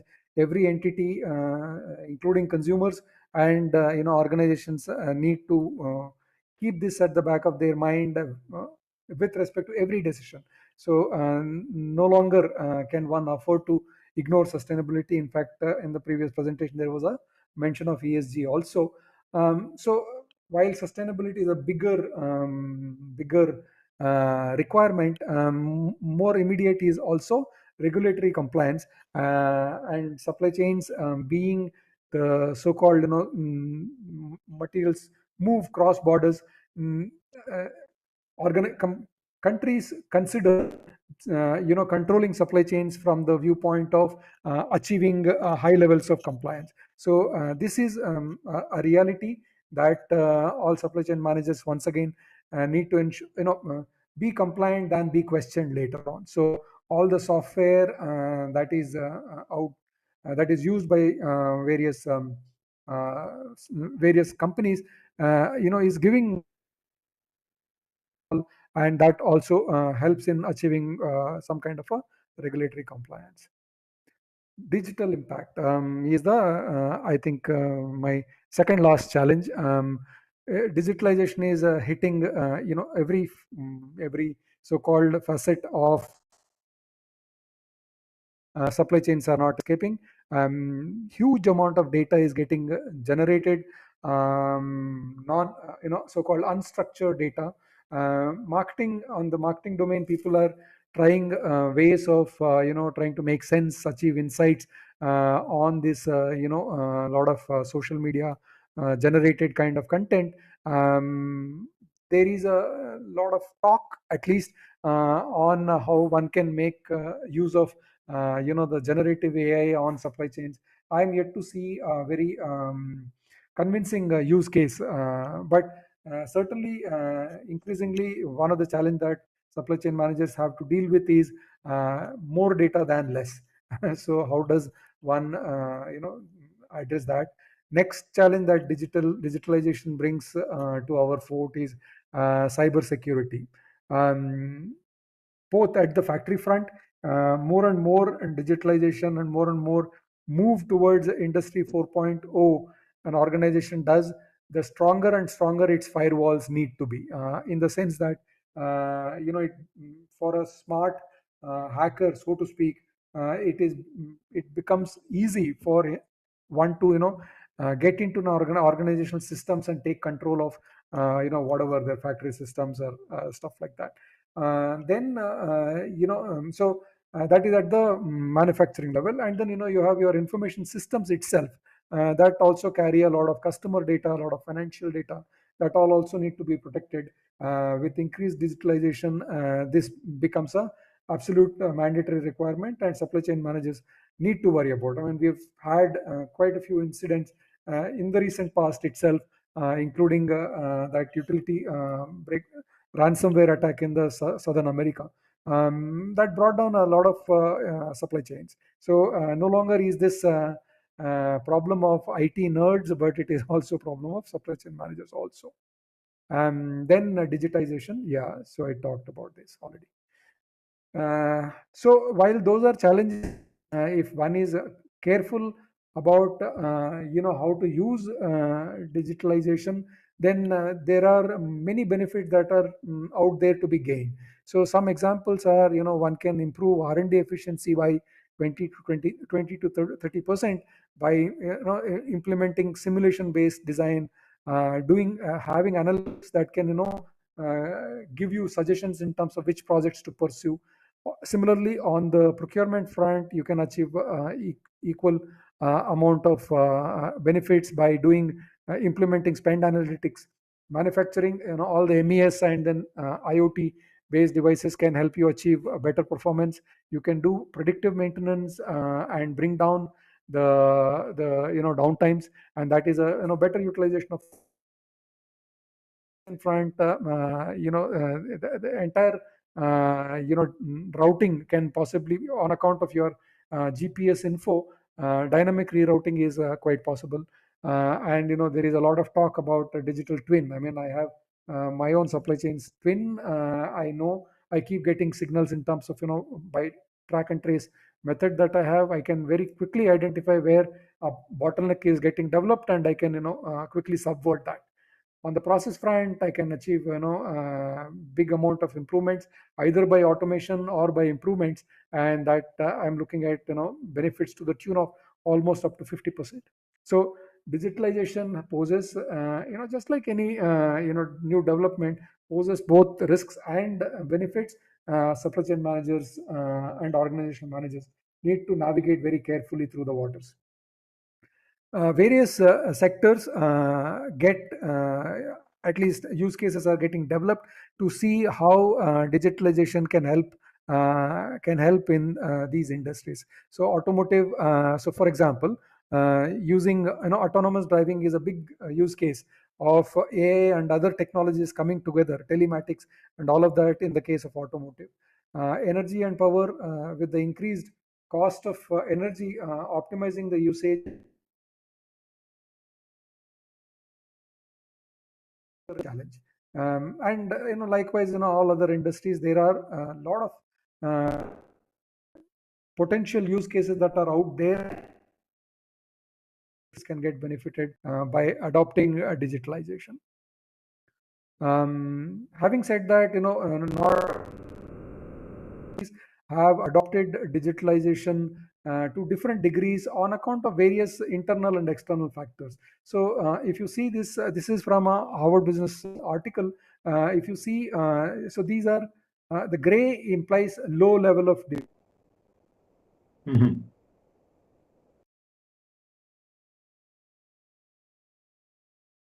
so there are here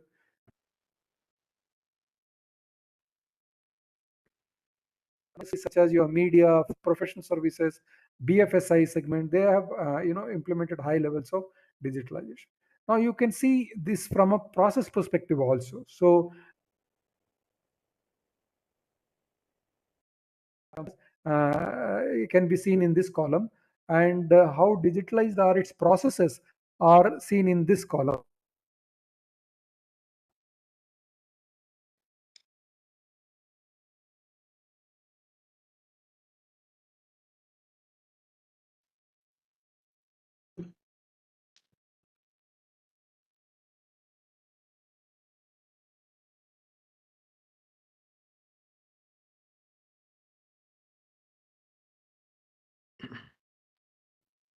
We lost you, Dr. Kalyan.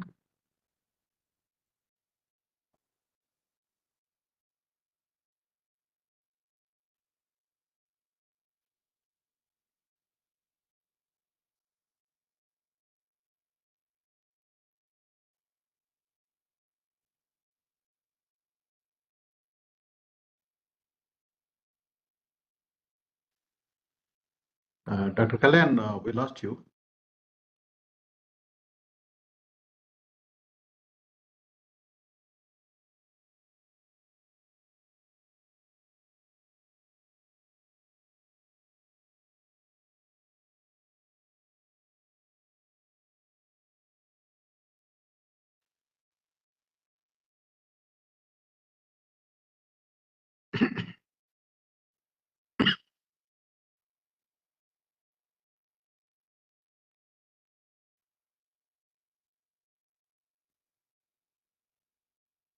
Deep, can you just check with Dr. Kalyan?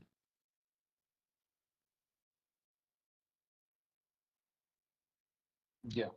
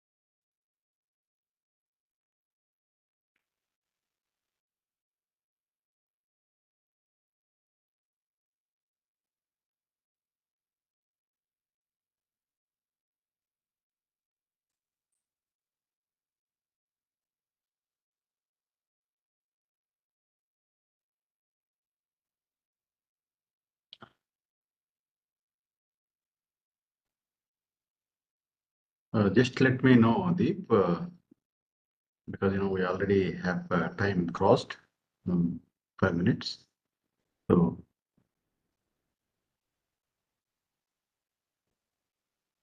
Yeah, I'm unable to reach him. okay. So let's wait for another 5 to 10 seconds. So if he's able to join, I think he done his part, but we have a couple of questions.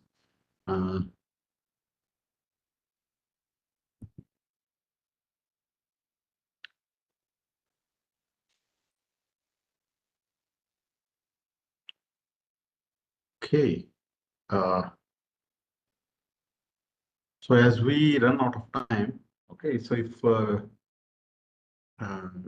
Dr. If he joins, so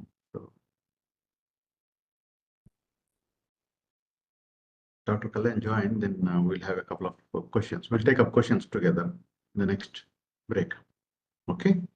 So I would like to thank Dr. Kalyan for presenting very exhaustive presentation in supply chain, and then especially the latest trends. Okay, so I would like to invite Mr. Nijam. Mr. Nijam, please come. You may share. You may just be available now. You can share your screen, and also maybe you can we can see you. Yeah, you can open your video so that we can see you. You have. Okay. So please share screen.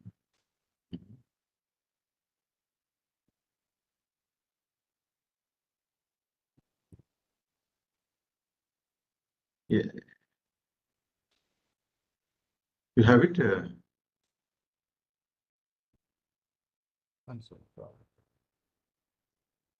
Yeah. Mr. Nijam, you want to start? Yeah, give me a minute. Yeah. So Deep, you can share, no problem. Screen.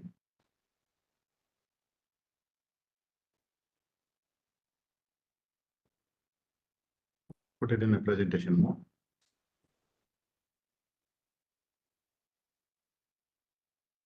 Yeah. Welcome, Mr. Nijam. So Mr. Nijam is very experienced in supply chain and logistics, over 30 years, 25 to 30 years of experience in variety of organizations. He's one of the master in logistics and fleet, and also into warehousing.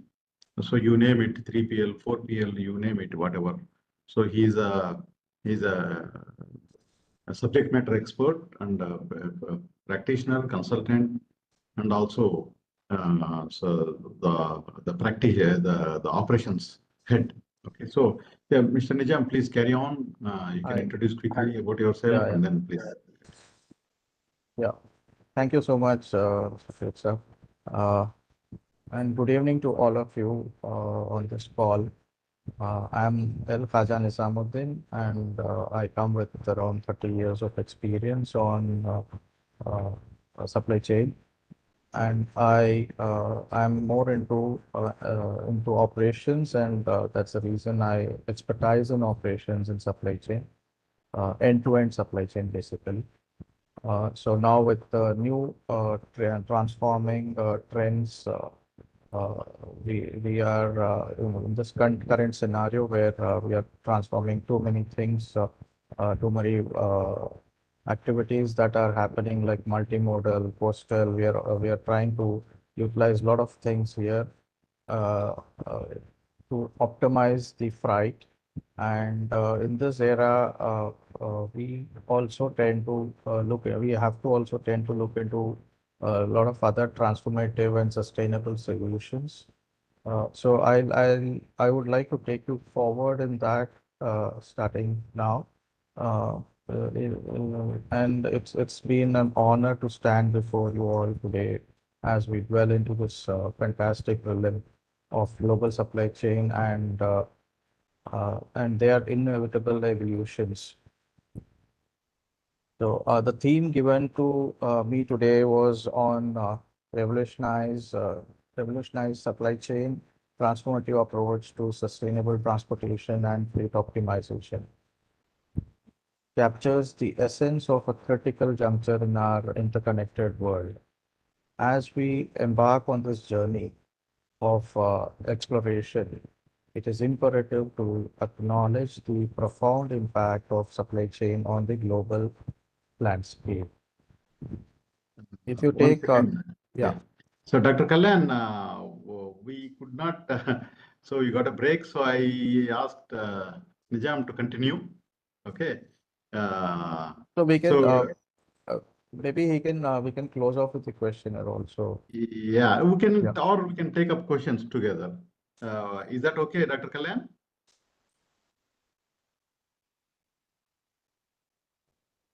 Okay. Yeah. So please continue. We'll have a combined session of the questions. No problem. Yeah, Yeah. please.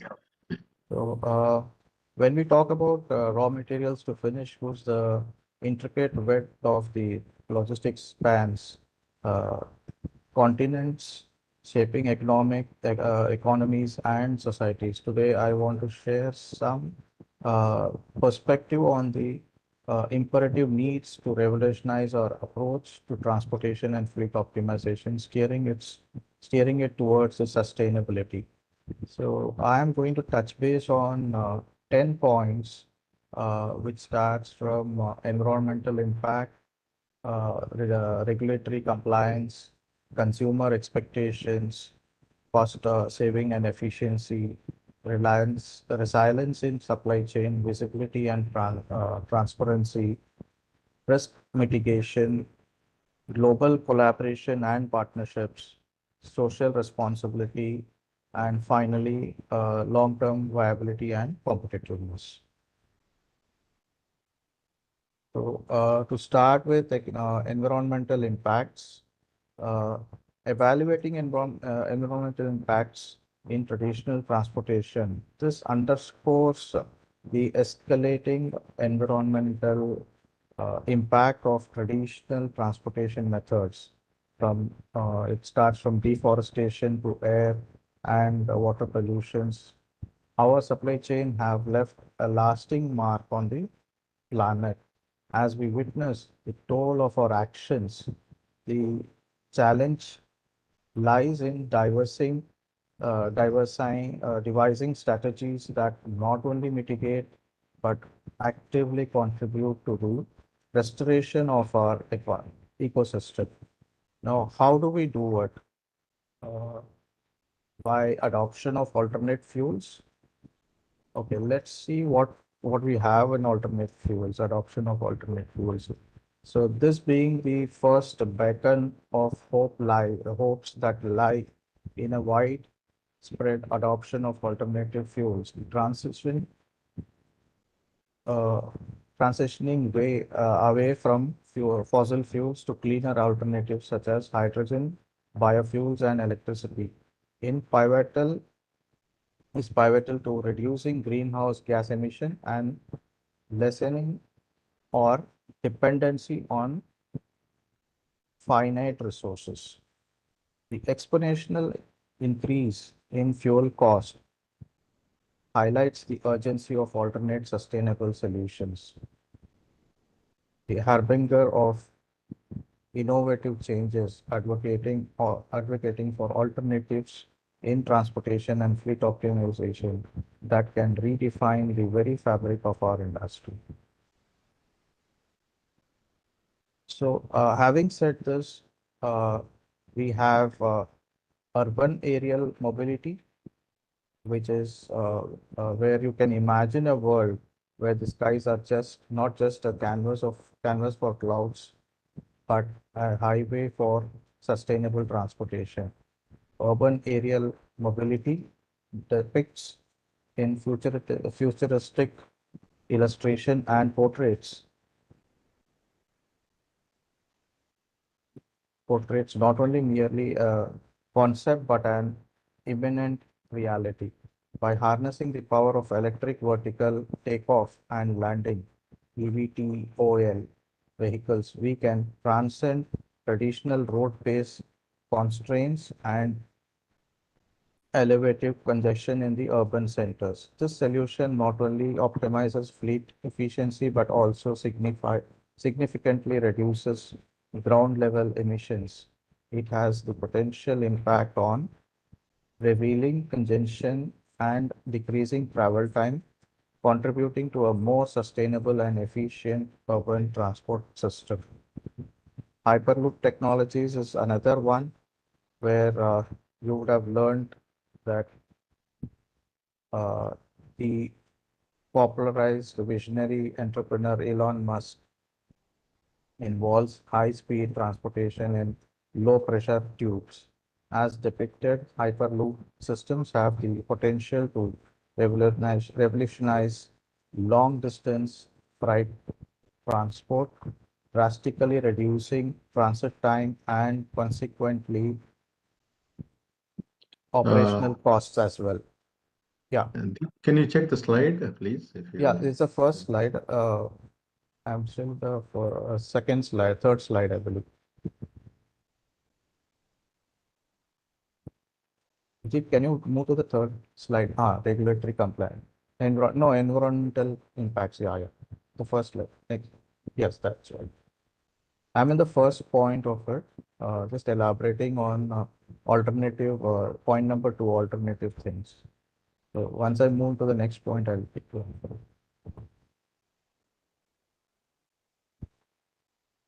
So the so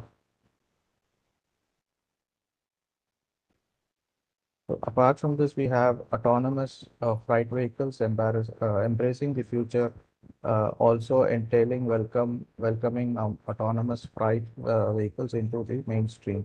These vehicles, equipped with cutting-edge artificial intelligence and sensor technology, have the potential to transform the landscape of freight transportation. When we talk about a circular economy in fleet management,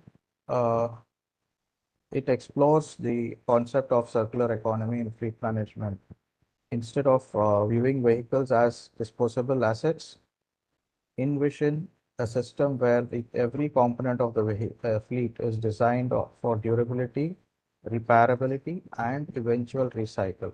This potential reduction in waste and environmental impact through the implementation of a circular economy in fleet management would not only have a paradigm shift, but in urban, but this will also evolve in incremental improvement so that we have a better tomorrow. Now, getting into the next point, which is eco-friendly infrastructure development. The significance of eco-friendly infrastructure development, from green roof on distribution centers to sustainable packaging material. Every aspect of our supply chain infrastructure can be designed to minimize the environmental impact. Building with nature rather than against it is the crux of the solution. Shift towards intermodal transportation. A paradigm shift towards intermodal transportation is a third pillar of our sustainable solution.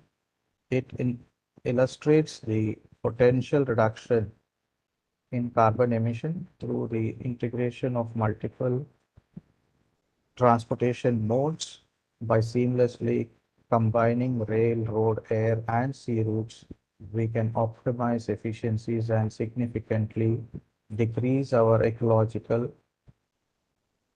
footprint. Now coming to the next point, reduction in environmental impact with circular economy, which we have just spoken about.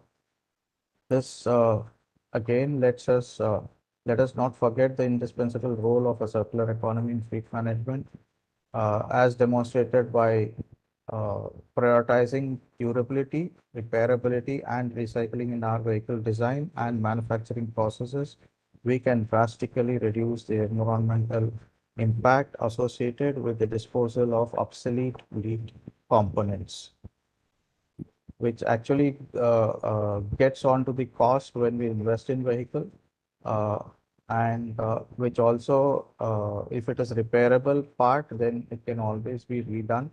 But in the current scenario, it is all junk which gets laid in one part of the what you call our environment, where it also creates a lot of environmental issues for us. Impact on collaborative conservation initiatives. Lastly, this impact of collaborative conservation initiative cannot be overstated as forging alliances with environmental organization, government, and local communities. We can actually amplify our efforts towards sustainable practices. Together, we can enact policies, raise awareness, and contribute to the preservation of our delicate ecosystem. Go to the next point, which was regulatory compliance related to transportation and fleet management. Deep, you can go to the next slide. Yeah. So under this, we have 6 topics. We will just touch base these topics to have a clarity on how these regulatory compliances can help us move forward. Now, what is the complexity in regulatory compliance? Increasing complexity of environmental regulations. The increasing complexity of environmental regulations, a challenge that is accentuated by the global nature of our supply chain. As countries and regions adopt diverse standards and frameworks, maintaining compliance becomes a complex task for businesses operating on an international scale. So, with these systems, with EHS coming in, all governments, all companies across the globe have come up with various standards and frameworks, which are becoming more complicated for companies to work with. And let us see what initiatives can we take to mitigate or overcome these areas of these concerns, that frameworks or standards and concerns which can be on a same platform. So let us get into integrated compliance management system. Our first step towards overcoming regulatory compliance challenges involving the adoption of integrated compliance management system, leveraging advanced technologies to streamline the adherence to diverse regulations, offering real-time monitoring, reporting, and adaptability to change legal landscapes. Now, having said this, comes the standardization of sustainable practices. Now, standardizing sustainable practices within the industry by collaborating with regulatory bodies, businesses can contribute to the formulation of clear and uniform standards that align with sustainability goals. This not only simplifies compliance efforts, but also fosters a shared commitment to the environmental responsibility. So now, post standardization. Now, how does it impact on the transparent data systems on compliance? This transformative data systems play a vital role in enhancing regulatory compliance. They establish traceability and visibility across the supply chain. Businesses can readily provide the necessary documentation to prove adherence to environmental regulations. This fosters trust among regulators, consumers, and stakeholders alike. Now, once this is done, so we get on to the next point, improving compliance through education and training. How do we spread this? How do you bring everybody on the same page? It is only through education and training are the fundamental components in overcoming regulatory compliance challenges. Investing in this continuous development of staff and partners, businesses can ensure that all stakeholders are well versed in latest regulatory requirements and sustainable practices. So this impacts the collaborative initiatives with regulatory authorities. So this is the last point of this slide, where where the regulatory authority is the linchpin to our strategy or strategy for sustainable compliance. Their impact of collaborative initiatives where businesses actively engage with regulators to co-create framework that are not only compliant but also foster innovation in sustainable transportation and fleet optimization. Can we get to the next slide? Thank you. Now, what are the consumer expectations when we talk about global transformation on transportation and fleet management? So, increasing emphasis on sustainable products and services. Do we have this expectation from our consumers? Yes, we do, which highlights the unmistakable trend of consumers placing an increasing emphasis on sustainable products and services, which demand for transparency, accountability, and environmental responsibility, reshaping the very foundation of consumer expectation and our adaptability to adapt is crucial for the success of the global supply chain. Now, these expectations are from the consumer end in our supply chain, and how do we go ahead and achieve them? So the first point under that is adapting the green logistics practices, which involves the widespread adoption of green logistics practices from electric vehicles in transportation fleets to eco-friendly packaging solutions. Businesses can align their practices with consumer values, demonstrating a commitment to sustainability. Yeah. So transparent communication and marketing. This also plays a crucial role in managing consumer expectations by openly sharing information about sustainable initiatives. Businesses can build trust and loyalty among environmental conscious consumers. Authenticity in communication is key to fostering long-term relationships. So having said this, how does it impact the last mile innovation on customer satisfaction?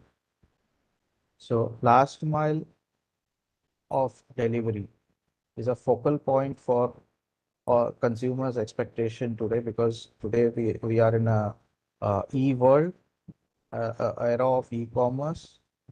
So here in last mile deliveries, such as the use of electric bikes and drones, which are still yet to be part of the industry, can not only enhance efficiencies but also contribute to a positive consumer experience. Timely and sustainable deliveries are becoming increasingly synonymous with customer satisfaction. Influencing circular supply chain practices on consumer loyalty resonates strongly with consumer expectations.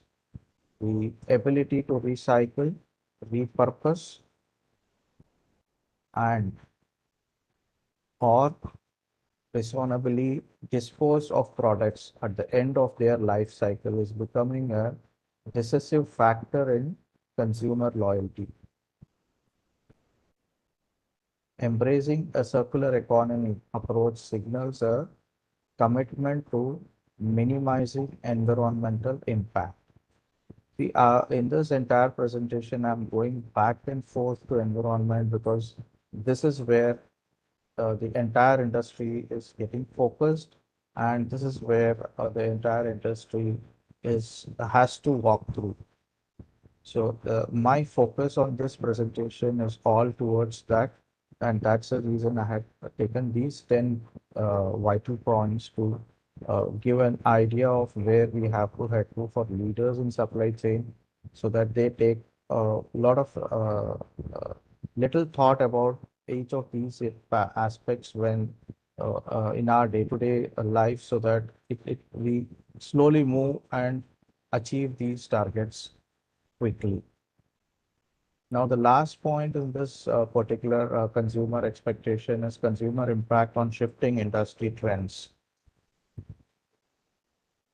This is going to be evident now. Businesses must remain agile and responsive to changing consumer sentiments. So monitoring social and environmental trends allows for anticipatory adoption, positioning organizations as leaders in meeting evolving consumer expectations. Hope everybody is following this. So the next point is how does it affect the cost saving and efficiencies? How do we bring this balance? Now, this has been an inherent challenge of balancing costs and sustainable practices. In a competitive market today, the pressure to reduce operational expenses is relentless, often creating tensions with the imperative to adopt environmentally friendly solutions. Striking the right balance is essential for the long-term success of our local supply chain. Now, investing in efficient fuel technologies is our first strategic move towards cost saving. Now, having said this, the efficiency lies in the investment of fuel efficient technologies, transitioning to vehicle powered with alternative fuels, or enhancing the fuel efficiency of existing fleet can result in significant cost saving over time. But mitigating the essential investment through operational efficiencies are more gainful. Predictive analytics of route optimization is another way to do it. By leveraging real-time data and machine learning algorithms, businesses can streamline routes, minimize idle time, and reduce overall transportation cost. The integration of smart technologies is pivotal in achieving both cost saving and operational efficiencies. There is another alternative which is through multimodal integration, a, a paradigm shift in achieving cost savings and efficiencies. By seamlessly combining various modes of transportation, road, rail, air, and sea, businesses can optimize routes and leverage the strengths of each mode, resulting in a more economical and environmentally sustainable supply chain.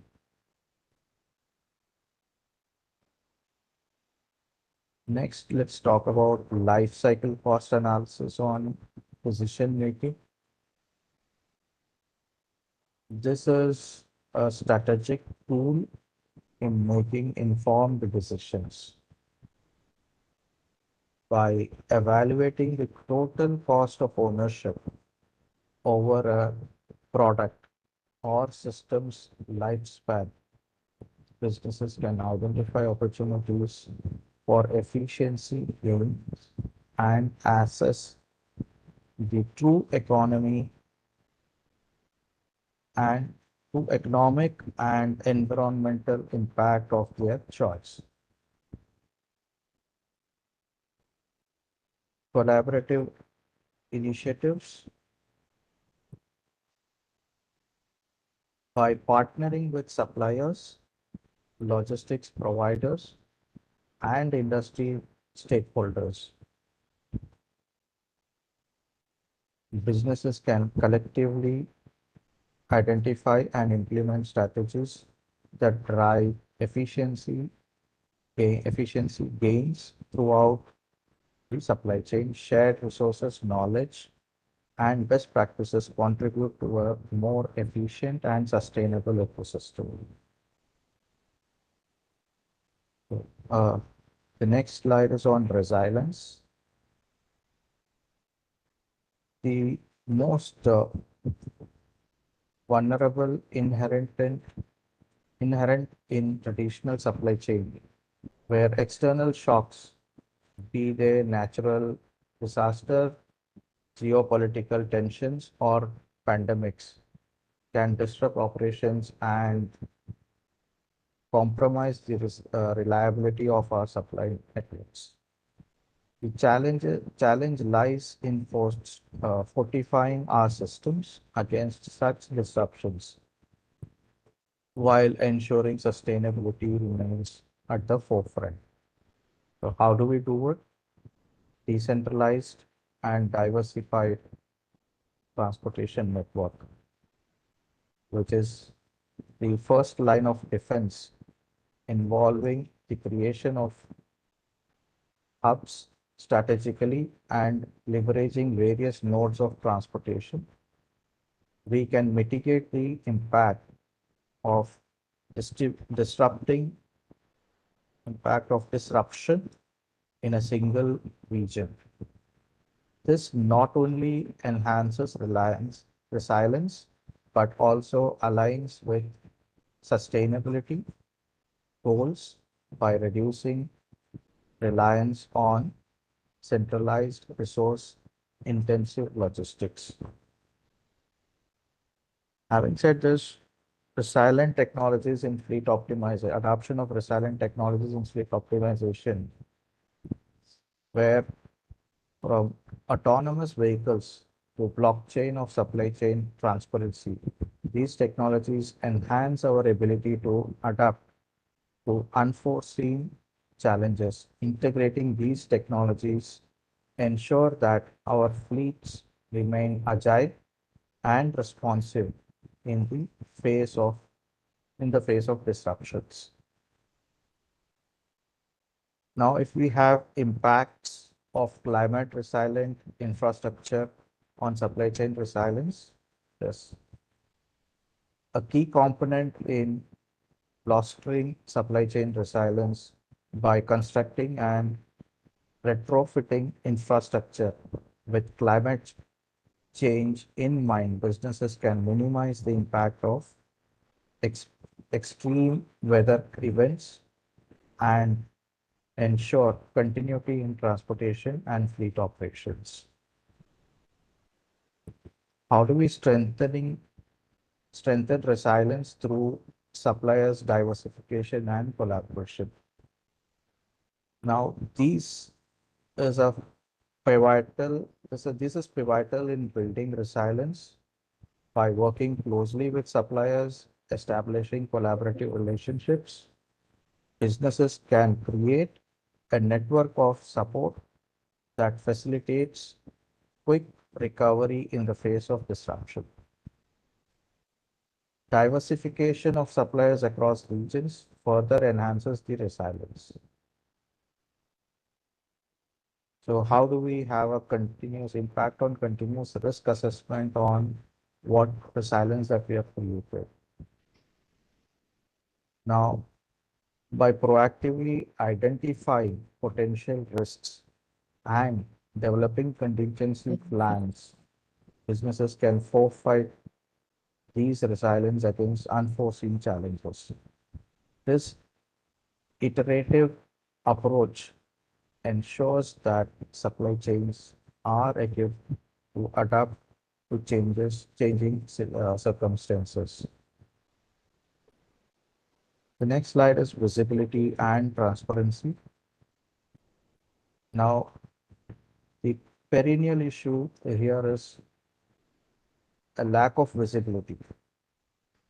The opacity in operation compounded by fragmented information system and disparate data sources possess a significant obstacle to achieving transparencies and visibility in transportation and fleet optimization. Now, by integrating a real-time monitoring system, which will enhance visibility and transparency, involving the integration of real-time monitoring systems by leveraging IoT devices and sensors, businesses can gain instantaneous insight into the location, conditions, and performance of their fleets. This not only optimizes operations, but also fosters transparency throughout the supply chain. Now, how does blockchain for transparent and traceable transactions help this activity do more than what we are currently facing? Is by leveraging the blockchain and establishing an inimitable and decentralized ledgers that provide a single source of trust, not trust, just truth for all stakeholders. This not only enhances visibility, but also instills trust through transparency in transaction and data sharing. Nijambai, we have a couple of questions. Would you like to take it up while Yeah, doing it? yeah, we can. Okay, so the question is, so you can continue, by the way, but the question is, the transportation industry in India is very unorganized at the moment. Okay, so it is going towards organized industry where the importance of drivers and operators are not recognized still to a level where it has to be. Okay, so how does that all these things will happen if you don't solve the fundamental problem in the industry. Okay, and then there are different type of operators, like you have fleet owners, we have 3PL operators. Okay, Yeah. so large operators. Okay. So in this scenario, how does that sustainability things, whatever we just briefed, will fit into? I think that will be more like we can catch it up, can understand it. See, basically, this current status in Indian industry, this is going through a tremendous change in phase. Okay. Now, if you see, most of the long haul transportation by road are slowly getting converted into rail and coastal movements today. So what is happening is then we are talking about only the last mile and the first mile part. The roads on the vehicles on the roads are also getting transformed. The requirement of drivers are more challenging because they are getting recognized as local drivers, like drivers of Uber or Ola or any other passenger car drivers. They are actually getting transformed with the industry requirements. Like, for example, we are more into today e-commerce world than what you call manufacturing or distribution world. Okay, this changing scenarios in the industry with keeping in mind the environmental impacts that is happening, and governments and companies bringing in these evolving requirement of environmental what you call safety and ESG procedures and policies coming into place. This is all evolving into a different ball game now. Everybody is targeting into aligning to these requirements. And when it comes to drivers, what you call unorganized system of working with drivers and pilferages and all that stuff, these are all going to get to an end because the paradigm shift from the fact of the long haul businesses are slowly moving towards rail and coastal areas, coastal transportation, which will minimize your long hauls and which will increase our short hauls. So short hauls are basically within intra-city movements or intercity movements. On a very higher side, it is only going to be intercity movements. Maximum of it is going to be intra-city movements. Okay. So yeah. In the multimodal concept, where the organizations are long hauls are moving into rail, the coastal transport. Yeah. So what about the cost? So how does that? Is that cost reduce or see? There are two benefits. There are two benefits that come into this. One is your CO2 emission, carbon footprints are coming down. Okay, and the second one is you're cheaper than the road transport. And third one is the more what you call reliability of reaching the destination intact. Also, the risk of accidents and en route mishaps are getting eliminated in this. So it's actually becoming a big shift in the industry now. Okay. Yeah, please. Now the emergence of 3PL and 4PL concept, how does that change? Because the fleet owners may not be very efficient how to manage their fleet. So how does that 3PL help in this? And then what are the best practices in this? Just say for example, now we just spoke about blockchain, transparency, traceability, transactions, real-time monitoring, and all that. Now, these 3PLs are investing more into these kind of technologies and advancements, where they are also talking about carbon footprints, and there are systems and what you call products available in the market today which can monitor the carbon footprints, which can monitor the reduction in corporate footprints. And this has all been invested, all this investment is being done by the 3PL operators today. So they are able to educate, train and monitor the 4PL, the truck owners or the fleet owners that we are talking about. Now, these fleet owners are all going to be more into last mile and short mile deliveries. They are slowly getting converted into that. Nobody is wanting today to what do you call move on a longer distance on a truck rather than shorter distances. Perfect. Yeah. Yeah. Yeah. So we have a time constraint, Nijamba. Just you Yeah. can just complete So- it in 5-10 minutes max. Yeah. So the next area that we are talking about is okay, transparency. There are 2 more points to complete. And just quickly run them through. So impact on data sharing across the supply chain. This emphasizes the impact of communication, collaboration among suppliers, manufacturers, logistics providers, and retailers enable the seamless flow of information. This not only enhances visibility, but also facilitates collective decision making on optimized transportation and fleet operations. So I will, okay, the next point is utilizing performance metrics for sustainability. Establishing and sharing key performance indicators related to environmental impact. Businesses can showcase their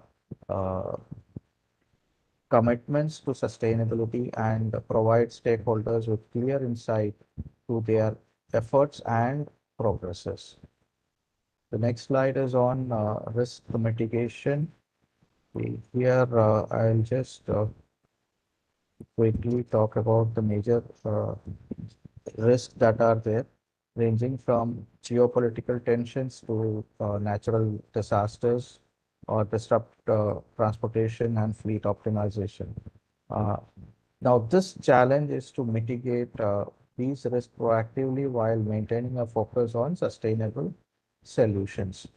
So renewable energy is one part of it where we are moving out of fossil fuels uh, uh, uh, and talking about alternative renewable energy where we are talking about hydrogen, we are talking about electric vehicles, and we are also talking about the aerial mode of vehicles. Visibility for proactive risk management. Here we are talking about IoT sensors and real-time tracking, which can give you a lot of visibility and enable the early detection of any potential disruptions, allowing for proactive risk mitigation and strategies. Collaborative initiatives for resilient supply chain would be more onto businesses where you have collectively identify and address potential risks with other industries, logistics partners, and suppliers. Collaborative problem solving enhances the agility and adaptability of supply chain in the faces of uncertainties. Climatic resilient infrastructure. Now, this is basically by constructing and retrofitting the facilities to withstand climate-related challenges. Businesses can reduce the impact of disruption on transportation and fleet operations. Final point on this slide is on risk modeling and risk modeling through data analysis, analytics, where we are talking about proactive approach, enabling informed decision making and development of mitigation strategies before risk neutralizes. I would like to skip the next slide and go to slide social responsibility slide. Yeah.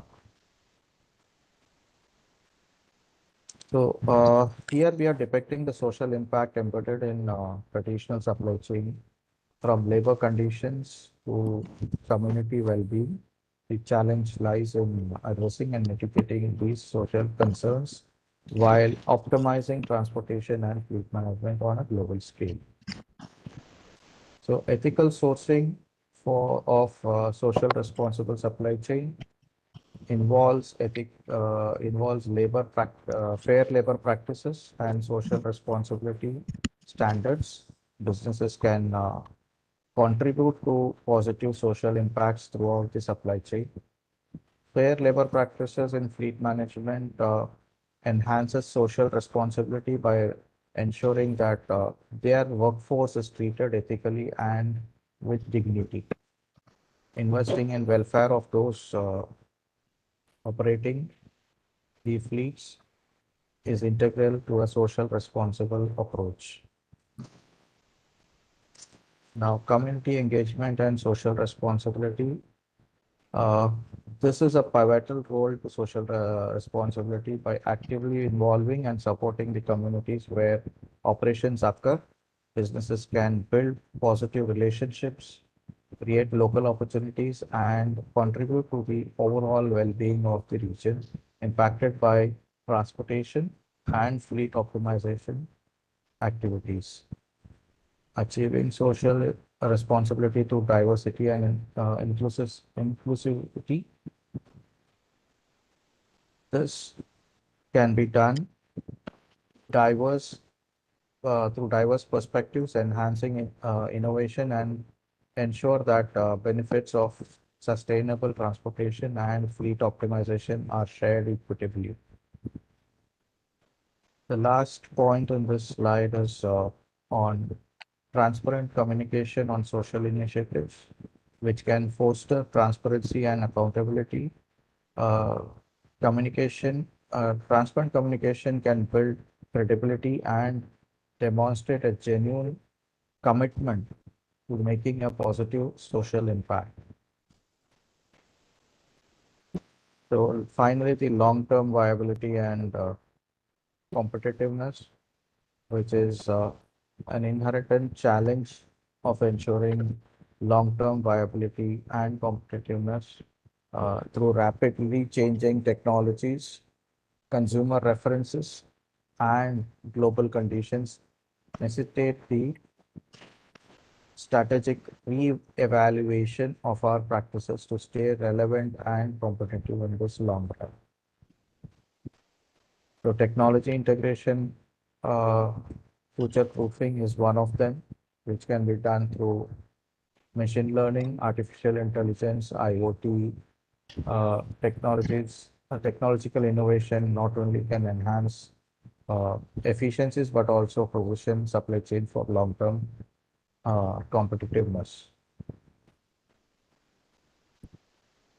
Circular economy adoption to sustainable practices. This actually relates to fleet components with longevity and recyclability in mind. Businesses contribute to resource conservation and position themselves as leaders in sustainable practices. Diversification of resilient supplies. This basically is on transportation modes, suppliers, and geographic dependency. Businesses can mitigate risks and enhance long-term viability. A resilient supply chain that can adapt to changing conditions is a key factor in maintaining competitiveness. Continuous innovation and competitiveness can be a culture of innovation and encouraging agility in adapting to market changes. Businesses stay ahead of curve. The ability to innovate and adapt becomes a competitive advantage in an ever evolving global landscape. Finally, we come to the last point of this presentation, which is compliance of strategic advantage. This signifies the regulatory compliance as a strategic advantage, proactively adhering to and even exceeding sustainability regulations. Businesses can position themselves as industry leaders. Regulatory compliance also becomes not just a requirement, but a differentiator that enhances long-term viability and competitiveness. So here we end this session, and thank you so much for giving this opportunity to share my views and thoughts. Thank you, Nizam bhai. It's Yeah. it's a very heavy. Okay. Yeah. So before closing, can you give like 3 key takeaways in all these discussions for supply chain practitioners Yeah. and also the fleet business owners or managers? So top 3 things which you from top of your mind. So what do you think? So how the industry is going and what we should do and what we should learn? What is it? 3 key takeaways from your? Yeah. So the first takeaway is on ESG, environmental social responsibility, which the entire globe is heading to. That should be always the top thought in our mind in any activity that we start with or are engaging with for all supply chain managers, because we are the people who are actually polluting a lot on the planet by the way of transportation, diesel, your carbon emission and footprints. So this is point number 1. If we keep that in mind, I think the rest will all fall in place. The second point is, with this keeping in mind, with country to country, there are different economies, different requirements, different consumer requirements and all that stuff. So the second thing is where we are talking about consolidation and ensuring that there is a longer haul which goes on lesser carbon footprint. Okay, so the conversion is for all 3PL or partners or manufacturing supply chain managers. My suggestion is try out the long haul things. You might have 2 challenges in this. One is on the timeline, transit time will be little more than what you are on the road today, maybe a day or 2. So if we are able to make up on that transit delay with your increasing stock levels or by adjusting your stock requirement and other things, then I think this would be a cost-effective portion, which will also give you a very good carbon footprint. Okay, it is less costlier. It will give you better carbon footprint, and your customers will love to work with you. These are the 3 advantages that we have in this. This is fantastic. Thank you very much. Yeah. Thanks for giving a wonderful lecture. Okay, so it's a very heavy topic. It's not easy, but we will have a detailed discussion sometime. Yeah, sure. Okay, sure. thank you very much.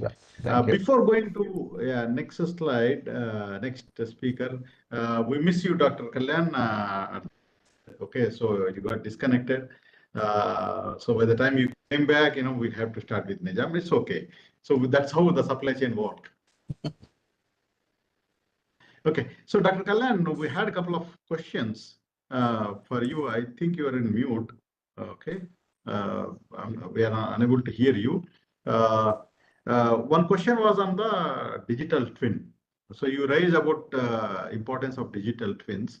So somebody wants to understand how does that digital twin can work in manufacturing, and also is that digital twin is applicable in warehousing? Can you just throw a light on that, your experience and know-how? Unable to hear. Maybe please check your mic once. Yeah, now I think it will come up. Not. Deep, are you able to hear? No. we are unable to hear you. No, Dr. probably Kannan. some mic settings. Yeah. Can you just check once your mic settings?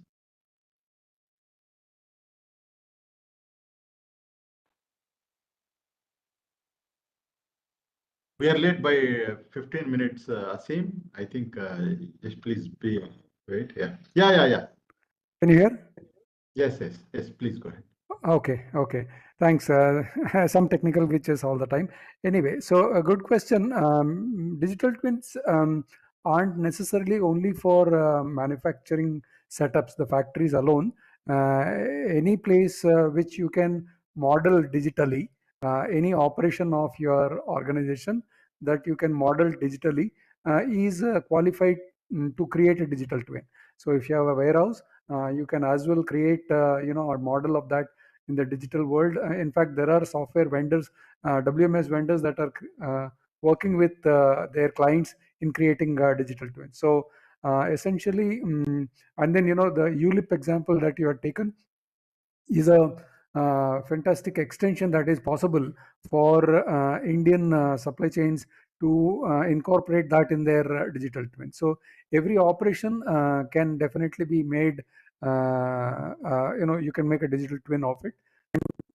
There are values, benefits that are to be gained by doing so. Perfect, sir.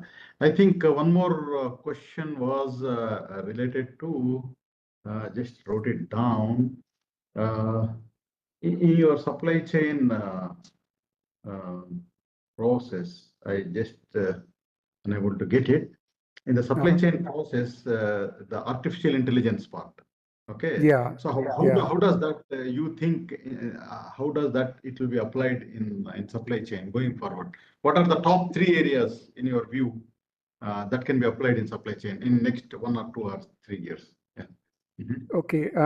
So one place where there's been a lot of advancement that has happened, that is leveraging AI in managing supply chains, is demand forecasting.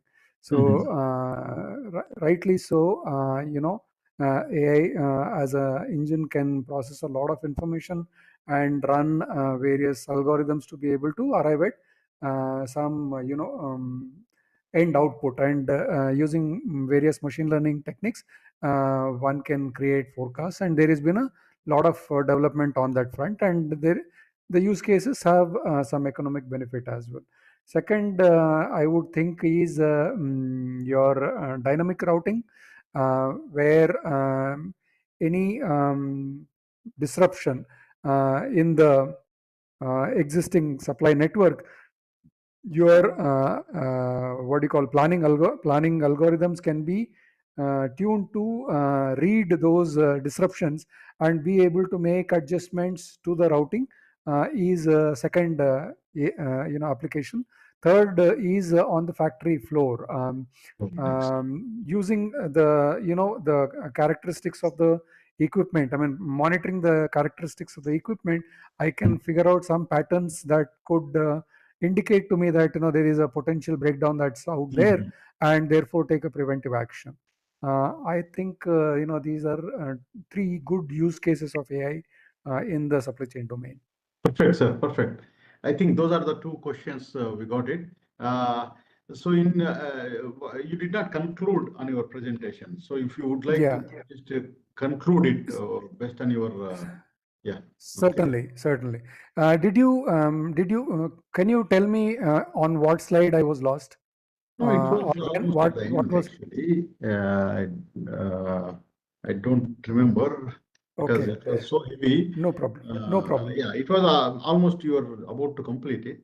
Maybe it's last 2 or 3 slides. Sure. So I'll just conclude that in 2 or 3 points mainly. I think I may have been on the digitalization effect of digitalization on supply chain. So I did talk about what are the possible pitfalls that organizations should be careful about when going for digital. Yet at the same time, they shouldn't be completely afraid of going the digital way. Because there are sufficient benefits to be gained, and I gave examples of these use cases in supply chain, in R&D, in process improvement, and I think in manufacturing also. So these are some benefits that can be gained. So that is one point that I was talking about. And I did present HBA article in which the extent of digitalization is different across different industries and why so. I did talk about that. And to conclude in that itself, last topic was people challenges in supply chain. Yeah, so we have talent shortage. There is a lot of development both in India and abroad for developing particularly logistics trained individuals. So I think that's a good move.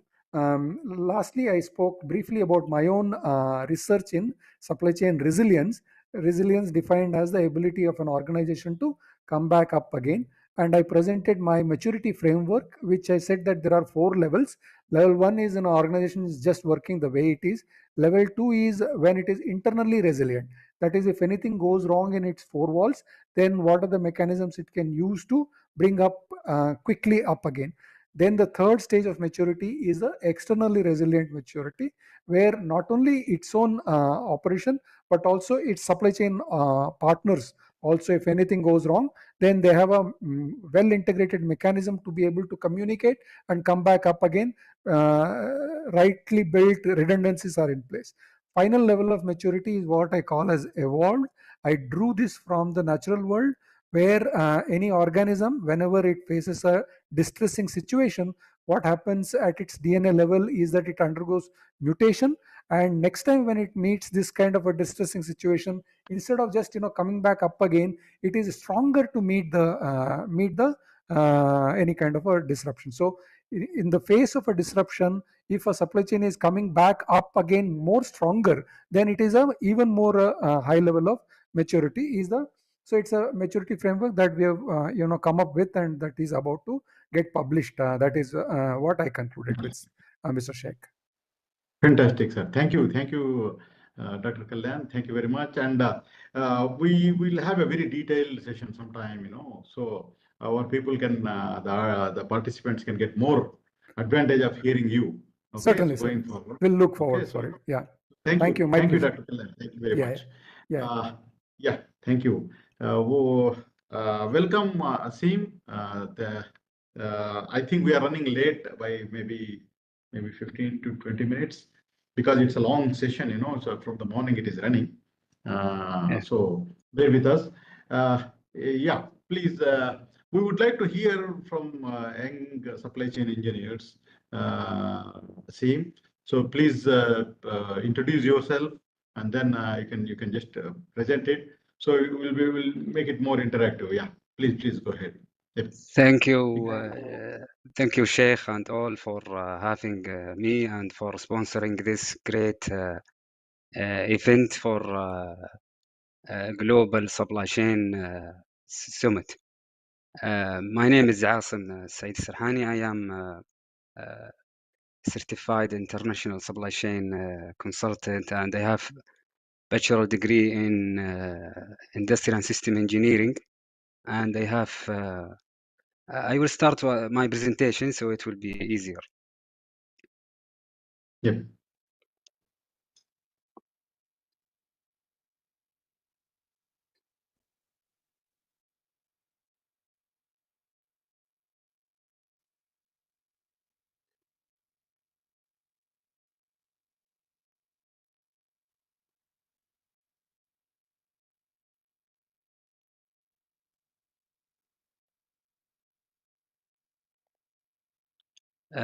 Do you hear me and see the screen? Yeah, we can hear you, and also the screen has come up. Yes, please go ahead. I will stop my camera so it will be easier for everyone. Yeah.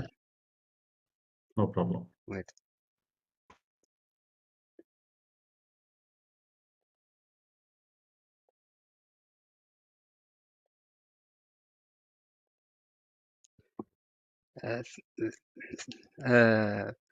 Greeting everyone. I'm honored to speak today in the Global Supply Chain Summit sponsored by Data Labs India Solution Private Company. My name is Asim Sarhani. I will be discussing the topic of driving performance and achieving operational excellence in supply chain management.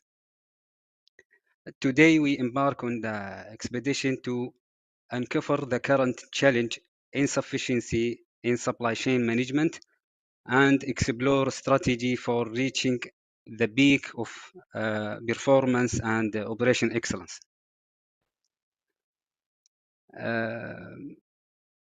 Just a brief about myself. As I mentioned earlier, I am a result-driven supply chain management planning with over 9 years of experience in the private and public sector. I have a bachelor degree in industrial system engineering from King Fahd University of Petroleum and Minerals. Also, I earned several certificates, including certified international supply chain consultant and certified supply chain management from MITx, along with other certificates such as Lean Six Sigma. In today dynamic and complex business environment, supply chain management faces enormous challenge and insufficiency.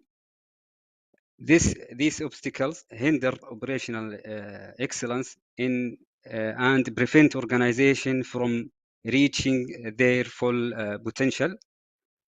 In this presentation, we will shed some light on this challenge and delve into strategy to overcome them. As we begin our expedition, we are confronted with the uphill battle of navigating complexity in supply chain management, with a staggering 70% increase in supply chain disruption. It is evident that we face critical challenge. We will explore the complexity that lie ahead and the importance of addressing them head on. As we descend into the valley of insufficiency, we come face to face with the obstacle that hinder supply chain performance, from a bloated inventory to moving on to the delayed transportation. This insufficiency can severely impact the company bottom line. To gain a deeper understanding, we will explore real-life example that highlight the struggle organization face on daily basis. The impact of insufficiency cannot be ignored. In fact, financial losses due to insufficiency can reach up to 15% of a company revenue. This staggering statistics emphasize the urgent need to address and rectify this insufficiency.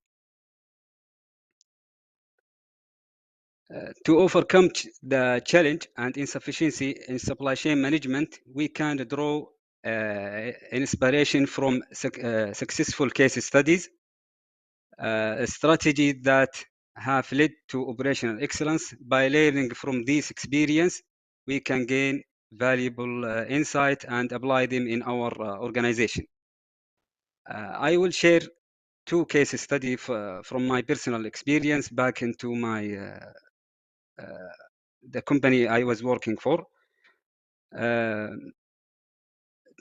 We have outstanding achievement in reducing inbound and cycle time by 83%.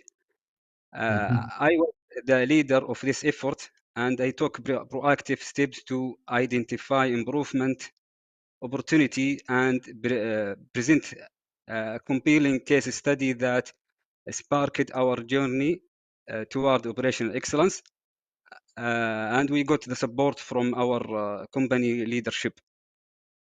Recognizing the great potential, I formed a talented team and guided them through analysis, collecting data from our systems, and also along with the field data gathering exercises. Together, we implemented efficient method that transformed our process, resulting in a better controlled and significant reducing error and delays. But we did not stop there. As a team, we established a systematic approach to continually improve.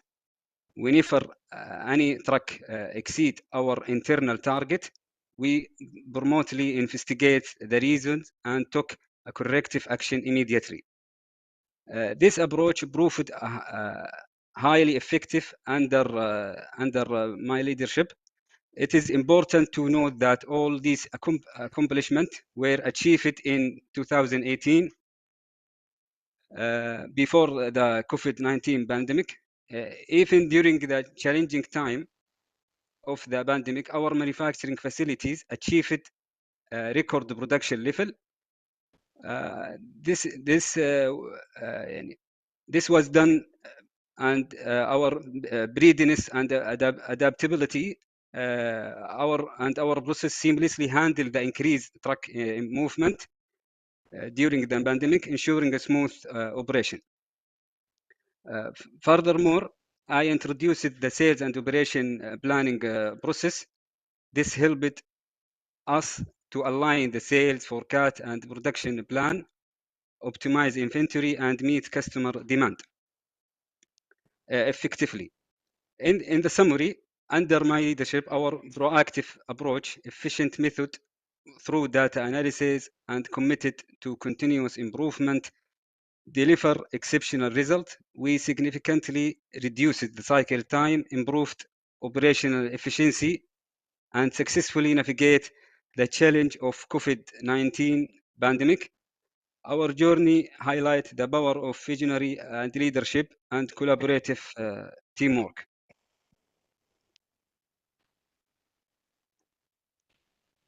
As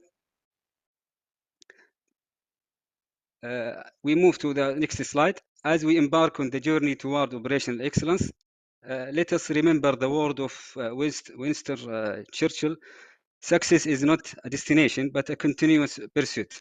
Even in the face of challenge and setbacks, it is our courage to persist that truly matter. Let us draw strength from this quote as we navigate the path of excellence.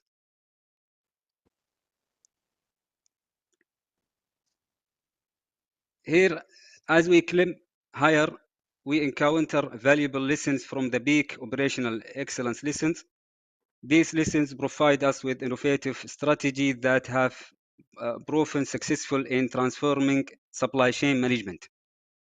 The first strategy is integrating collaboration. By fostering integrated collaboration across department and external partner, organization can streamline the process and improve efficiency. Breaking down silos and promoting cross-functional collaboration allow us for better coordination and communication, leading to more effective supply chain management. The second strategy is agile adaptation. With embracing agile methodology allow organization to quickly adjust to market demand and minimize disruption. By being flexible and responsiveness to change, organization can better anticipate and address challenge, ensuring smooth operations and customer satisfaction. The third strategy is data-driven decision-making, utilizing data analytics and real-time insight, empower organization to make proactive decisions and optimize resources within the supply chain. By leveraging the data, organization can identify pattern, forecast demand, and identify area for improvement, leading to more informed and efficient decision-making process.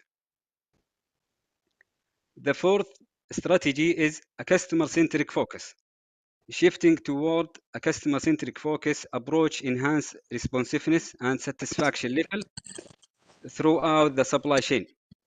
By understanding customer need and preferences, organization can align their supply chain process to deliver value, improve delivery time, and provide superior customer experience. These innovative strategies have proven to be effective catalyst for transformation in supply chain management. By adapting and implementing these strategy, organization can overcome challenge, improve efficiency, and drive performance, ultimately achieving operation excellence.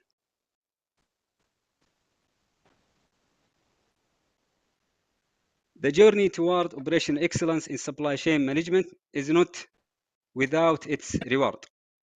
By successfully addressing the challenge and insufficiency, organization can unlock a range of benefits.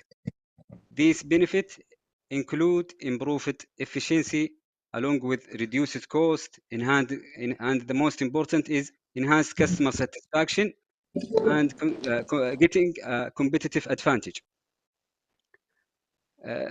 We will take a closer look at the potential positive outcomes of achieving operational excellence. Reaching the summit of operational excellence bring forth significant reward. One of the key benefits is unlocking the cost saving, which will increase by up to 30% through operational excellence. Additionally, operational excellence lead to improved customer satisfaction, also fostering a stronger relationship and loyalty. Let's explore this achievement can be attained. Operational excellence in supply chain management has a ripple effect through the organization. By improving supply chain process, we unleash a wave of positive transformation. This transformation is reflected in optimized resource allocation, enhanced collaboration, and holistic organizational improvement.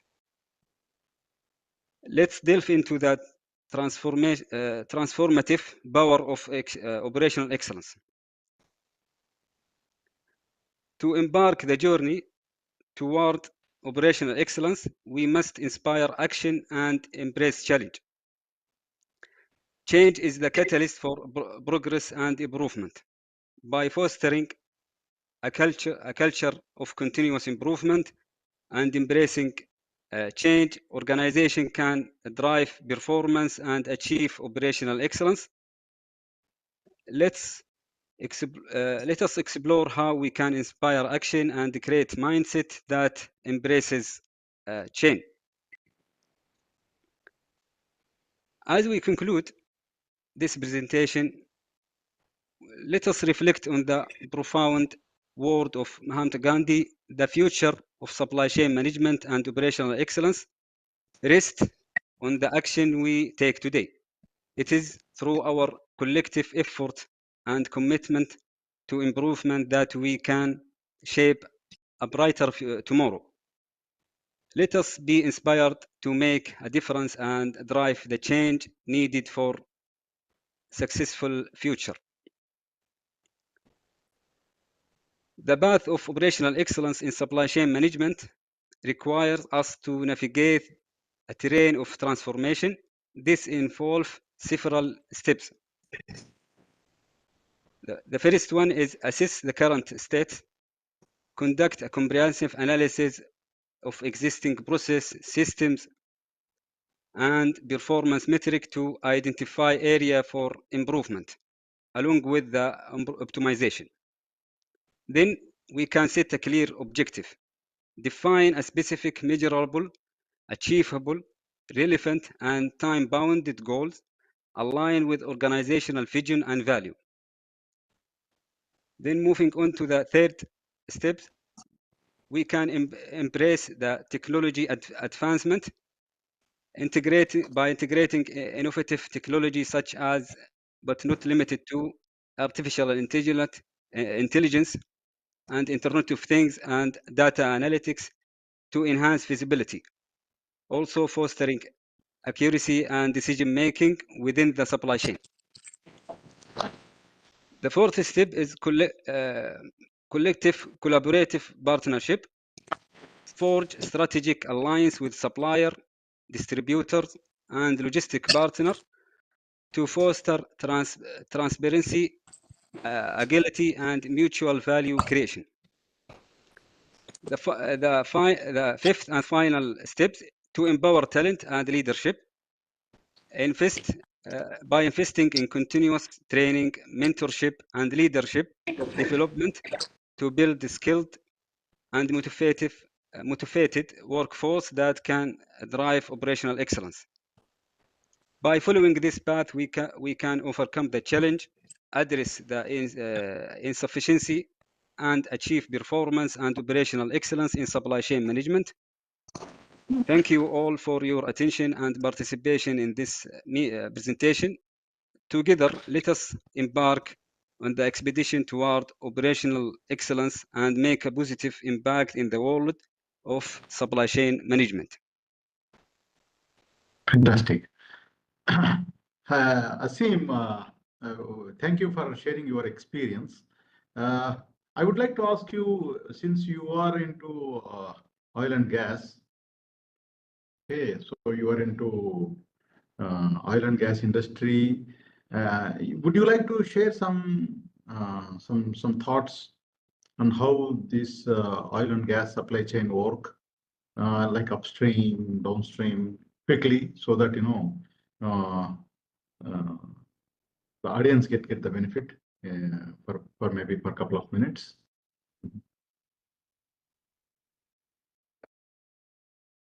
You can stop screen share. You can share stop screen share so that.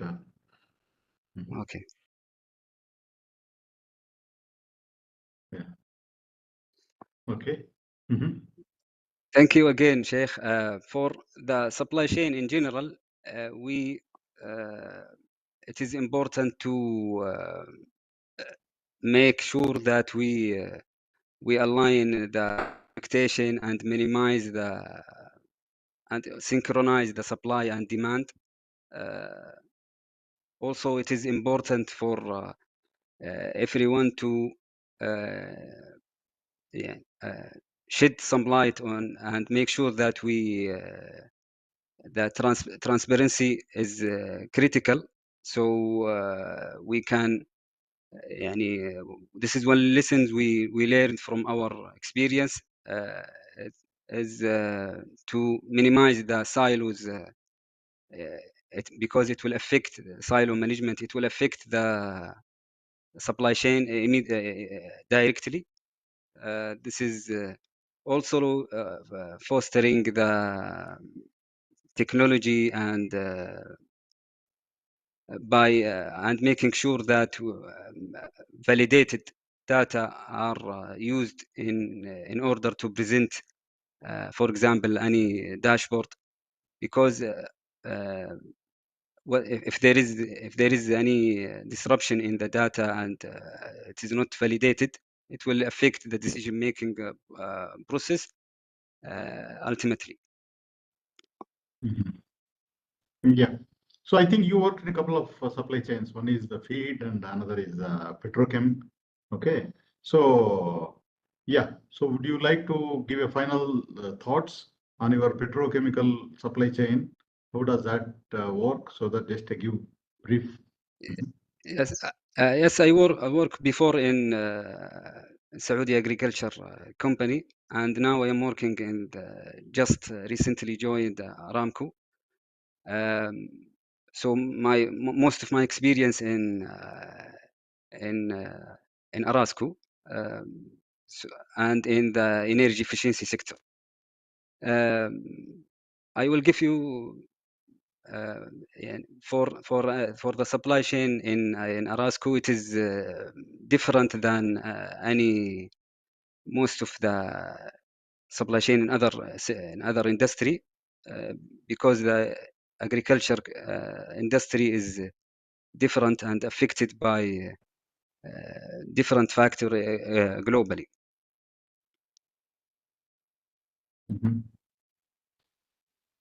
Perfect. So any questions? If there is any questions, any final thoughts, Asim, would you like to share? Okay, so thank you for joining. Thank you for joining. Thank you again. Okay. So have a good time. Let us discuss more about your case studies. Okay. So fantastic. Thank you. Thank you, Sheikh, and everybody. Yeah, I take this opportunity to thank Asim for joining. He is an industrial engineer in Aramco, one of the top petrochem company in the world. Okay, so we will be happy to have him as a speaker. Now, I think I would like to invite Dr. Khalid Al-Juhani to get introduction, and then we can start.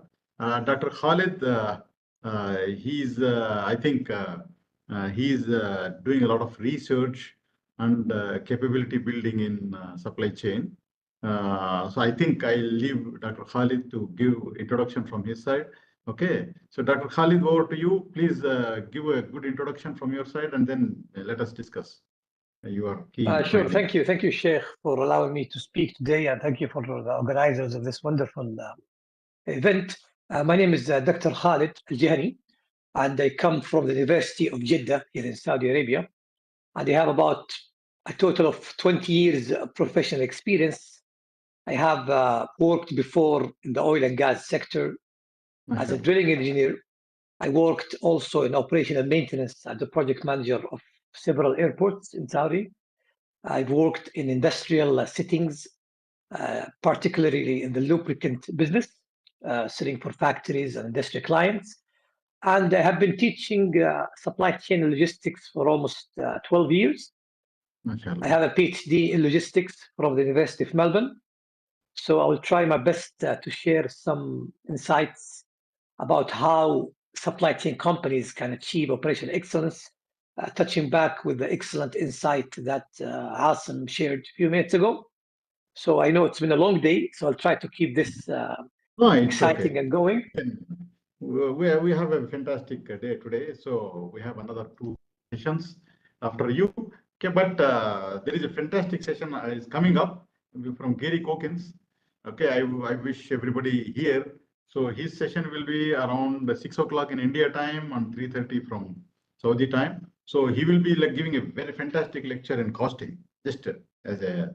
So we will be eager to hear you, Dr. Khalid. Please proceed. You take your time. Excellent.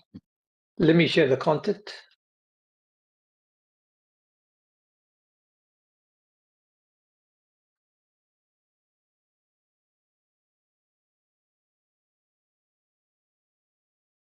I will have to reopen the program. Just give me a second, please. Yeah. So you have a share button in the bottom, so you can just share it and share your presentation.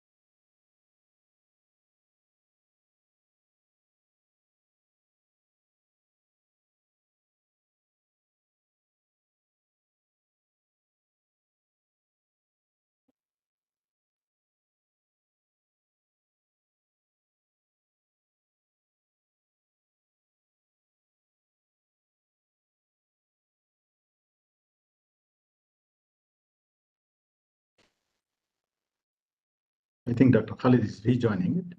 Let's wait for him. Yeah, he's there.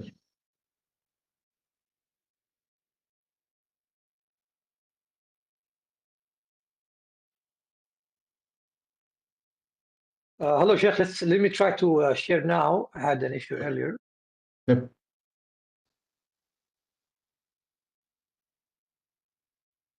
Is it better to share on PowerPoint or PDF from your experience? PowerPoint is better. PowerPoint is better because you can control it. Okay, I just shared my screen. Yeah, we can put okay, in a excellent. Yes. Great. Please. Thank you once again for this opportunity to go over some of the insights that maybe we can discuss about operational excellence. So in the presentation today, I will simply try to guide companies and individuals, professionals in the journey of the process of operational excellence. What are some of the useful, I would say, key pillars that are necessary in order to achieve operational excellence? What are some of the key areas within supply chain operations that might be suitable? And then the tricky part comes into how can we achieve? What are some of those levers or key pillars that if they are actually within a company, hopefully they will achieve operational excellence. And then finally, we'll conclude with some exciting application of AI, artificial intelligence, how it can help supply chain companies, especially with the challenging complex of supply chain. Now, operational excellence, it's not, if everyone is actually interested in talking about supply chain excellence, but what is it?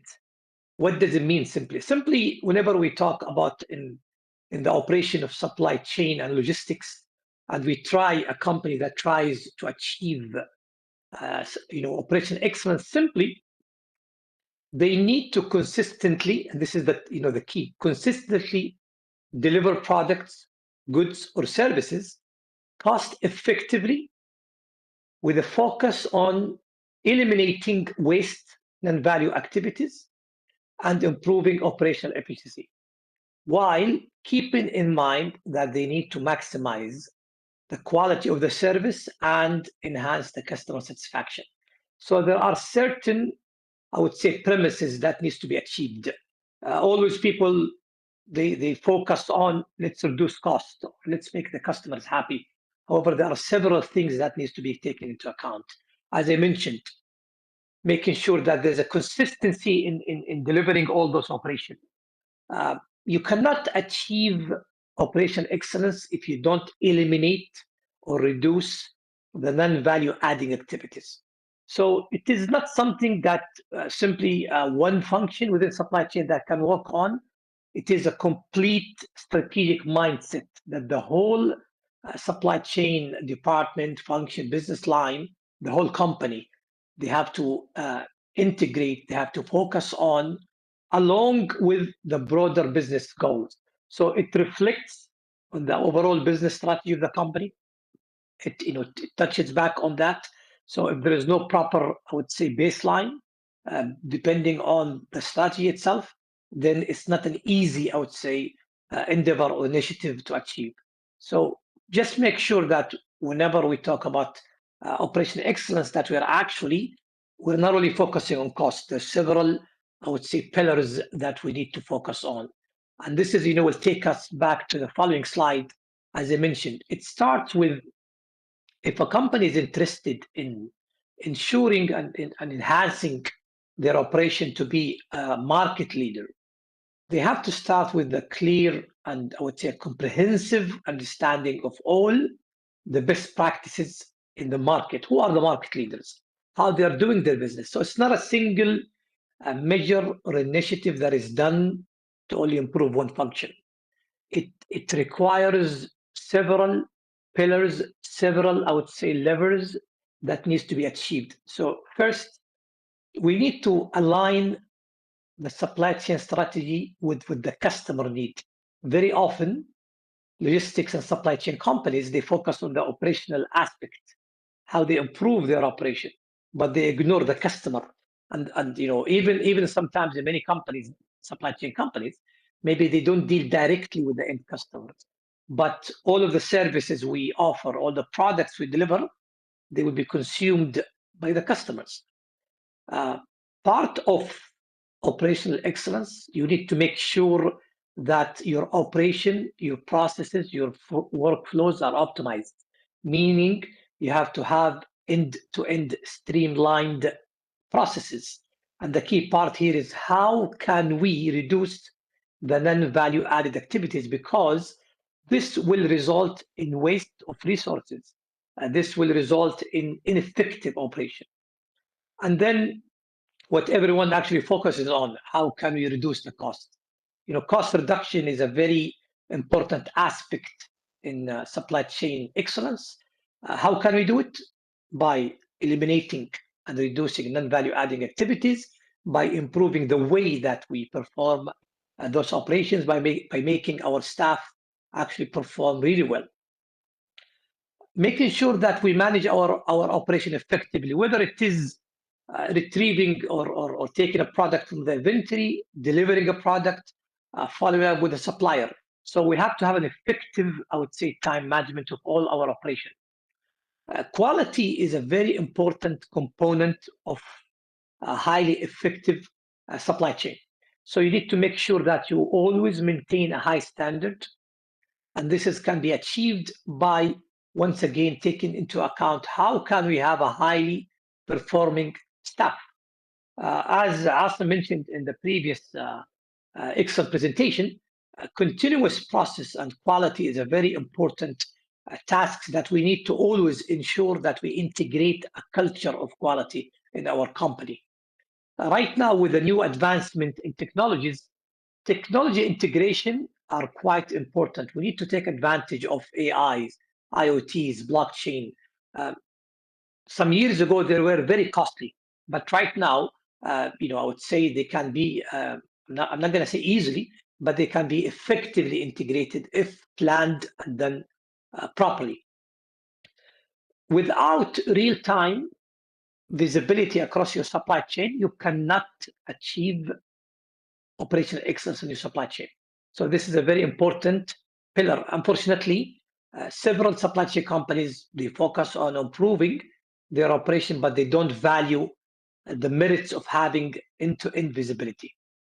Finally, with the challenges that we face every day in supply chain, risk mitigation, contingency planning is quite important. As they say, change is the only constant in supply chain and logistics. So what works today may not work tomorrow. For example, if everything is working fine today, may not work tomorrow. 3-4 years ago, we had a global problem that affected supply chain. Today we're having issues with maritime shipping transport across the Red Sea. So almost every week, every month, we're having a risk issue. So it's quite important that we take into account this particular issue as well. Now, should we focus on all the different functions and operations in supply chain? Not necessarily. I would say you focus on the most important, I would say, operation within your supply chain, depending, once again, on your industry, on your overall business strategy, and the environment that you work on.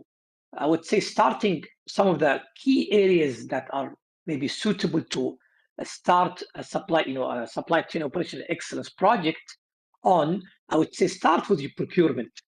How you procure the raw material from your supplier, because this can end up in actually helping your company avoid unnecessary, I would say, complication down the road, down the stream with your customer, with your operation. So if you do it properly by ensuring that you have effective supplier relationship management, you have diversified relationship with the suppliers, especially right now with the changes happening. Long time ago, let's say 5 years ago, everyone was actually about outsourcing. Let's outsource all our operations to certain countries because they used to be cheaper. Right now, it's, post-COVID, it's completely the opposite. Many countries are actually, and companies are considering nearshoring or rearshoring, simply bringing back factories and operation back to the country or surrounding countries. So before, maybe used to work with suppliers who are 3 or 4 time zones apart from you, or maybe thousands of kilometers away. Right now, maybe your supplier is, let's say, maybe 10-hour drive from you in a neighboring country. It's a completely different mind. Your lead time will completely change. I would say the stages that the product goes through will completely change. So you need to make sure that you're aware of the changes that are happening if you want to be a market leader. Inventory is a very important asset. If you don't effectively manage it in all your logistics facilities, unfortunately, it can either make or break your company. So if you don't implement automated real-time, highly effective inventory management across your logistics facilities, you will actually have really problems. You'll have operational problems, increase in cost, you'll have stockouts, you'll have a lot of customers issues. So, it's very quite important that you need to pay attention. And unfortunately, very often, many supply chain companies, they focus on how can you improve procuring those raw material and storing the finished goods. How can we deliver them effectively to our customers? But they ignore those assets, those inventory products that they keep in their facilities. Demand forecasting is a very critical component. If you don't properly and effectively, run, I would say, as accurate as possible forecast and demand of the market, sales and the market requirement, you would end up with a lot of excess inventory that companies are right now actually suffering from. There are a lot of companies, because of what happened during COVID, they ended up having a lot of excess inventories. And right now, almost I would say all the demand and the forecast will be a little bit, maybe skewed, because the last 4 years are anomalies. They're not the same.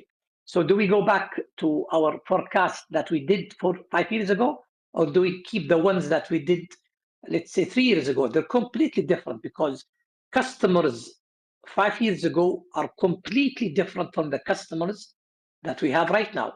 Customers' requirement 2 or 3 years ago during lockdowns are completely different from what we have right now. The last, I would say, area, and it's a very critical area that represent a big, I would say, cost component, is how can you improve the efficiency of your transportation activities? Whether it is about, the bulk transport of your raw material from the port to your facilities, or even the last mile part of delivering the product to your customers. So you need to work on optimizing your routes, your delivery schedules. How can you ensure that your vehicles are highly operated? So all those areas are actually good, I would say, focus areas to focus on, and collectively they can enable your company to be a market leader. Now, touching back on the points that I mentioned earlier, it's easier, I would say, being and talking about achieving those than actually doing them. Because there are touching back on what Asim said in the previous presentation, there's several tasks, there's several, I would say, functions that needs to be effectively done and achieved in order to be a market leader and be actually highly efficient in your supply chain.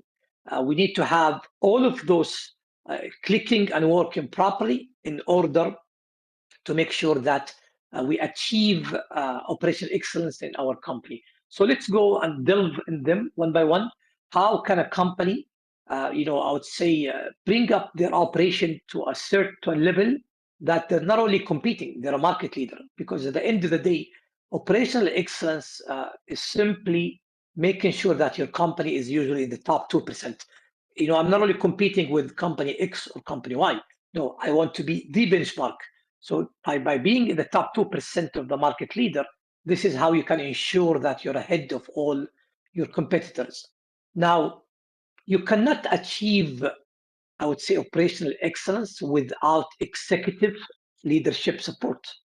So it's not about only improving and tackling operational processes. No, it starts by having an overall supportive organizational culture. Your leadership have to believe in it. Because without their, I would say, their support, there will be no budget, there will be no support, there will not be any projects or improvements. Employees are a critical part. Very, very often, the change, management component is very overlooked. So we look at improving our processes, but we ignore the people that actually perform those tasks. We need to value stream map all the operations. We need to document them, where we are doing great, where we are lacking, where are the bottlenecks, where are the areas of inefficiencies. So we need to simply have a baseline. We need to have a full understanding of our operation in order to improve them. And the successful companies, they don't have complex operation. They have effective, streamlined operation. So whenever you simplify your workflows, you have standard operating procedures for your staff. The question always, like whenever, for example, I see operation in effective companies like Amazon, simply you get the feeling that the staff in those companies are like almost like robots, because they're very effective to the point that where they no longer make mistakes. By simplifying the workflows, by eliminating the redundant steps, we can have streamlined processes. Touching back on the previous point, our workforce, our operational staff are simply the catalyst that will ensure that our operations are efficient. So we need to upskill them. We need to provide training. Don't just expect because someone has been doing an operation for 10 years that they are qualified straight away to simply, flick the switch and immediately move to automated operation.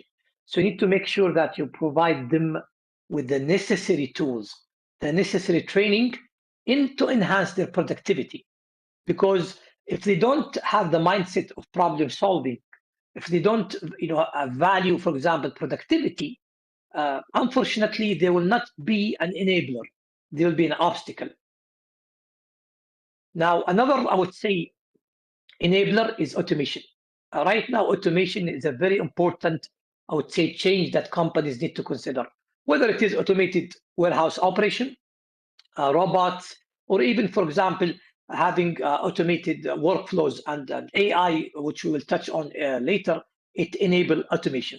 Of course, maybe 10 years ago, automation was very expensive. Right now, if you have enough economies of scale, actually it might be justified. I would say another part that you need to consider is that optimizing your facilities and your operation. You need to start by your warehouse. If you don't have an optimal warehouse design, simply you're giving your staff a facility, a building, or infrastructure that does not actually enable them to have a highly effective, highly productive operation, because they will run into, for example, forklifts. The design is restricting, high picking or high accuracy. So you need to look at your warehouse. Is it effectively designed or not? Then we have to look at the layout, the racking system, the material equipment, the product requirements. So we need to consider all those different aspects. Just because your warehouse has been effective for the last 10 years, customers today, suppliers today are different. So we need to look at that design. The way that we manage our fleet, 20 years ago, trucks were actually all right. You can easily drive a truck, your supplier, or you can drive a truck to your customers. Right now, a lot of cities are actually having truck bans, or the cost of diesel are very expensive. So trucks are no longer maybe a good option for you. So maybe you need to look for other means like delivery vans, crowd shipping, for example. You need to implement vehicle tracking systems. How can we monitor the performance of our vehicles, our driver behaviors, the maintenance needs? All of those can improve your operation and can actually help you achieve cost reduction. You need to have a proper and robust maintenance schedule, because sometimes I run across companies that they run into a lot of breakdown in their vehicles, and they take it as it's part of their daily operation. That they say that breakdowns are part of the operation. No, it's not. If you are an effective logistics or supply chain company, you shouldn't run into those problems. Touching back on the importance of inventory, we need to make sure, especially nowadays in the day of omni-channel fulfillment, customers right now, they need products online, in the store, delivered to their office, picked up from a store that is near, for example, their gym.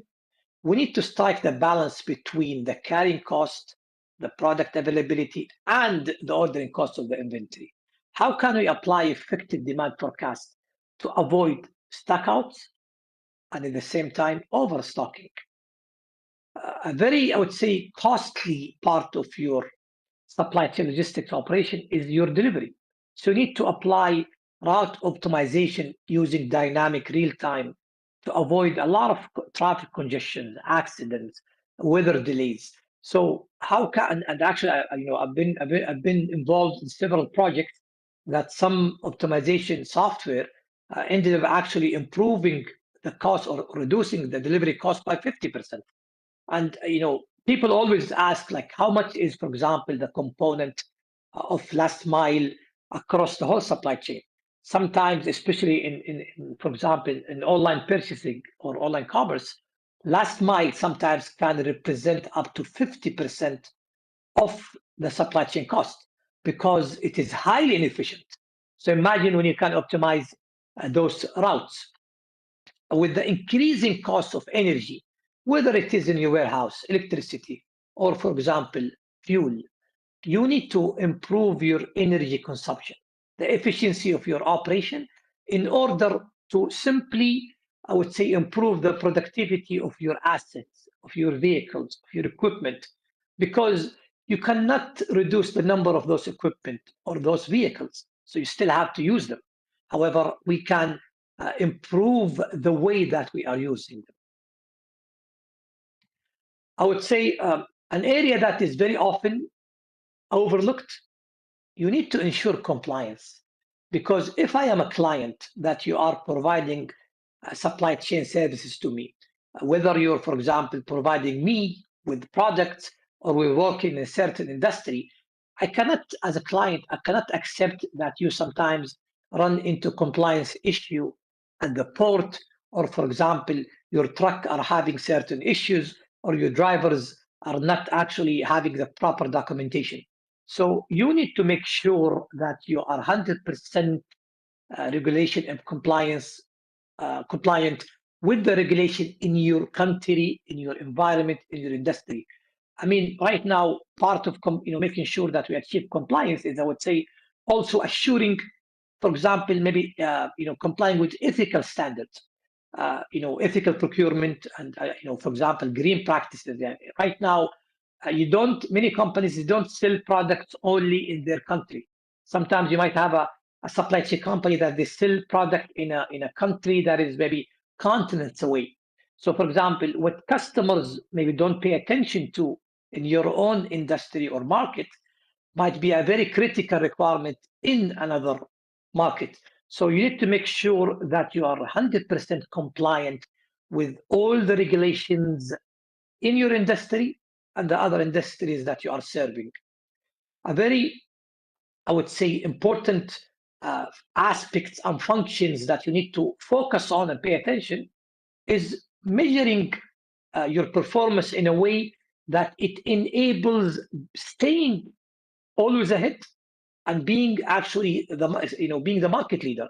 So we need to have a complete, I would say, performance measurement component that have a quite diverse KPIs that focus on the most important one. And very often companies, they have very, I would say, big number of KPIs.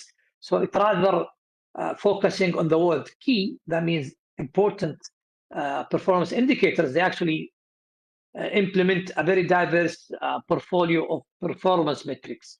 So they become an obstacle because they end up creating silos between your functions, where each function is competing with the other one. So your procurement team, they want to reduce the frequency of purchase of the raw material, while the demand and inventory team, they want to keep enough level of safety stock, because having those conflicting sometimes performance metrics, they don't coexist. So this is why we need to make sure that it is a collective team effort. It is not done. Very often the mistake happens that the procurement team, they set their own KPI, the inventory team set their own KPI, the delivery team set their own KPI. They don't talk to each other. They don't have, for example, whether it is an SOIP, like sales and operating and inventory, plan meetings or monthly meetings or whatever the case, but you need to make sure that you discuss all those different KPIs, how they complement each other, how they help each other. And finally, you need to have a continuous improvement culture. Just because you are the best today doesn't mean you will stay the best, because other companies, other competitors, they will learn from you. Simply they will try to sometimes copy you. So they will keep up. So this is having the cross-functional teams across your supply chain will help you avoid all those problems.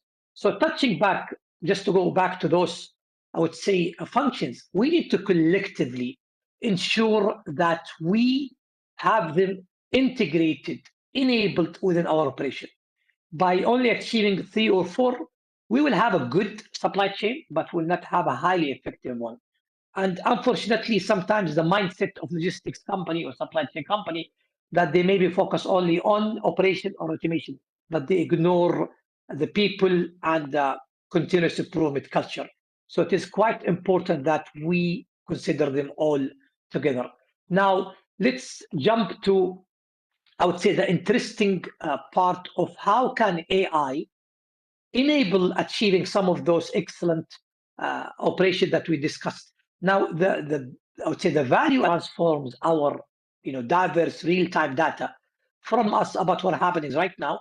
It transforms those data into, so it makes us better. So we're not only aware of, for example, what is happening right now, we can actually predict what things will happen down the road.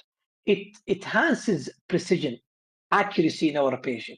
So it makes us not only, for example, smarter, but it makes us more efficient. It helps our decision becomes more, I would say, better informed and avoid unnecessary hiccups or challenges later.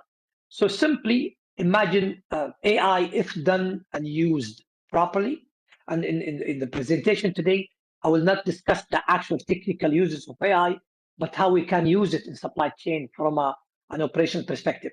So AI simply, it almost, I would say, turbocharge your capabilities where you can improve significantly the efficiency and productivity of your operation.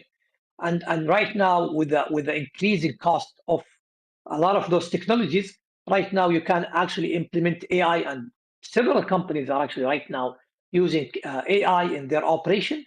But let's share some of the ways that AI can improve our operation in supply chain. Now, long time ago, supply chain company used to have a wealth of data, whether it is sales data, historical data, consumer behaviors, all of those data. But because it was very costly and complex to analyze all those data together, quite frankly, they were kept in within companies and analyzed, very, I would say, minimum.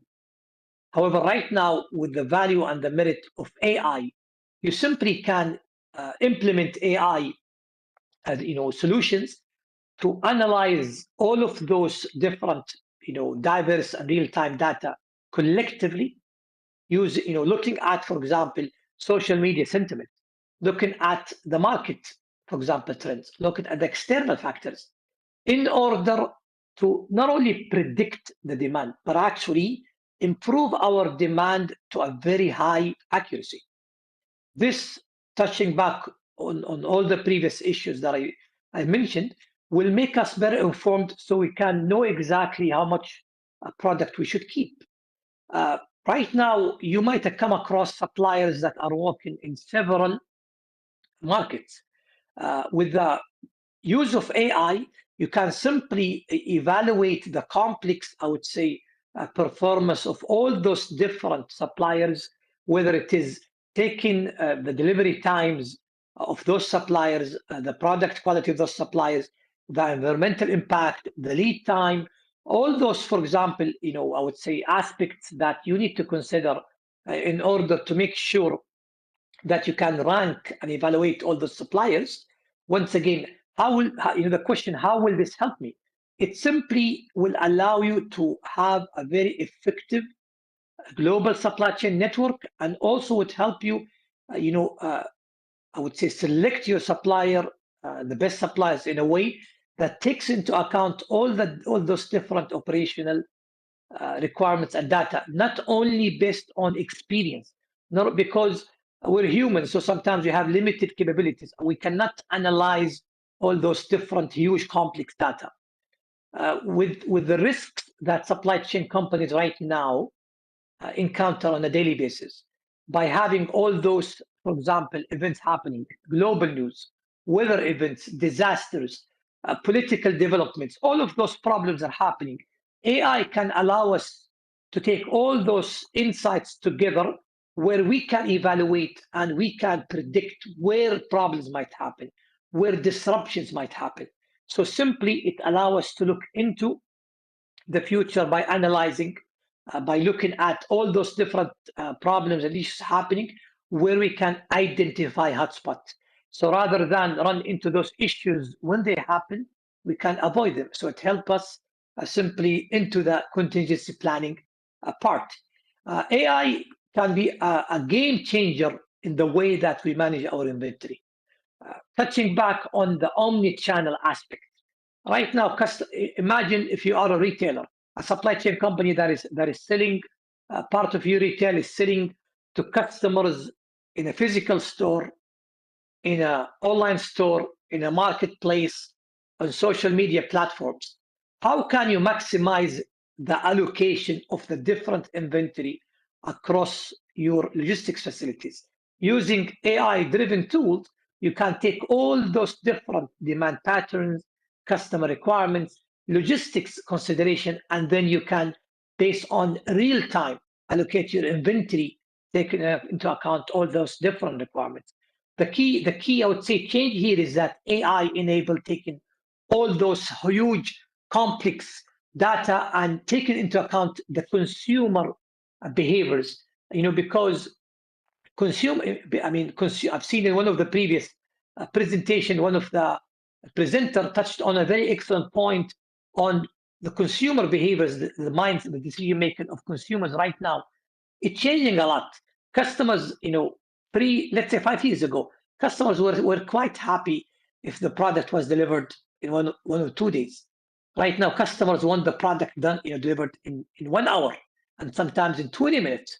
So how can I, on a daily basis, change the allocation of my inventory? How much inventory do we keep? So stock level. If we keep too much, we'll end up with overstocking. If we keep less than, I would say, the necessary demand, we will end up with stockouts.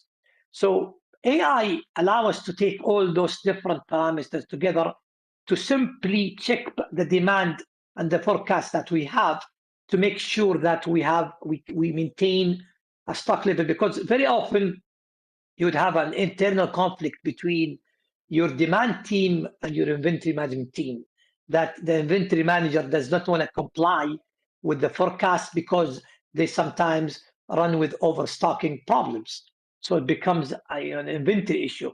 AI can allow us to strike this balance. AI, based on real time, it can be adaptable. So it can change the reordering point sometimes on a very, I would say, maybe per minute. So having this real time, inventory data will allow us to change the stock level in our inventory, taking into account all the changes, especially when it comes to seasonality. So AI is a game changer when it comes to inventory. I would say a very useful, actual practical application of AI, it's simply how we integrate, how we implement our delivery fleet with AI solutions. So by taking into account the previous delivery schedules, traffic congestions, and so on, we can simply use dynamic routing with AI integration that will take into account all those different factors and can simply allow us to achieve a highly optimized delivery route that is updated on, I would say, sometimes on the minute. So this will simply take into account traffic congestions, weather changes, even sometimes customer changes their mind rather than wanting the delivery to be done to their office. Right now, they want it to be done to a shopping center near them. The delivery window changes. Sometimes with the customer, we gave us 2-hour window. Right now, they change it to 1 hour. So AI will allow us to make changes on the go. Very often, sometimes companies encounter a lot of problems in loading the products in their truck or their van. How many products should we keep? Very often, people outside supply chain and logistics, whenever we talk about load utilization of trucks or vans, they expect that trucks are sometimes 80% fully loaded, while delivery vans are 60% fully loaded. This is not the case. For example, in last mile delivery industry, very often delivery companies are actually forced to only maybe load up their trucks to up to 50%, sorry, vans, up to 50%, because a delivery van sometimes is actually really good if they can deliver up to maybe 50 to 70 customers a day. So you cannot load all those maybe products together. However, if we combine AI that will enable us to optimize the delivery routes, so then we can optimize the load capacity, so we can increase the load utilization.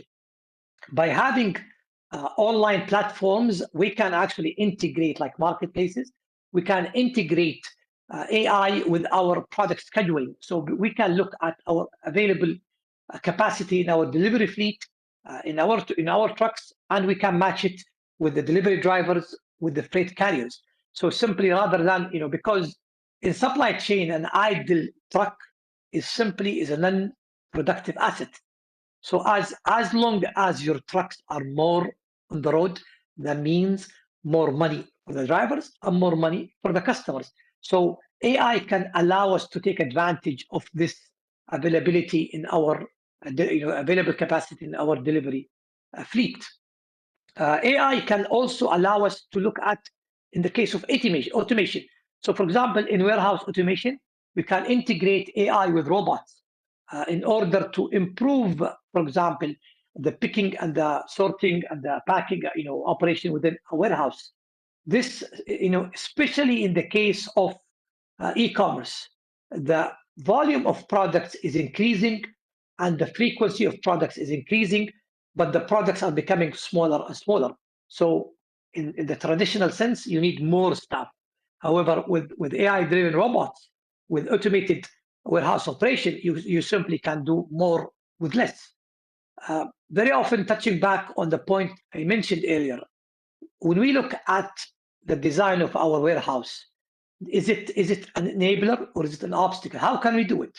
By using AI and simulation together, we can simply simulate our operation and where our operations are going within the warehouse, and it can help us decide, do we need to redesign our warehouse, or it is effective enough right now, so we need to maintain it.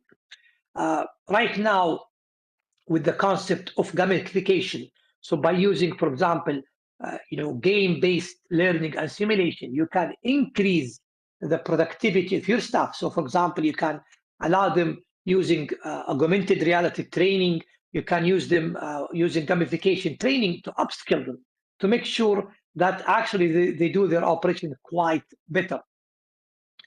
One of the, I would say, the key values or applications of AI is the real-time monitoring and tracking aspect, that by by integration of AI and tracking technologies such as IoTs, blockchain, or for example, smart sensors, it's simply, everyone is talking about end-to-end visibility.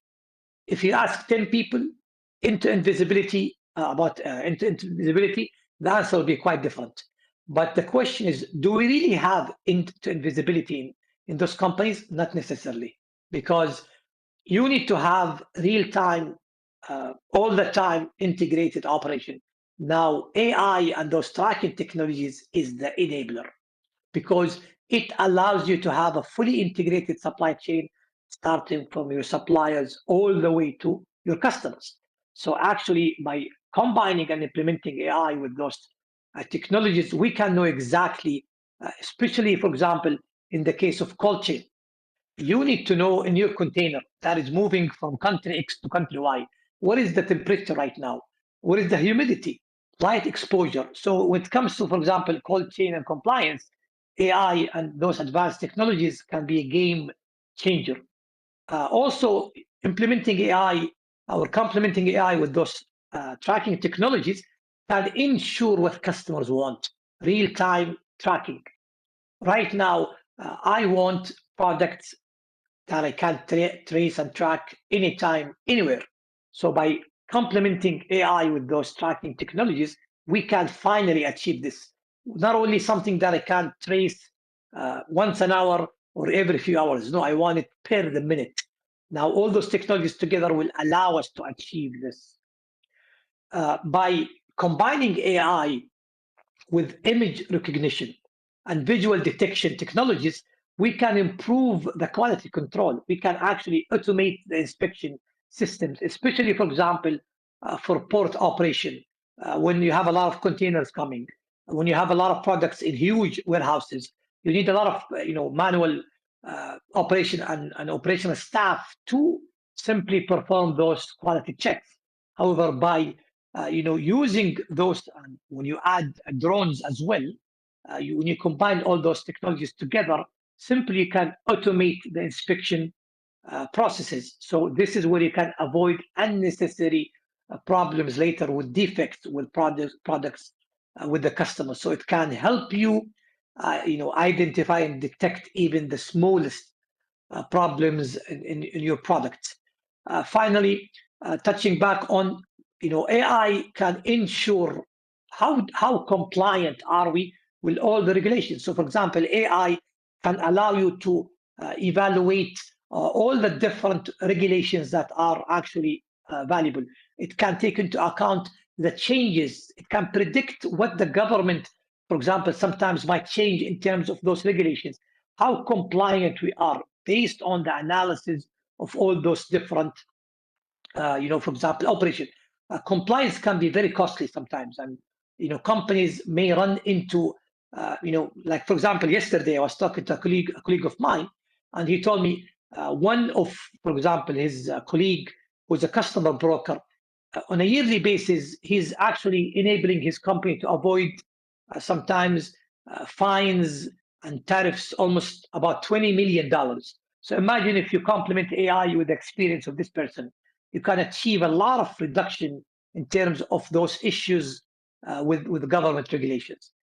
The last point is, which is, I would say, the most important merit and value of AI, is taking into account all those different outcomes, all those different benefits that we touched, whether it is automated the warehouse operation or routing our delivery and effectively using our delivery fleet, is simply taking all those data insights and providing an in-depth, very complex analysis, whether it is looking at doing a prescriptive, for example, analysis, or a descriptive one, why things are happening, why our supplier is in country X is performing way better than our supplier in country Y, why our trucks in this area are actually way underperforming another area. Because by automating this analysis part, simply you can actually not only be better informed, but you can take actions much quicker. Analysis is a costly, complex process. Prior to AI and advanced analysis analytical tools, you needed to have a full team. But right now you can automate this process. So simply by taking all those real-time and operational data sets, it makes you better informed. So you can, on the go, you can make those, for example, decisions. Another very important, I would say, use of AI is, we always hear companies that they want to implement a supply chain control tower. We want to have a very comprehensive dashboard. I want to know exactly how my trucks are doing, what is the status of my inventory.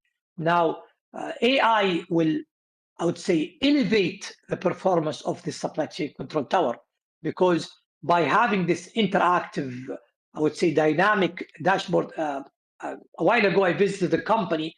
They had a very nice dashboard.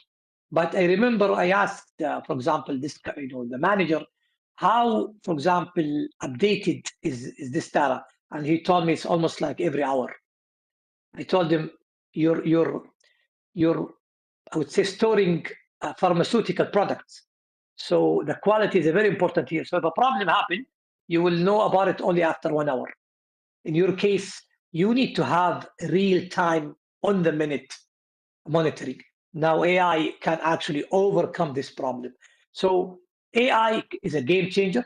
If it is done properly, it literally can improve your operation in a way that is really turbocharging all your operation. Where not only you will be a market leader, you actually will be ahead of everyone. So in the dynamic, complex nature of supply chain operations right now, if a company wants to be a market leader, if they don't implement all the practical strategies that are discussed, they will run into problem. So you need to make sure to have a culture of continuous improvement. You need to implement this operational excellence in your company. So AI is a very, I would say, promising technology if done properly. And I'm pretty certain that with the, I would say, the decreasing cost of implementing AI, many small to medium companies down the road in the coming years can implement them. Thank you for listening. I hope you learned a thing or two about what I discussed today. I'll be more than happy to answer any questions. Thank you, Dr. Khalid. It was really a great session. Okay, so you cover a very critical part of managing supply chain. Fantastic presentation. I just note some points. You made it very nicely. Okay, so you said in the beginning to remove non-value added costs. Okay, that was fantastic. Okay, so in running day-to-day operations, people forget to remove non-value added costs. So that is something which you reminded it very well. Okay, so there are many points you shared, and the AI, if you do it properly, okay, if you do it properly, it would be a game changer, and it can really help organizations to improve efficiency. At the same time, the people part, you covered the people part. Capable people in supply chain is the need of the hour. Okay, so without right people in the place, no matter what you do, so we may not deliver. Okay, that's fantastic. And of course, you said very nicely that the senior management need to pay attention to the supply chain. It is not only a back office thing, it's a real thing.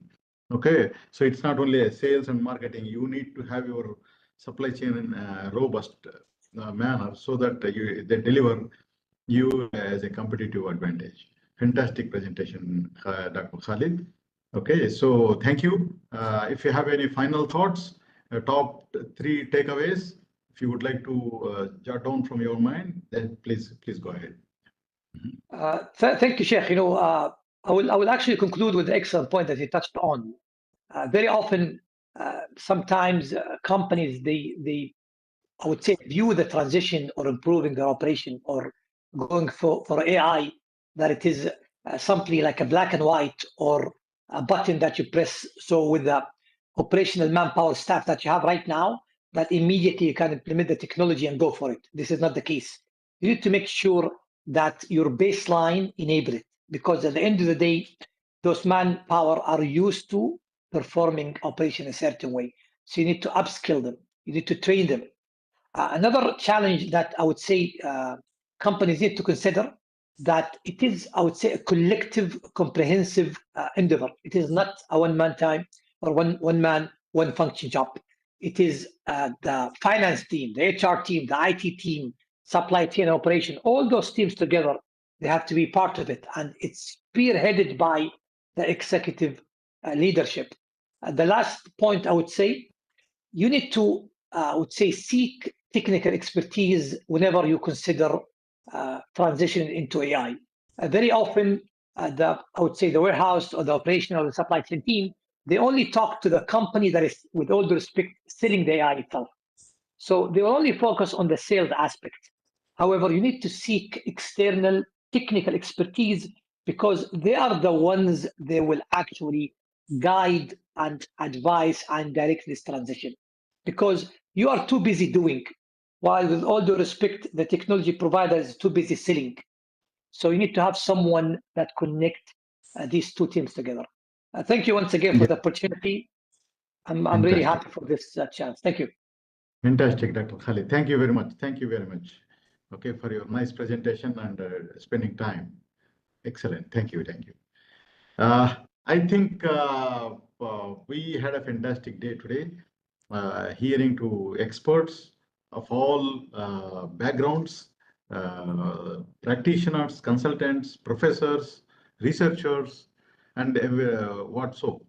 So now we welcome the top heavy two presentations coming up. So Mr. Ravi, if you are available, please share your presentation so that you can introduce yourself. Ravi Kumar is very experienced in supply chain, in pharma supply chain, especially what I know. Okay, of course, he is experienced in multiple supply chain companies like Gati. I remember I see your posts. So you spend a lot of time in supply chain industry, learning and solving complex problems, Mr. Ravi Kumar. So please introduce yourself, and then you can also talk about your company and what you do, and then please do the need. Thank you.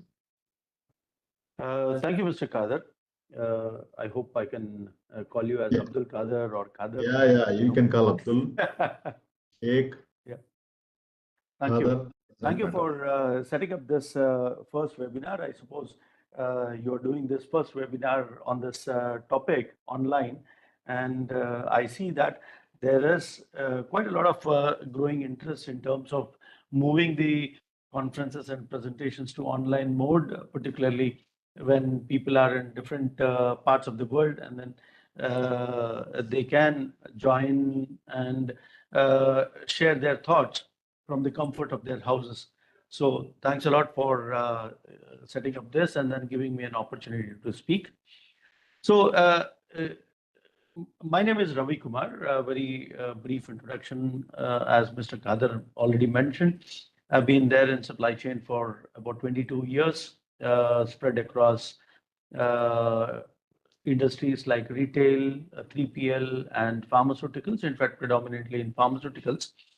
When Mr. Abdul Kader approached me for this webinar and shared some of his thoughts in terms of the presentations and ideas, what people would be presenting in this summit, then I saw that many topics which were already covered, already there in the agenda, particularly in terms of supply chain best practices, efficiency improvement, AI. My predecessor already spoke about it in long detail.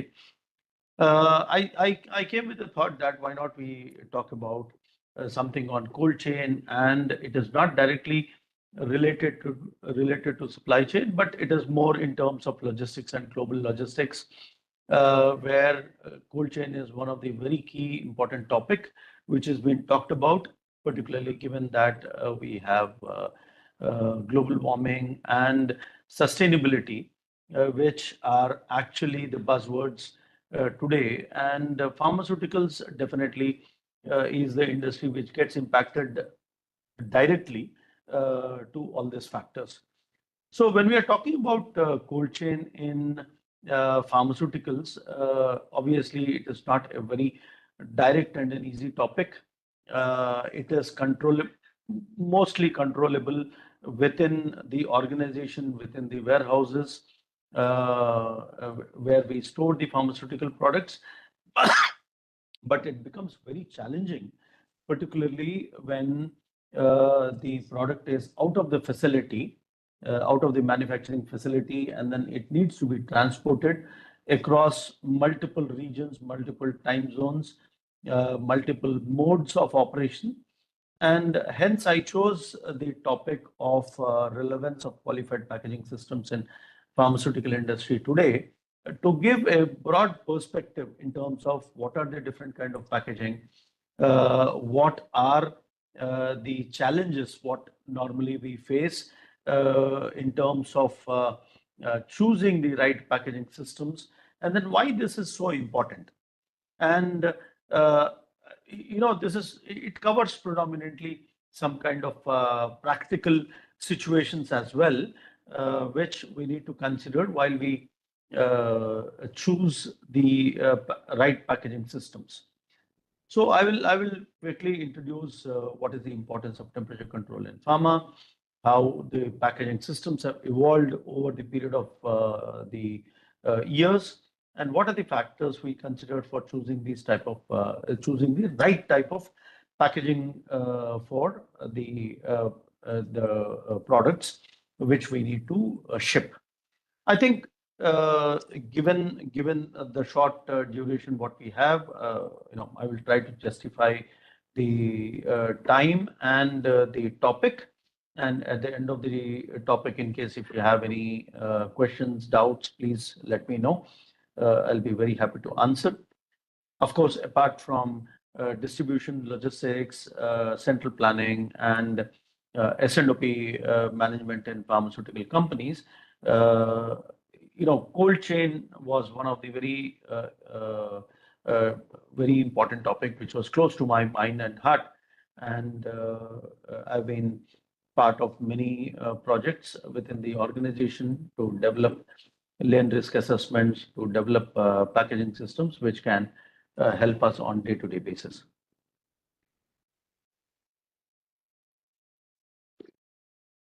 So broadly, this is one statistic which came to my notice recently, and then I was really shocked that 70% of world's top selling pharmaceuticals require strict temperature control supply chain. In fact, when we talk about pharmaceutical products, most of you know that there are solid orals, which are tablets and capsules, then you have injectables, then you have vaccines. These come in different packaging formats. And particularly if you look at solid orals and capsules, tablets are more resistant to temperature variations. But when it comes to vaccines and injections, they are more susceptible. And the potency of these products is also dependent on the external environments. Most of the vaccines and injections are temperature controlled predominantly within 2 to 8 temperatures, and they are also susceptible to exposure to light. So it is important that we understand what is the requirement of a particular product based on the stability data available, and then prepare ourselves with regard to the packaging and as well as the logistic solutions for transporting them safely. One of the key driver which is coming into the forefront these days particularly is, we have a lot of old molecules like paracetamols, diclofenac or aspirin. These are molecules which are much more simpler in terms of their structure. And also these molecules are pretty old, and hence we know the right behavior of these molecules in terms of the temperature exposures or in terms of their stability performance, etc. Over the period of the years. But now we are getting into an age where we are seeing more complex molecules, particularly in biotechnology, biosimilars, where these molecules are pretty new. We don't have the stability data, and we also don't know how these molecules are going to behave in practical conditions, practical situations outside the laboratory. So I think that is also one of the reasons which is driving the need for us to look at more controlled packaging systems, more controlled environments, how we can replicate or get closer to the lab conditions when we are shipping these products across the globe. So another few industry numbers what we also got recently is about 25% of the vaccines reach their destination degraded, particularly because they are not being shipped in the right conditions. They are not being maintained in terms of the temperature requirement what they have. About 30% of the products are getting scrapped because of these reasons. And about 20% of the temperature sensitive products are damaged during transportation only because there has been a breakage of the cold chain during the transit. And very simple example, if you look at when we ship temperature controlled products through by air transport or air freight, they have to go through multiple transit points, and one of them, which is at the airport tarmac, and in any given sunny day, the temperatures on the tarmac can go up to about 55 to 60 degrees, and whereas the predominantly the requirement of the temperatures of these pharma products are between 15 to 25 degrees or 2 to 8 degrees, and that is one of the major challenge which every logistics company, every 3PL and a freight forwarder faces these days, that how do they secure the product from these high temperatures on the tarmac, even though they are for half an hour to 1 hour short durations, but within that exposure, the products can go or spoil the potency of the product. And after that, even though we bring it back to the required temperature conditions in the storage area, it will not be really good to recover the potency of the product. And that's the reason packaging of the pharmaceutical products play a very, very important role in terms of how we transport the products. What are the challenges or what are the risks what we are facing in terms of the cold chain failure, particularly in terms of the medicines? The patient could be administered an unsafe product. A lack of compliance of global regulatory and standards-based requirements can increase liability, particularly when we are talking about regulatory requirements and compliances. It is very difficult, particularly when we have a wrong product or an unsafe product being administered. The liabilities onto the pharma companies and the logistics companies could be multifold. Thermal variability can lead to inconsistency of the results between the batches of the products. Obviously, that when you have different temperature conditions which are being exposed to a similar product, it behaves differently. The shipment can be rejected by the quality department, when they realize that there have been temperature excursions or, during the transit or storage. Obviously, the batch will be kept on hold, and then some samples will be withdrawn, and then they will be sent for testing once again before they are released for the patient use. So I think there are multiple challenges. In many of the conferences, I keep saying that pharma products are not like cold drinks. The cold drinks, generally we see it on the road. They are transported in open trucks, and then they get exposed to external environment like 40 and 45 degrees. But when a consumer goes to buy a cold drink, it is kept in a nice refrigerator in a nice retail store where you don't know, or you don't even realize that these cold drinks have been transported through about 40 degrees temperature or 50 degrees temperature before they have ended up in the retail store. But pharma products or injectables or vaccines are not like that. We have seen the relevance of vaccines being transported across the globe in cold chain during the COVID time. In fact, that was the time when most of the people realized how important cold chain is for transporting injectables and vaccines. And once there is a cold chain break, cold chain broken during the transportation of these products, even though you bring it, you keep the products back into the required temperature conditions, it will not regain the potency of the product.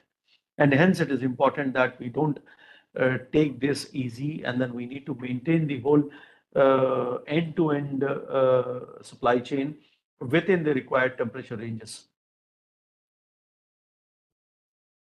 So this is another statistic which we came across recently, where if you see global biopharmaceutical products, nowadays the requirement and the consumption of the biotechnology products has gone up substantially high. right from 2016 to 22, if you see, the growth in the cold chain requirements is about 53%, whereas non-cold chain is only 26%, and overall it is about 29% growth of the biopharma and the biosimilar products across the globe. So this is data only up to 22, but after that, we still see there is a great upside in the biopharma and cold chain requirements across the globe, which is happening.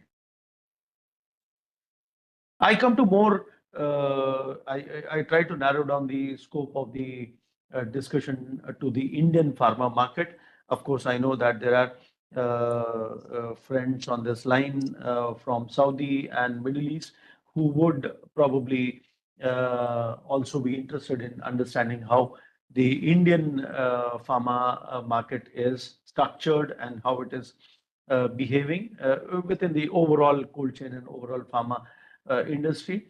India is a pretty large country having multiple temperature zones, temperature regions, particularly the mountains at the top, and then the humid territory in the bottom, particularly three sides ocean. Because of that, the temperatures are high and the humidity is also high. And in the map here, if you see, there are few pharma clusters of manufacturing and distribution, which is mostly in the northern and the western region, and all of them are exposed to different temperature conditions. So why I'm putting up this map is basically it is not only that these manufacturing sites are manufacturing the products only for the domestic market, but they are also exporting these products outside India to many, many countries. So today, after COVID, everyone realizes that India is a very important country in terms of the capacity and the manufacturing facilities we have and distribution to many export markets. India contributes to close to about 25 billion US dollars in terms of exports annually, and domestic market is in fact much larger than that, which is close to about $45 billion, growing at about 11 to 12% year on year. And one of the challenges what we see here is there is a very low penetration of cold chain. When I say cold chain, it is in terms of transportation facilities and storage facilities. On the top of it, e-pharmacies, which is the online pharmacies, is also increasing share year on year. Now, all this put together, if you see, we are in such a critical situation where the exports is increasing, domestic market consumption of pharmaceutical products is increasing. There is a low penetration of cold chain. E-pharmacy demand is going up. Product portfolio is changing from oral solids and tablet capsules to biosimilars and biotechnology products where temperature control is needed. And coupled with that, there is a very little consumer awareness in terms of temperature control. So I think all these factors are pointing towards how we can improve the packaging systems, how we can bring in better packaging systems, which can deliver the product safely to the consumer, whether it is within the domestic market or within, even if it is for exports to a different country. This is a typical pharma supply chain or a map of the distribution network we have in India, where if you see raw materials are supplied to manufacturing locations, where after the raw materials are converted into finished product, then it goes to a DC, then from DC to the wholesalers and distributors, and from there it gets distributed to about 500,000 retailers across the country. And in all this distribution network, if you see three major legs, but one in terms of the raw material supplies to the manufacturing sites. The second one is the transportation to the wholesalers. and the transportation to the distributor, retailers, which we call it as a last mile. Everywhere there is an opportunity or there is a potential of temperature excursion if we have not shipped the product in the right temperature conditions, if we have not packed the product in the right temperature, right packaging systems as it is desired.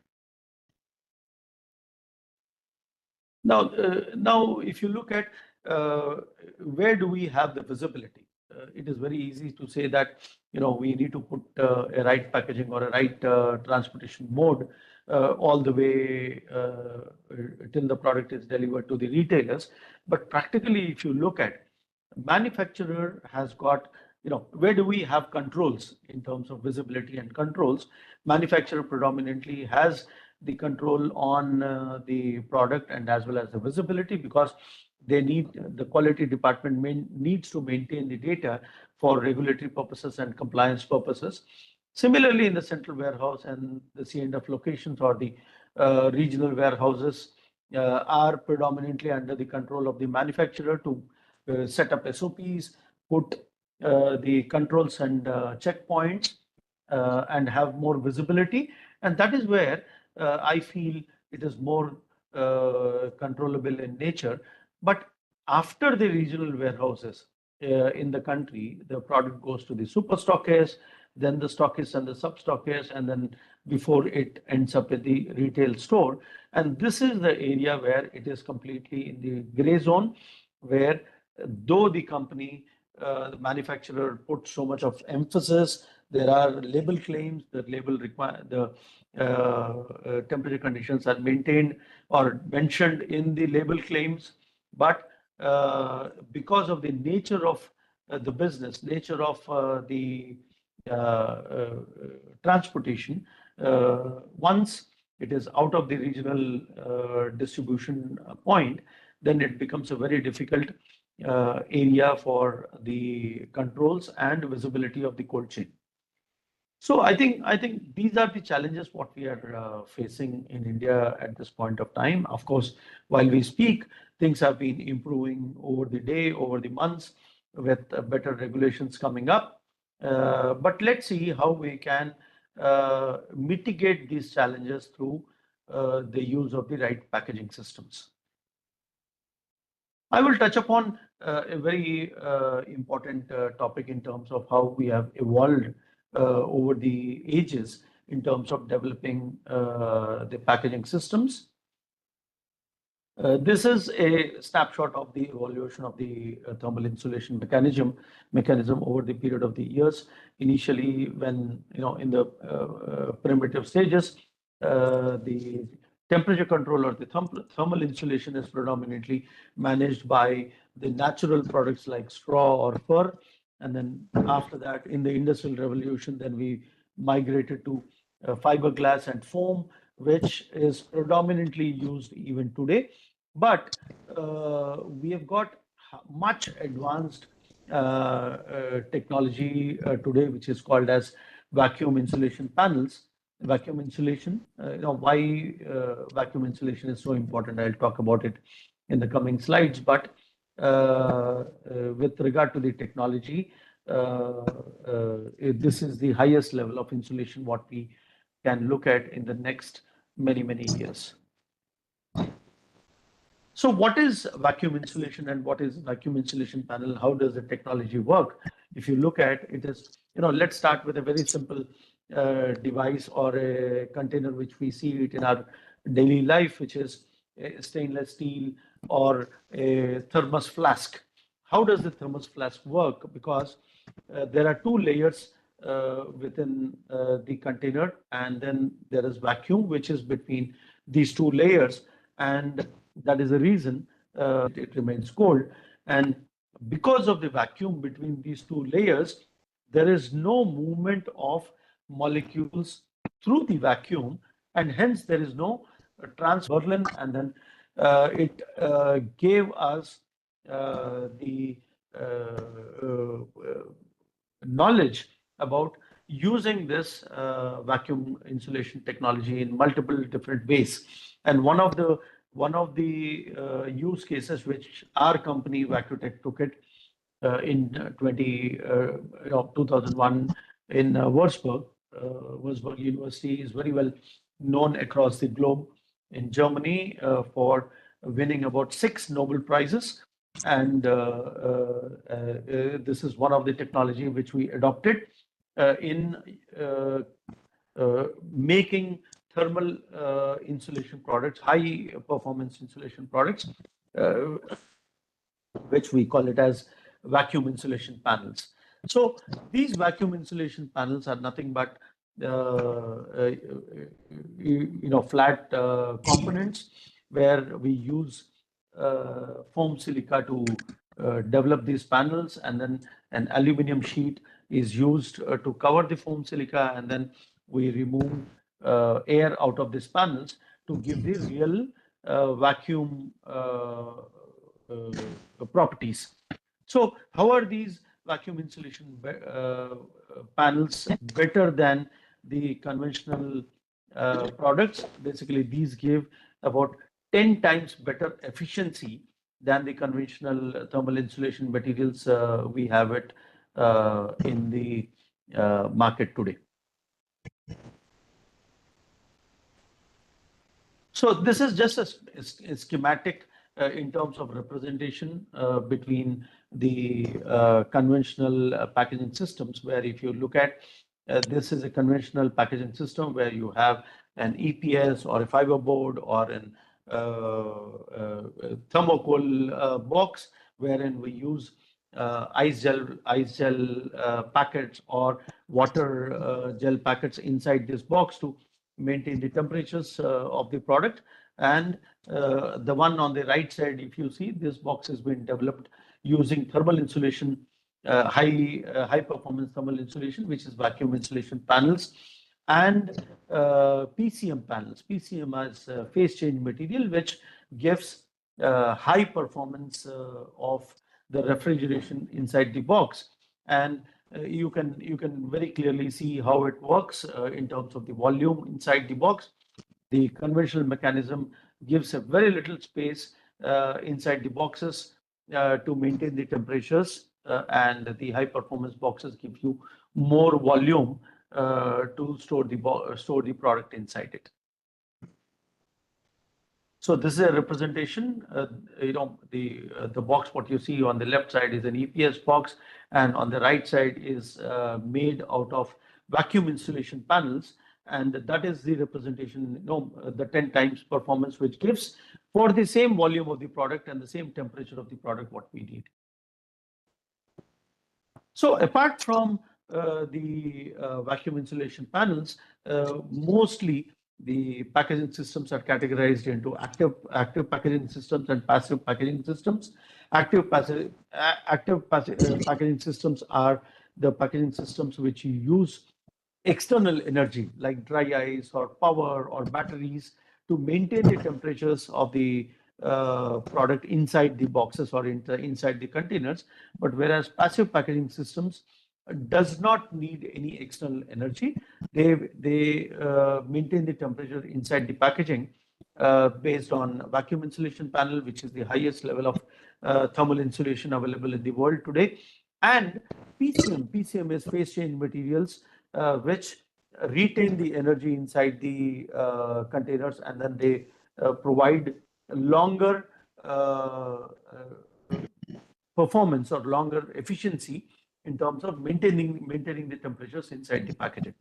So these are the two broad categories of packaging systems available in the world. And in the last 15-20 years, the technology has been moving towards passive packaging systems. It was Enviro-Tainer is one of the leader in active packaging systems.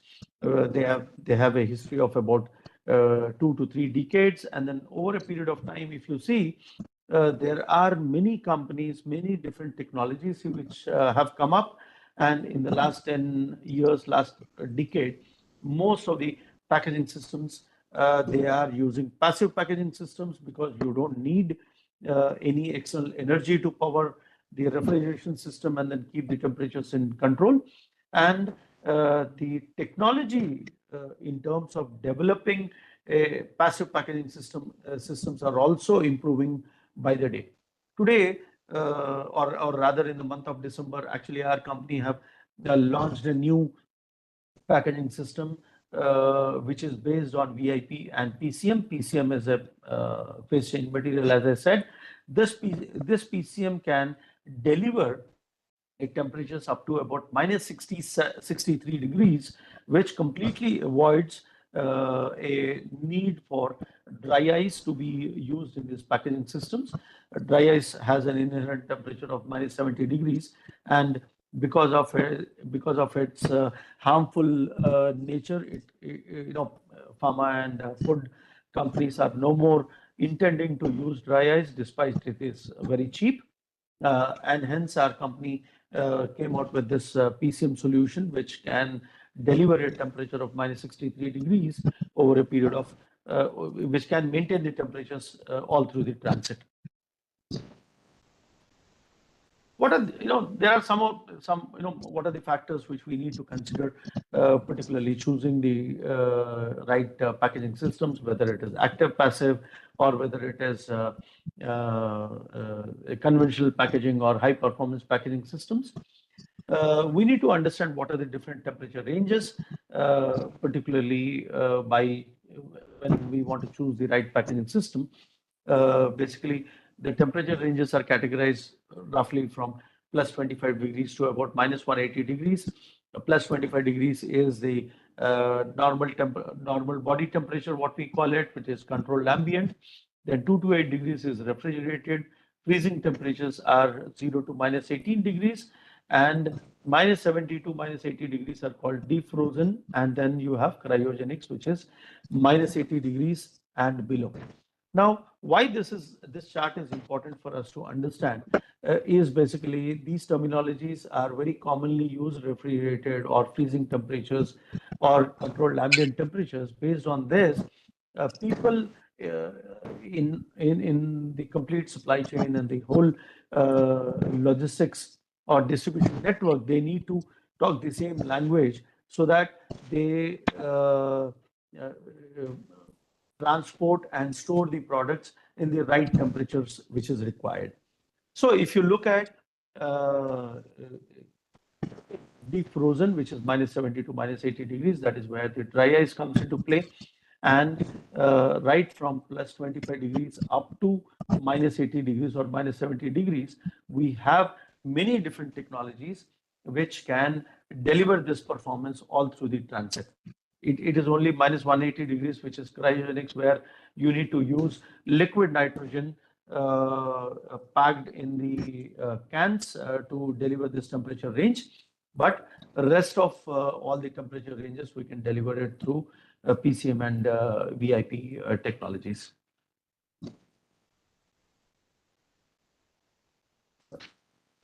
So this chart shows us in brief what are the different temperature ranges, and then what are the commodities which normally are transported in this temperature ranges. 2 to 8 degrees is where we transport the injectables and vaccines generally. Plus 15 to 25 degrees is the controlled ambient, where you have drug substances and tablets and capsules, which are the oral solids. And 37 degrees are actually, this is minus 37 degrees, my apologies, which is the cell cultures and bacteria. Ambient temperatures are laboratory kits and then medical devices generally. 0 to minus 18 degrees are the freezing temperatures, which are the biological products. Minus 18 to minus 118 degrees or minus 120 degrees are the biological samples, and the semens and embryos and stem cells, which are being used to transport in the cryogenic containers. So a few more factors apart from the temperatures and the temperatures what we have seen. Basically, transit time of the product. What is the transit time? What we are looking at, is it air mode or ocean mode? Even within the air mode, also whether we have a direct airline connection into a destination, or it has to go through a transit point, which will extend the transit time of the overall logistics, which we consider that we evaluate it as part of the lane risk assessment to decide the right packaging system. Then you have what is the refrigerant volume? Is it an active solution or a passive solution? Based on that, also we decide the right packaging system. And what is the product size? If the product size is only a small sample of about 200 grams or 100 grams or 300 grams, then we choose a different packaging system. Unlike a commercial shipment where you have a whole pallet of the injectables or vaccines to be shipped, then basically we need to look at a different packaging system.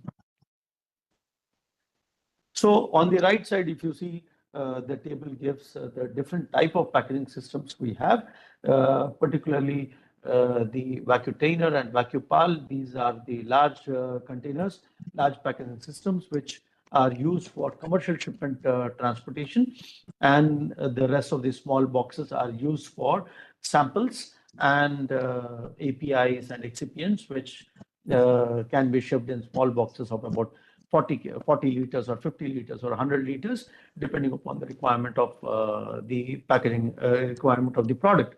And most of these packaging systems are passive packaging systems, which can give or deliver the performance up to about 200 hours.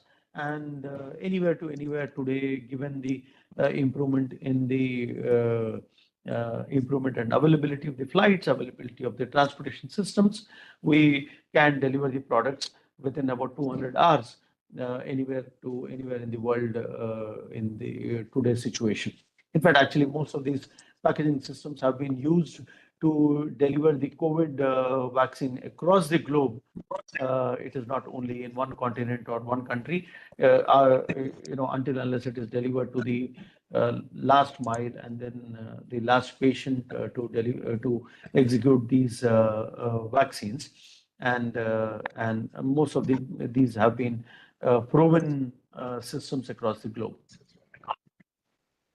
So this is a picture which we took during the transportation of the COVID vaccines from Europe into different parts of the world. These are the containers which are advanced passive containers, which does not need any external energy to maintain the temperatures inside the containers. The temperatures we can maintain up to about -40 degrees as well. Most of the vaccines have been delivered in 2 to 8 degrees, but there were vaccines like Sputnik and Pfizer, which needed -20 degrees temperatures as well to transport them to different parts of the world. I think that comes to the end of my presentation. I hope this was a little enlightening to you, because most of these experiences or most of these packaging systems, we don't see it physically on a day-to-day basis. And I'm sure there might be some more questions in your mind. If I can be any help, that will be my pleasure. Thank you, Ravi Kumar. Thank you very much.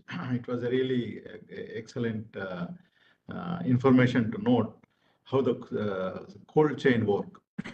We always hear, but not everybody in supply chain have experience in cold chain. That's definitely, it's a value addition for all of us. Thank you. Okay, so yeah, so how does that connect the cold storages in the supply chain? Of course, this is for pharma. Okay, I know you are talking about pharma as an expert.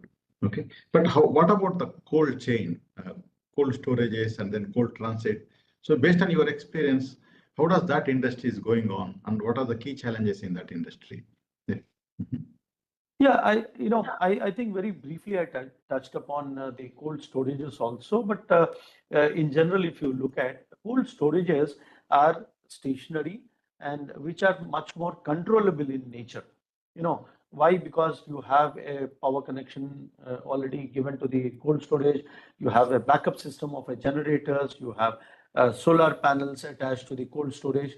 So what we feel, particularly in logistics, is the storage part within the cold chain is much more controllable, much more predictable, and there is, you can position alarms in the cold chain, cold storages, which can detect any temperature excursions or any malfunction of the machines or malfunction of the generators, which can alarm the user to take some precautionary steps or immediate alternate steps to retain or bring back the temperatures within the temperature ranges what is needed.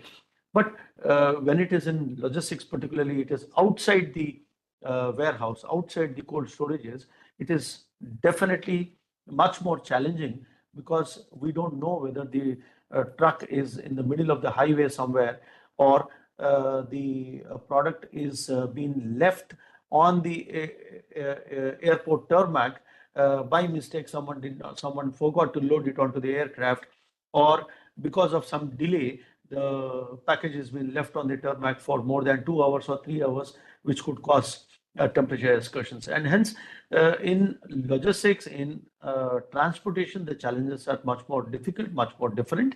But coming back to your topic, yes, the cold chain industry is growing multifold, both for pharmaceutical and agri products or fresh produce as well in India. And particularly, governments are also giving incentives to set up cold storages and operate them. And recently, even the Prime Minister has also been very vocal in terms of advocating to the industry that the fresh produce, when it is produced, whether it is vegetables or fruits, the value of the fresh produce can increase multifold only when you do some value addition to the product.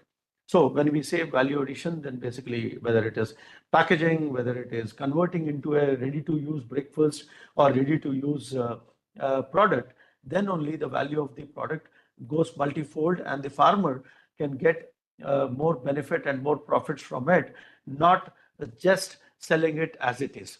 So I think, given that initiative from the government, given that focus from the government also, people are setting up cold storages and giving that access to the farmers in the deep interior regions as well. Fantastic. Fantastic. Thank you. Thank you, Ravi Kumar. If you have any questions, we'll just write it to you. Maybe you can answer offline, as it's a long day, and we have Gary Cockins waiting for us. So thank you, Ravi Kumar, for excellent presentation. Thanks a lot, Mr. Abdul Qadir, for you and all the audience as well. I'm happy to be here. Thank you. Thank you very much. Thank you. Thank you very much. Now, the presentation, what we talk about is the lecture from Mr. Gary Cockins, the founder and CEO of Analytics-Based Performance Management, LLC. So Gary is joining from USA. Gary, you can share your screen. Just to give a quick intro, I attended one program from Gary in Bangalore in 2012 or 13. I was so impressed with the approach of costing and supply chain. Then I still remember his lecture at the time. Okay, so when I requested Gary to join the session, so he's happily accepted. So thank you, Gary, for joining us from. So good morning to you. So you can take your time to settle down, share your screen, and then you can just go ahead. Okay. So yeah. I'm having a little trouble. I just opened my PowerPoint, so I got to see how to share it. Yeah, in the bottom, just there is something called share. Yeah. Yeah. Just click it. Oh, there it is. Yeah, you can. Yeah, we can see it now. You can put it in the presentation mode, and then all is set. All right, presentation mode. Yeah, fantastic. All right, we're ready to go. Well, thank you. I am going to go for about 60 minutes. I know we're running 15 minutes late, so I'll try to end. There'll be some time at the end. Yeah, you have a full time, 60 minutes. Yeah. Please go ahead. Yeah. Well, thank you, everyone. If there's not time for Q&A at the end, you can directly send me an email. There's my email address, gcokens@garycokens.com. And you're also welcome if you want to invite me to connect in LinkedIn. So my topic is going to be supply chain profitability and cost management. Abdul Sheikh, thank you very much for inviting me to present. I am presenting from the USA. So who am I? My name is Gary Kokens. I received my industrial engineering and operations research degree from Cornell University in 1971, my MBA from Northwestern University Kellogg School of Management, 1974. So if you're doing the math, I'm 74 years old, but I feel like I'm 44 years old, still young. My career was pretty much in 3/3. My first decade was with a large manufacturing conglomerate, FMC Link-Belt. Then many years as a consultant, 7 years with Deloitte, 5 years with KPMG, 5 years with Electronic Data Systems, EDS, that's now part of Hewlett-Packard. And then for 16 years, I was with SAS. Many don't recognize who's SAS. It's SAS. It's actually the world's largest privately owned software vendor, 15,000 employees throughout the world. And with SAS, I retired from SAS, I think 8 years ago, and now I'm just enjoying teaching and some consulting projects. I have been to India 5 times with SAS, Bangalore, Mumbai, Hyderabad, you name it. I've been to almost all of the cities and very much enjoy it. Okay, why are those books there? I believe careers have a lot more to do with luck and circumstances than being smart and competent. I had 2 lucky breaks in my career. My first lucky break was when I was 27 years old, very young. I was a division financial controller in Milwaukee, Wisconsin with FMC. But after a couple of years in that role, I had the opportunity to become plant operations manager. I mean, I have an industrial engineering degree. I'm certified CPIM with what used to be the American Production and Inventory Control Society. It's now been rebranded the Association of Supply Chain Management, ASCM.org, if you want to look it up. So I took that job, and I used the phrase, I then got to eat the accounting data that I had previously been serving and reporting as the division controller. I found much of that information to be at best useless and at worst dysfunctional and misleading. And that was a real wake-up call to me about the difference between external financial statutory reporting for government agencies and internal management accounting used by managers and employee teams to have insights and make better decisions. My second big break was in 1988. KPMG Consulting struck an exclusive contract with Harvard Business School professor Robert S. Kaplan. And some of you may recognize Kaplan's name from the Balanced Scorecard and Strategy Map that he co-created with Dr. David Norton, which he did. But he did the early pioneering work in activity-based costing. And so I got recruited to KPMG that had the contract with them from Deloitte. For 5 years, I got trained by Kaplan. For 5 years, I implemented ABC, and then I wrote a book on it. It's not one of these, and that led to writing more books. I am not advocating you to purchase my books. Don't say to Abdul, oh, this guy's pushing his books back. Don't buy my books.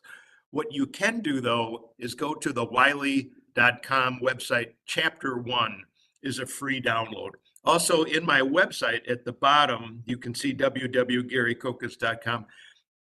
Under the horizontal tabs are many articles, links to many articles and PDFs that I've written. You don't have to pay for anything. So let's get going. Who will benefit from this presentation? Managers who have previously struggled at promoting enterprise performance management, EPM, supply chain management, and integrating business analytics into their decision support systems. Managers who intend to champion any or all EPM, supply chain management, and business analytic improvement techniques, and they need a compelling call to action. And the reason I have champion in quotation marks is it's been my observation that although it's desirable for the senior executives to advocate innovations and new ideas, often they are preoccupied with firefighting and short-term priorities. It's typically managers 1, 2, 3 levels down in the organization chart who are passionate and ask themselves, how long do I want my organization to continue to perpetuate using stale and arcane and out of date and flawed methods? And they will do a proof of concept or a pilot project or something I call rapid prototyping to demonstrate and prove to their coworkers that this is the way we should be going. So if you're down in the lower in the organization, that's fine. I like presenting to you. So my agenda, I'm going to clarify first the confusion and lack of consensus about what is enterprise performance management. Then I'm going to describe why our trading partner collaboration in a supply chain, upstream and downstream, needed. Then we're going to have to talk about managerial accounting for supply chain management. And then at the end, I'm going to share a frustration that I have. What is taking so long for organizations to adopt and implement these progressive methods? So let's start with the first one, confusion and lack of consensus about enterprise performance management. Is it human resources performance management? If you just do an internet search on just performance management, most of the hits will be about the personnel and human resources function, like employee appraisals. Is it about scorecards, dashboards, key performance indicators, and measures?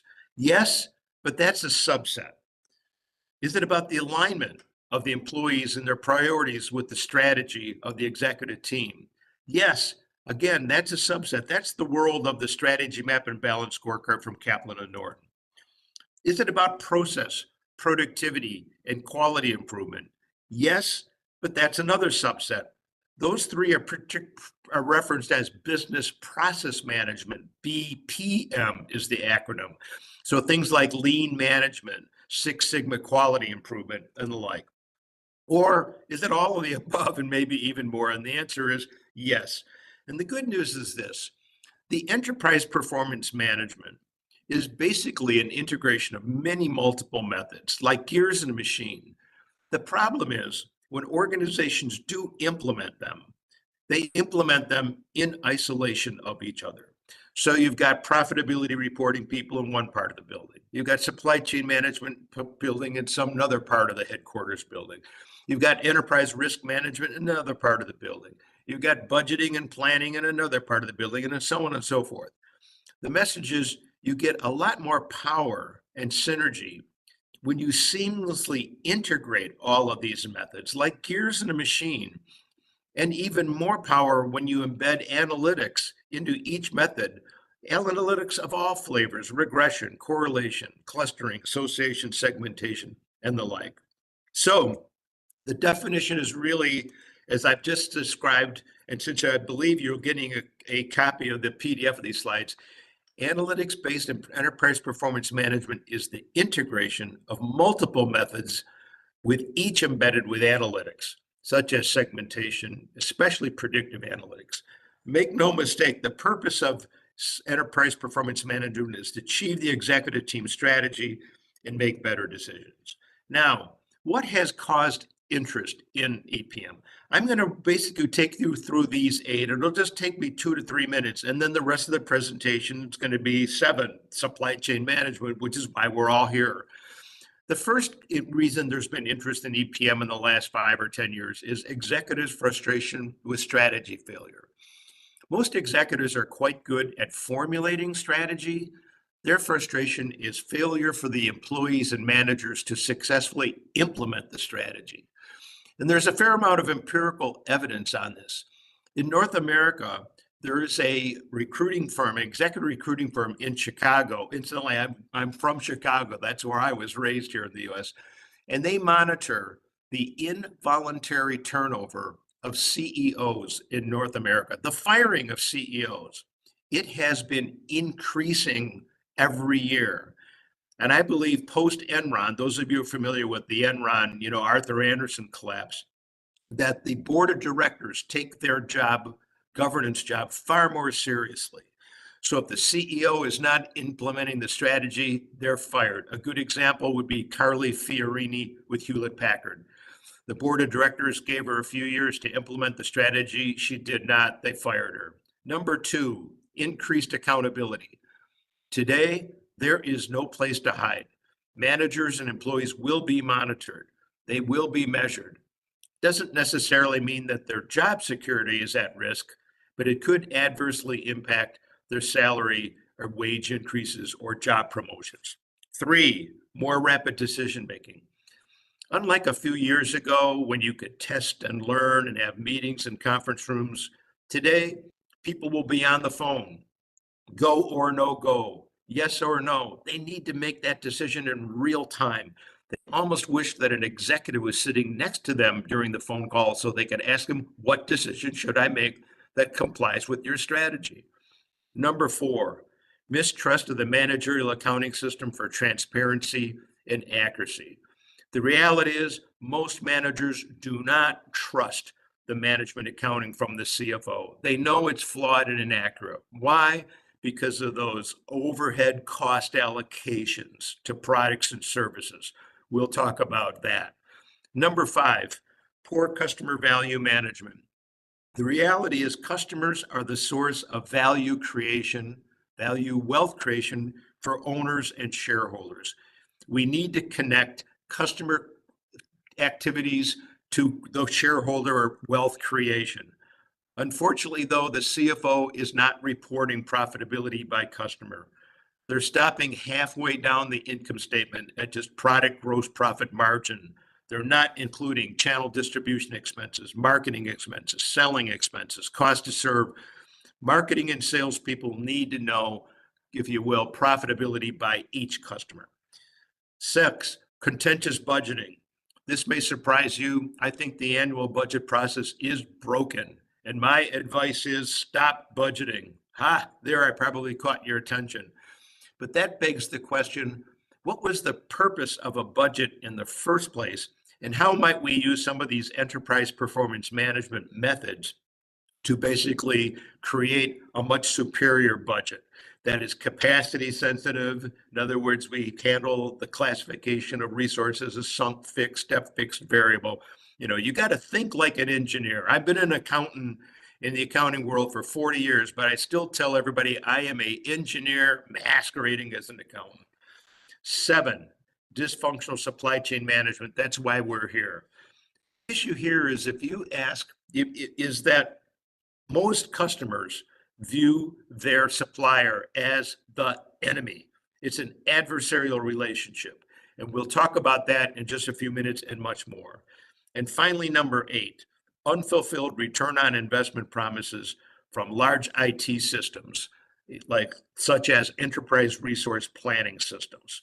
And the issue here is, if you ask the IT director, the chief information officer, 2 years after they finally implemented their large ERP system, you ask that person, the IT director, how well do you believe the return on investment from buying this ERP software has met or exceeded the ROI, return on investment, that the software salesman sold you on 2 years ago? Most IT directors will say, I'm not sure. I don't think so. We've just spent 2 years implementing this ERP system. A lot of expense, a lot of investment. I'm not sure we've got the payback. That does not mean you should not implement the ERP system. You have to, because your competitors all have it. You've got to stay even with them. But the issue here is that ERP systems produce a lot of data. They're transactional, but not information. Data and information are not the same thing. Data tends to be transactional. Invoicing systems, purchase systems, payroll systems, all those transactions. But you convert the data into information for insight. So let's get going here. Let's now talk about supply chain management, number 7 on the list. And incidentally, much of this presentation is coming from a book that I co-authored with 2 university faculty at the University of North Texas in the Dallas, Texas area. You can basically get a link to, I believe, chapter 1 to get an overview. Excuse me. So here's some of what's written in the book. Post-ERP and supply chain management challenges. In the 1990s and 2000s, businesses embraced ERP and supply chain management to automate relationships and increase efficiencies. So these changes either eliminated some cost or they shifted the cost to upstream or downstream trading partners. But they didn't address these three key challenges. The first one is the adversarial relationship. You know, many customers view their supplier as the enemy. You know, oh, let's just pound on the supplier. Let's negotiate a lower price. If we put that supplier out of business, so what? We could always get another supplier. This has got to stop. It needs to be a marriage. Supply chains are competing against other supply chains for a share of wallet or share of purse. You know, so while each trading partner knows that there are mutual profits to be gained, decades of arm length and adversarial behavior has precluded those efficiency gains. There's the pressure. It starts all the way at the end and it comes all the way, you feel, to the initial supplier, you know, at taking dirt and earth out of the ground. Another problem is a suboptimal internal focus.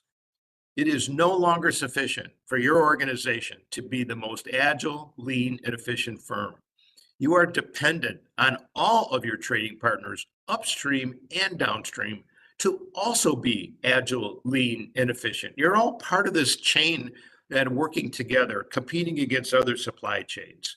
So this eventually creates the need for collaboration, communicating and looking for mutually beneficial opportunities between trading partners upstream and downstream. But first, you need to know the facts. You need to know what your costs are, or the profit margins are, and who or what is causing these costs. And that leads us to have to understand some management accounting techniques. So this is going to be a little bit like a college professor. I'm going to train you. But to introduce it, here's a quote from, if you're familiar in the US, Walmart is a huge, if you will, big box store. And from the retired supply chain manager, he said, many companies may find it near impossible to track supply chain costs, but it is a requirement for properly tracking, reporting, and measuring item performance. And it is a true prerequisite for advanced supply chain and retail optimization. So a way to visually look at this is, you know, we've got here's the chain, from the sources all the way to the consumers at the end and all of the trading partners in between. But in the intersection between a customer and a supplier, you know, the buyer and the seller, I call this the information conduit, you know. So the starting point to measure profits across the supply chain and to identify those joint mutually beneficial opportunities begins at any one of those seller-buyer interfaces along the chain. And the technique to really get this is really activity-based costing. So and I understand some of you may sort of say, oh, I don't think ABC works. It does have a bad reputation from the past, but that's because the systems were too large, too complex. No one could understand them. They were not maintainable. ABC really does work. And I'm going to explain it now. Here's a simple way to understand it. Imagine you go to a restaurant with 3 other friends. You order a little salad and the other 3 order the most expensive item on the menu. And at the end of the meal, when the waiter or waitress brings the bill, the other 3 say, hey, let's split this check evenly. How do you feel? Not fair, not equitable. Well, that's how products and standard services also feel in a traditional general ledger standard cost accounting system when the accountants take this large amount of indirect expense, commonly called overhead, and they allocate it like spreading butter across bread using cost allocation factor denominators like number of labor hours, number of units produced, square feet, square meters. None of those cost allocation factors reflect the unique consumption of the diverse products of the end-to-end business processes and the work activities that belong to those processes. So if the accountants were to decompose that big, large overhead pool, which is typically 50% of the expenses, the other 50 is direct, if they were to decompose it into multiple cost pools and trace and assign each activity with the cause and effect relationship, you will discover that in reality, compared to that butter spreading, some of the products were way overcosted, the others were way undercosted, because it's a zero-sum error game. That means the accountants are providing flawed and misleading information to the managers. Yes, it will reconcile exactly to the euro or the dollar or whatever the currency is for the auditors, but it's wrong in the parts. So the definition of ABC is as if the waiter or waitress brings 4 individual checks. You only pay for what you consume. Now, the reason there's been interest in ABC in the last 20, 30 years has to do with this diagram. It has the 3 universal components of any organization's expense and cost and profit relationships. We've got the direct labor at the bottom, the direct material in the middle, and then the overhead, which is better referred to as indirect expense at the top. And notice over the decades, the indirect expense is displacing the direct expense. And when you ask managers and executives why, they'll say, well, automation, computers, technology, we're automating out the frontline workers. That is secondary. The real force that's causing this displacement is over time, all organizations have had an increased proliferation of different types of products, manufacturers, more colors, more sizes, more ranges, more types of SKU stock keeping units. And the point is this, whenever you increase the diversity and variation of the outputs, it just produces complexity. And the complexity causes the need for more and more indirect expense to basically manage it. So 20, 30 years ago, when it was like homogeneous product, let's imagine it's just a black pen factory, most of the accuracy came from the direct material and labor costs. The indirect was small, so you had a little bit of error. But now imagine that factory is not just black pens, but it's 40, 50 colors of pens. Imagine looking at that warehouse now in your imagination. Look at all that complexity, all of that indirect expense. That's why we need activity-based costing to trace and assign it. Now, how does ABC work? Focus on the first diagram to the left. That's the traditional responsibility center statement. Every manager in the planet Earth recognizes that report. Salary, equipment, travel expenses, and so forth. But at the bottom, I say when managers get this kind of report, they are either happy or sad, but they are rarely any smarter. When you get that report, a manager asks themselves, how much insight and understanding do I get about the cost that I can influence and control? Not much. What ABC does, look, we now go to the middle slide. The same 914,000 is now recast in a different, if you will, language, the language of work. Key scan claims, analyze claims, suspend claims. Notice I'm using the back office of an insurance company. It's a factory too. And then we reassign each activity cost to the products or to the customers, just like the waiter or waitress in my example in the restaurant, based on a cause and effect relationship. Those are what we call activity drivers. Now, what is a surprise to many managers is before doing ABC, when you ask them, where do the expenses in your company start? They say at the left side. But after activity-based costing, they realize, no, your expenses actually begin at the right side of this diagram. The products and customers place demands on the workload in the middle. The workload then draws on the capacity, spending on the left, and the costs measure the effect in the opposite direction. So demands on work flow right to left, costs flow left to right. It's a principle. Rules are many, but principles are few. Principles like gravity or speed of light, you can't alter gravity, but the accountants violate the principle of causality when they do that butter spreading of the overhead to the products. Now, I've rotated the previous diagram 90 degrees to the left. It's not as simple as you just take our ledger expenses, we put them into these activity cost pools, we trace them to the products. The reality is the right side. It's a multi-stage assignment network. Why? Because you have support activities that are supporting other support activities that are in turn ultimately supporting the frontline activities that interact with customers or make products. So it needs to be multiple stage. Now, the next slide is going to look complex. I'm going to go through it briefly, but I will be providing you a link to a 30-page document that I wrote that will explain the diagram at your leisure when you have more time. So here it is. Don't be too shocked. Here's the way it works. We still got the three universal components of any organization's expense and cost structure. We have the resource expenses at the top, salary, material, phone, travel, rent, all that.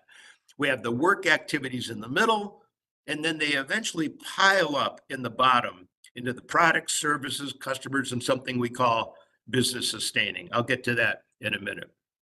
Okay, all of those arrows, think of them as thin straws or wide pipes where the diameter reflects the amount of money flowing through. That's why this will always reconcile exactly. So if the organization spent, let's say, 200 million of euros in January, it will be the exact same 200 million euros of work activities. The 200 million will pile up in the bottom two right boxes, customers and business sustaining. That box is called the final cost objects. A way to think about these final cost objects is like the predator food chain. Large mammals eat small mammals eat plants. So notice there's the customers. In fact, they're taking some direct expenses, marketing expenses, selling expenses, but they're also buying the products. So see where the products are going into the customers? That would come from the sales volume and mix register. Business sustaining is a special category. There are going to be some expenses that have nothing to do with making products or delivering services, things like the legal department. So we create a final cost object like senior management. Those cannot be allocated to products or services, okay? It's typically about 10% of an organization's monthly expenses. Now, we reverse all the arrows in your mind, reverse all the arrows so they're going the opposite direction. They're going from the bottom to the top. That is what's happening every minute, hour, day, week, month, year. The customers and the products are placing demands on the workload's drawing on the spending and capacity, the costs measure the effect in the opposite direction. So the real message here is costing is modeling. Costing is not T accounts and journal entries that an accountant uses in their, if you will, bookkeeping. Also notice in the middle, we've got people activities and equipment activities. Men and women run machines, machines make products. Men and women drive buses, buses deliver passengers. Okay, even equipment assets also do activities. But again, costing is modeling. Now, direct material, direct cost, not broken. You may have data integrity issues there, but you can work on that. Now, I mentioned, because I went through that diagram quickly, some of you said, oh, he went too fast, I didn't understand it. When you get the slides, I think you'll be able to click on the link at the bottom. It's an article, it's a paper I authored for the Institute of Management Accountants. I'm a 30-year member of the IMA in the US. They are 140 countries, 150,000 members. There's a big group of IMA in India. In fact, if you go to Miles Education, I don't want to do a promotion for Varun Jain, he's the CEO and founder. You can read about certification with the IMA, but that link will take you to our paper that'll explain that diagram. What's more important, what's the consequence when you do ABC? Now, the vertical axis is the magnitude of the error between traditional butter spreading, flawed and misleading, and ABC. Now, the horizontal axis, see, that's the traditional, if you will, allocation, the bad way of doing it.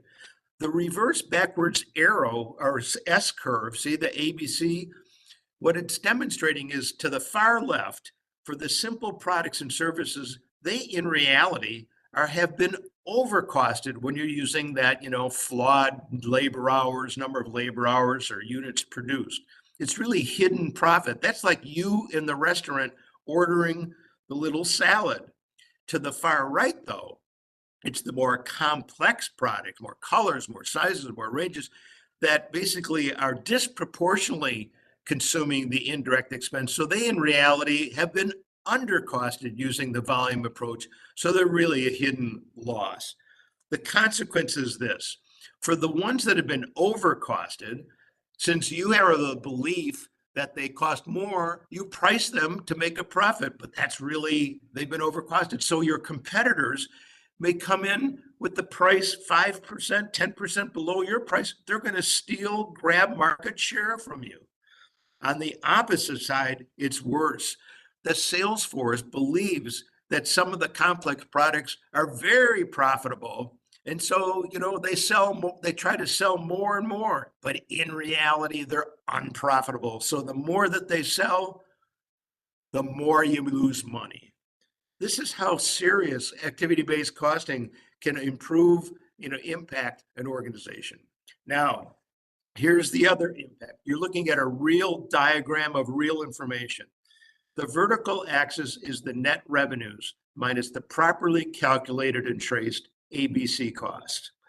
The horizontal axis is the cumulative buildup of the products, but it is rank ordered starting with the most profitable product, the second most profitable product, and so on and so forth, left to right.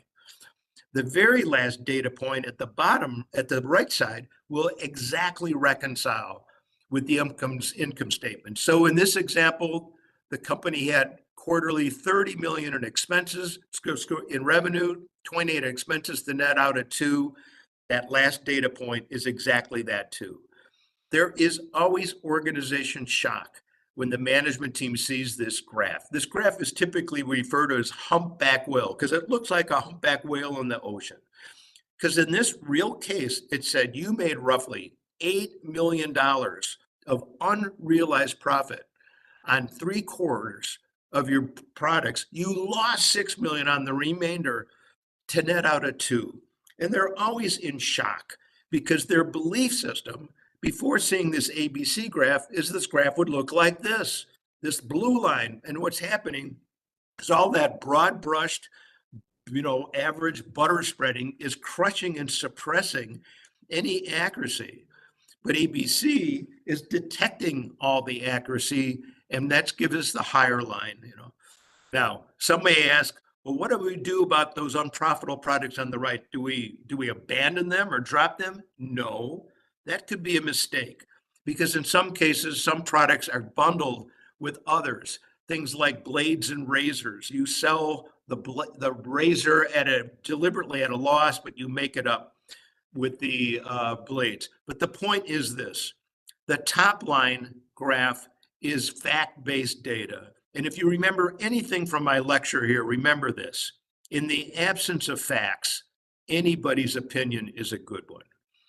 In the absence of facts, anybody's opinion is a good one. But usually the biggest opinion wins, which is the opinion of the boss or the boss of the boss. So to the degree those executives are making decisions on gut feel or intuition or flawed and misleading information like the blue line, your organization's at risk.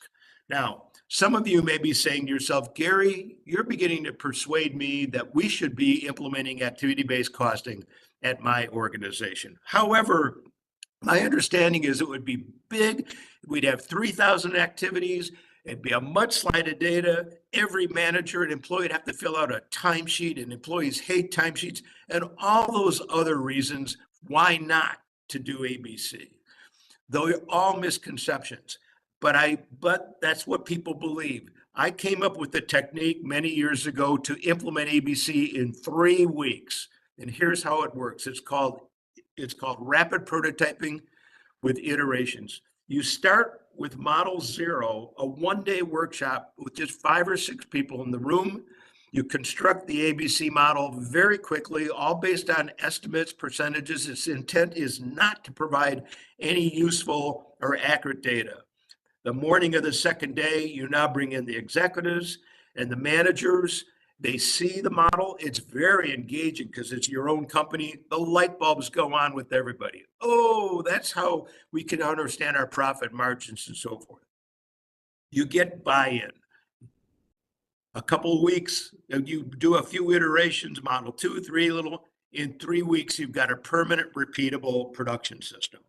Make your mistakes early and often, not later when the system is too hard to change. Now, the reason this rapid prototyping method works has to do with this diagram. The vertical axis is the accuracy of what you want to know. Let's say the cost, true cost of an SKU, stock keeping unit, or a product. The horizontal axis is the administrative effort to collect the data, calculate the data, validate the data, report the data. And you'll notice you will always get what's called an asymptotic curve, which means the accuracy goes up relatively quickly, and then it begins to level off with diminishing returns on extra accuracy for the extra level of effort. What rapid prototyping does is it allows you to get this black slope, the thick one. The accuracy goes up really quickly. You get to 90% and then stop there. Good enough. You don't have to make it a larger, more complex model because this is management accounting information. This is not the financial external statutory reporting. Yes, it's true. For the external financial reporting, if the CFO gets the numbers wrong, they go to jail. But if they get the management accounting numbers wrong, they don't go to jail. So, you don't have to have the super precision. It's a much more practical way. I love this cartoon. It's got an answer board. You see this side. To the left, answer is simple but wrong. To the right, complex but right. Look how many CFOs and accountants are taking the left path. Oh, it's easy to just use number of labor hours or units produced as a denominator. It's so simple. We'll just use that ratio, even though we know it's overcosting and undercosting simultaneously. Taking the right path is worth the effort, more correct. And look at on the left path, look how many are falling off the cliff. The company's going bankrupt because they've got bad information. Now, let's talk about customer profitability. The only value a company will ever create is the value that comes from its customers, the current customers and the new ones acquired in the future. To remain competitive, one must determine how to keep customers longer, grow them into bigger customers, make them more profitable, and serve them more efficiently, and acquire relatively more profitable customers like your existing profitable customers. But we've got a couple of problems here. The CFO and the accountants are not calculating customer profitability. They're stopping halfway down the income statement at just the product gross profit margin line. So what about all the other calculated costs? Products and standard service lines are not the only thing which accountants should compute costs for. What about all the costs that have nothing to do with making the products and delivering the standard service lines? The problem with traditional accounting's product gross profit margin reporting is you don't see the bottom half of the picture. What I mean by the bottom half, I mean, distribution expenses, selling expenses, marketing expenses. Visually, what I'm describing, if this entire rectangle is the amount of money, let's say your company spent in January, the accountants are only calculating the shaded area, direct material, labor, and indirect. It would be nice if they were using activity-based costing principles to reassign the indirect cost. But what about the distribution, sales, and the white space? I'm going to make a case that the white space is more important than the dark space.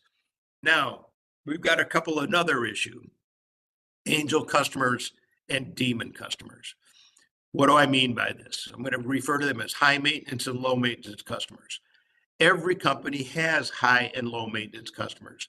Example of a high maintenance customer, always changing the delivery schedule date, always demanding special, not standard products, always returning goods, always calling help desk. Low maintenance customers, those are the angels. We love them. They don't do any of that stuff. only buy standard, never change delivery schedule, never call help desk, never return goods. If those two types of customers at the extreme bought the same volume, same mix, they are not equally profitable because the high demanding demon customers is causing you so much extra expenses that at some point they're actually unprofitable despite how much they buy from you. So the message here is sales amount volume is not proportionate to profitability.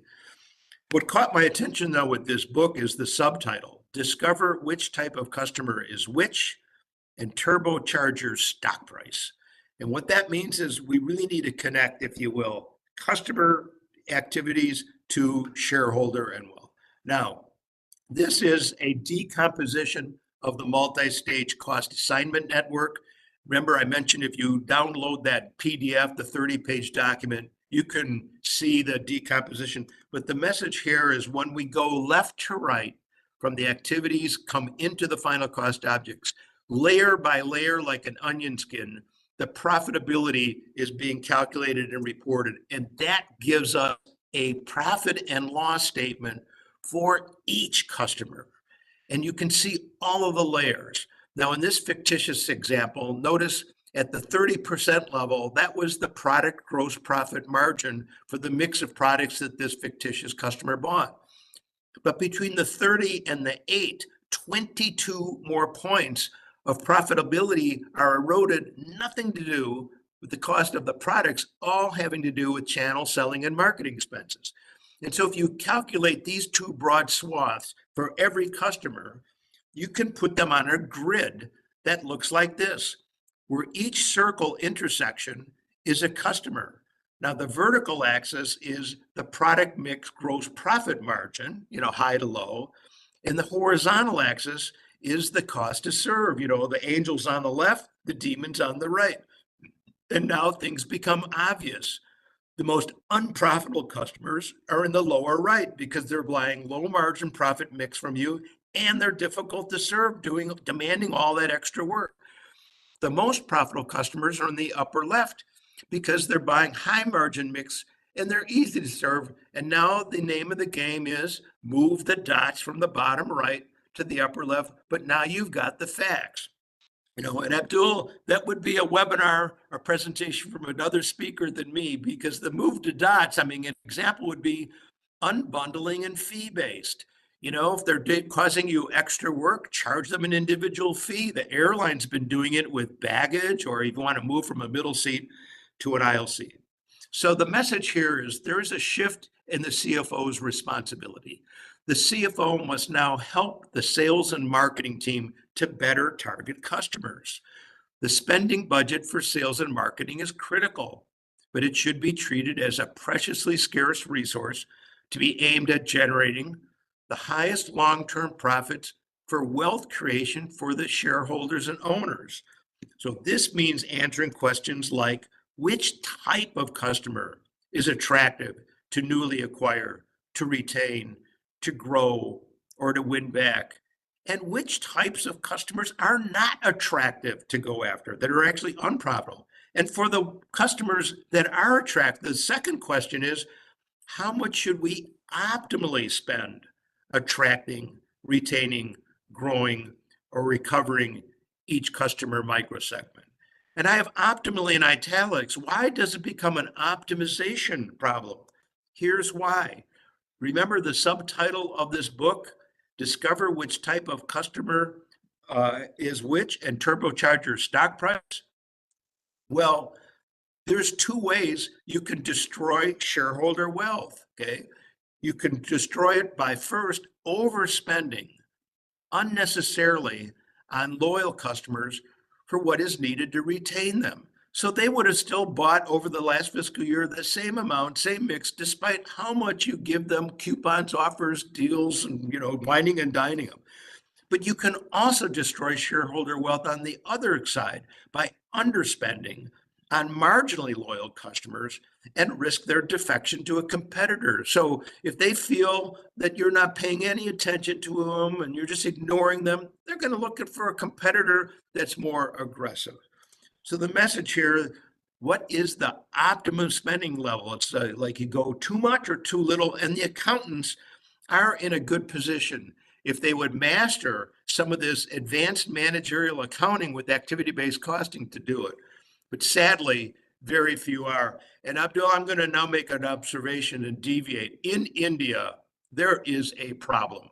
There is way too much emphasis on statutory reporting for the government agencies. The magnitude of activity-based costing in India compared to other countries is relatively low. The CFOs and the accountants in India need to step up to the bar. They're underserving their internal line managers, all because their emphasis is statutory reporting. I don't know what the deal is with the government in India, but they're important, but the internal managers are much more important. Now, you can also use activity ABC in an alternative way to look at the process view. Each of these, notice in each of these departments in the middle, each X is an activity. So what I just showed you was the multi-stage cost assignment network. We're tracing each activity to the product, to the type of customer type of order using the activity drivers. It's strategic. We get profitability measures. But notice we could also string each of the activities in those departments like pearls in a necklace horizontally. And that then would allow us to get what's called a value stream map. So this is where the lean management, lean accounting people basically are headed. So notice in this value stream map, the height of each activity is the amount of this expense. And then what they like to do is tag or score each activity as value added or non-value added, or maybe somewhere in between. So the point here is you can have two or more management accounting systems. You can have the vertical reassignment ABC for strategic pricing and profitability reporting, and you can have the horizontal process view. ABC provides frustration, how to get buy-in for the methods I just described for supply chain management.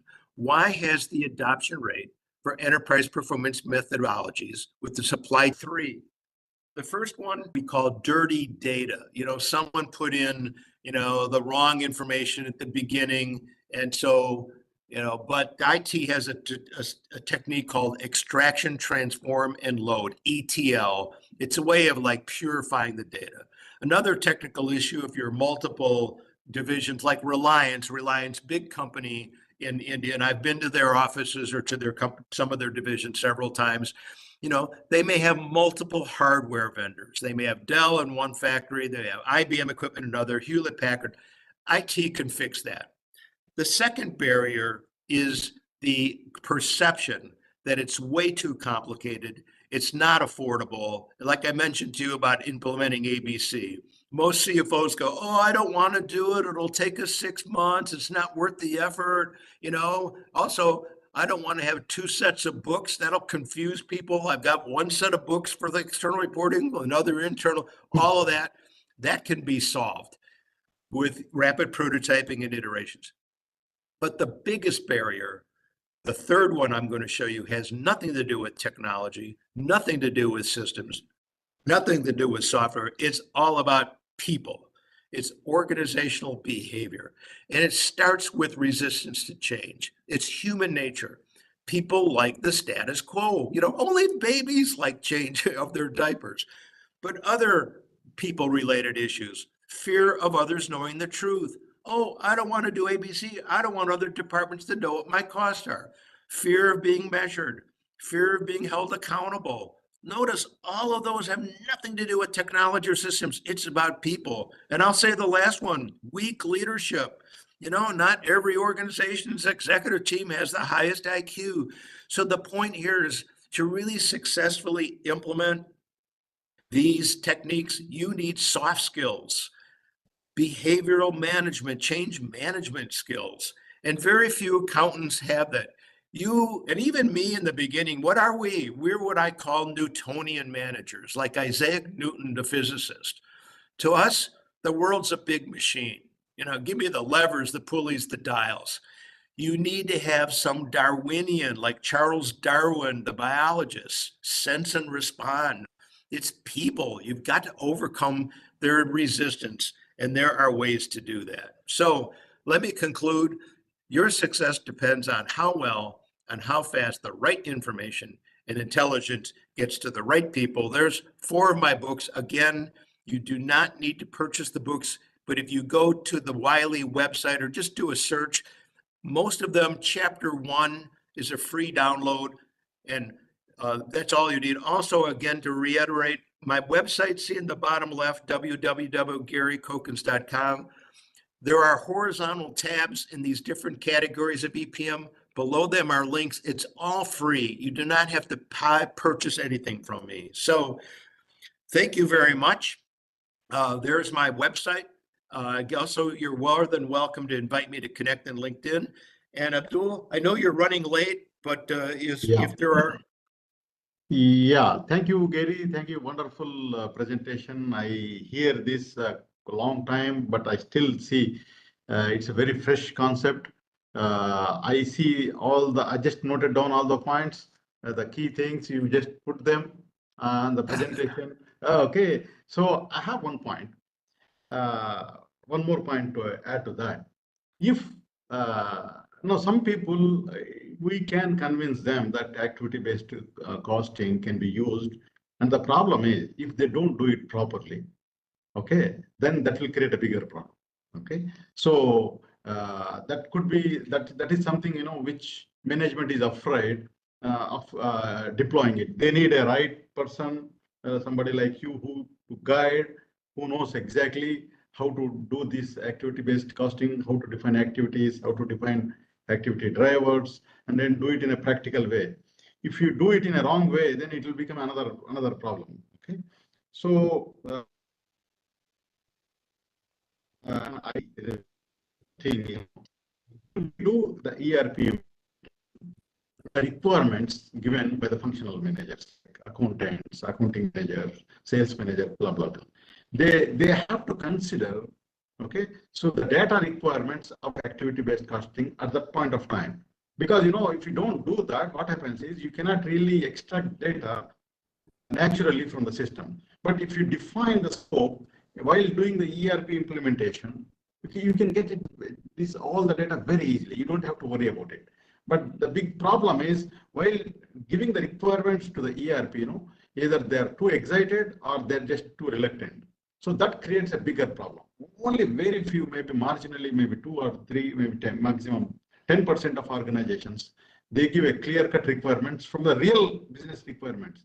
Instead of writing whatever they have in my mind, they will, instead of writing it, exactly they need to brief it.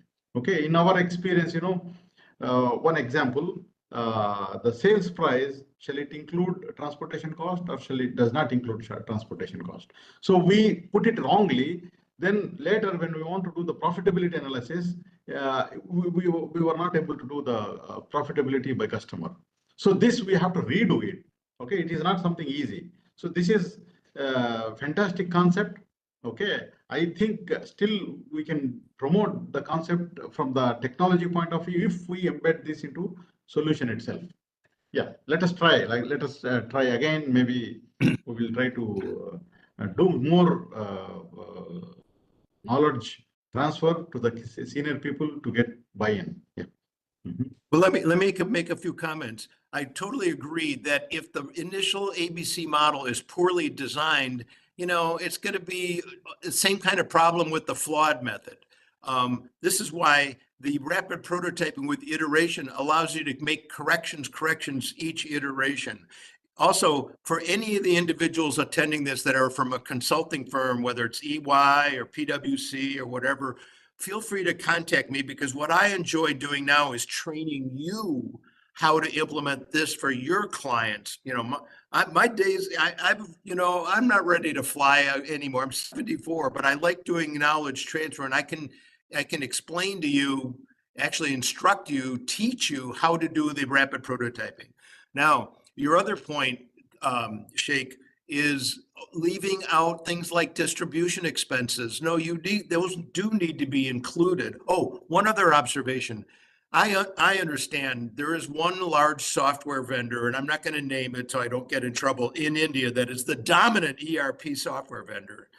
And some of you may be saying, oh, golly, how do we put the ABC module for that vendor in?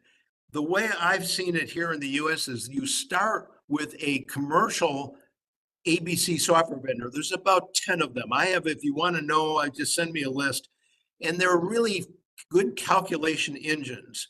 And you can start getting the return and the profitability and the decisions and so forth with it. Then, when you now need to migrate into the large ERP vendor, and I'm not using their name, although I'm tempted to, you've already done the data requirements definition, Sheikh, that you're already asking. So it really makes the transition into the large ERP vendor relatively easy because one, you've already done the data requirements definition with the commercial ABC software, and they're not that expensive. It's a throwaway. You buy it for whatever and then you get returns because you're starting to make better decisions from that vendor, and then you throw it away and you migrate over to the ERP vendor. So I think we're out of time here, but that was comment to your comment, Sheikh. Yeah, thank you, Gary. It was a fantastic session from you, and it's a learning experience for us. Okay, we will try to think more about EPM and read your books going forward. Yeah. So thank you, Gary. Thank you very much. Yeah. Okay. Okay. So thank you, sir. Thank you very much. Now, to conclude the session today, so let us, Deep, let us do a 15-minute walkthrough to the concluding remarks. And also maybe we do the final presentation. It's not a presentation. It's like there's a quick demo of our solutions, just to make sure that the people are aware of it, the participants. Okay, so let me do that quickly because it's already too late for us. So let me share the screen. If you are aware, Deep. Okay, so yeah, it's visible. Yeah. So basically, I'll try to put the. So basically, I'm not going to talk about all this. I'll just put this table. You don't have to read it. We have, like, when you talk about ERP is not the solution for everything. So there is something called supply chain execution systems, which includes warehouse management, fleet management, transportation, manufacturing execution, order fulfillment kind of things. Now, this is the table what I generated through ChatGPT. I asked ChatGPT to give the breakup of individual system, and it gives you very clearly. So ERP is focusing more onto the accounting-based inventory management solution, where all the supply chain execution systems talk about primarily about taking the operations into hands of managers and then do it like a proactive management. Okay, so ERP is more or less like a reactive approach to manage the operations, whereas supply chain execution systems are more like a proactive. So you use the warehouse management system to do your day-to-day operations in a proactive way, not you complete all operations and enter the data just like into ERP. Okay, so that is something which we want to talk about. Okay, so we as a Data Labs India, okay, so we have complete suite of supply chain execution and supply chain planning. Okay, we do have strategy management solution. So we have a supply chain business networks. We build custom business network for individual supply chain organizations. And then we have a ERP solution for small, mid-sized companies. And we have advisory and consulting services for a large ERP vendors like SAP, S/4HANA, Microsoft Dynamics. So with these capabilities, we can help organizations to achieve supply chain excellence in real time. Okay, so I'll just digital manufacturing. So we have a manufacturing execution system right from the way you track operation, the production costing, Okay, then all the supporting activities like a quality, energy management, and also time step done to the system. Okay, then we have, like, again, this slide tells you what is really about the level 3, which is manufacturing operations management system. Are you able to hear, Deep? Yeah. Yeah, okay. So I'll just skip quickly. So this is the outline of our manufacturing execution system. We talk about planning, production scheduling, production order processing, quality, energy, maintenance. Okay, and then you have integrations like into the supply chain, vertical integration and horizontal integration. Okay, so we talk about warehousing. So we have a complete warehouse management suite, which takes care of inbound process, the outbound process, and then the whole overall inventory management process. Of course, with the empowered by the power of artificial intelligence and process mining. These are integration friendly and also mobility. Okay, so we in the fleet management, so we talk about fleet and transportation. So we talk about load management, the trip management, fuel vehicle management kind of thing, suitable for 3PL operators, the fleet owners. Okay, and then different type of transport managers like manufacturing companies which outsource transportation, project-based companies, outsource transportation. All the things can be done. So it's a statutory module, take care of all license renewals kind of thing. The billing, accounting is there to take care of all your billing needs, integrated with artificial intelligence models. We keep on building some models. We started with container optimization. So it's a container optimization is something which we talk about. It can automatically tell you how to load container effectively and to the maximization of the utilization of the space. Okay, so like, and in integration, and then we do have a native integration with SAP system. Okay, so we do have global trade management to take care of end-to-end trade functions. Trade compliance is the main focus is on the trade functions. Okay, and then we have in the global trade management, we talk about end-to-end compliance module, especially suitable for the companies who wants to import or export, and then they want to manage the process themselves. Okay, and in engineering, so we do have like engineering industry, other verticals. The process defined is the modules of ERP. Okay, so we do have a demand planning module where it's artificial intelligence based demand planning module, where we talk about all the steps in achieving the demand planning excellence. Okay, so and finally we talk about supply chain business network, where all these modules and along with other solutions can build up to the holistic solution for the supply chain trading partners. They can interact, they can do different solutions in the supply chain business network, which includes multi-level order fulfillment and demand sensing in the supply chain.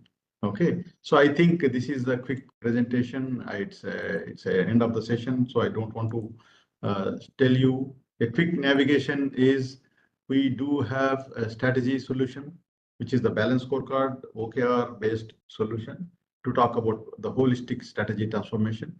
So you can define your strategy analysis, balance scorecards, initiative management, and the project management. So it will talk about the top-down approach of strategy and then connect bottom-up, link it. Okay, so we talk about supply chain execution systems. So we have a warehousing system in place. It's a multi-warehouse concept. So you can build it. It will help you to connect all different warehouses in the same system with the inter-warehouse transfers, which are sales, procurement, whether it is a warehouse billing, the operations billing, or it's a customer billing, which can be tightly integrated to any ERP. So we have a complete visibility in the supply chain and the warehouse layout. So if you do any visual depiction, so you can look at it. So if you look any users, you can also look at what is exactly going on in the warehouse management. So you can, this is explained by one of our client also during the presentation. They really like this feature so much that they really wants to include everything in this. Okay, so likewise, we do have a fleet management system to talk or take care of complete fleet and transportation management with multi-organizational units.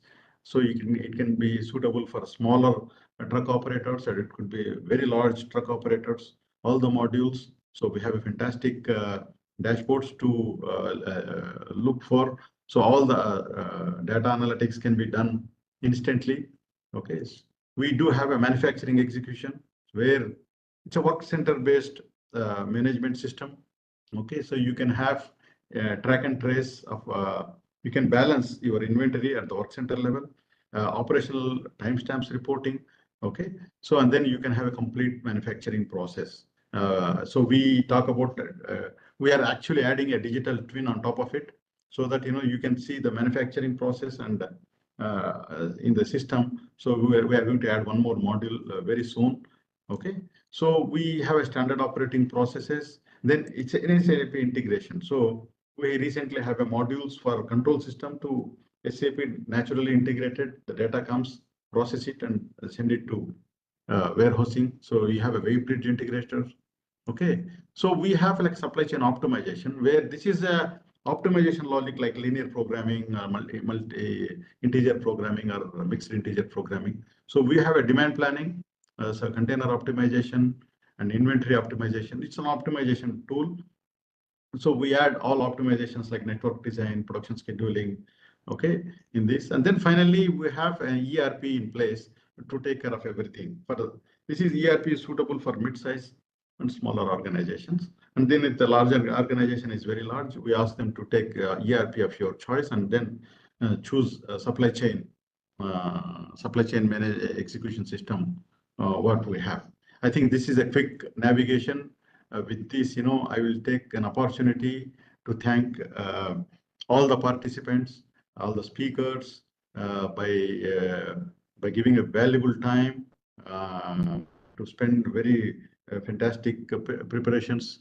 Then they shared the knowledge, and then what we'll do is we will just put up all these in a video formats, and of course we take the permission from the speakers how to share the content with the audience, of course after prior approvals. Okay, and then we put it into the website based on the permissions given, whatever we want to share. Then we'll just circulate it for the later consumption of the information. Okay, so thank you very much. It has been 9 hours. Still, some audience are still available. Okay, so thank you very much, and thank you Data Labs India team, coordinators, and the managers of this event. So thank you very much on behalf of everybody. So have a good time and take care. Thank you.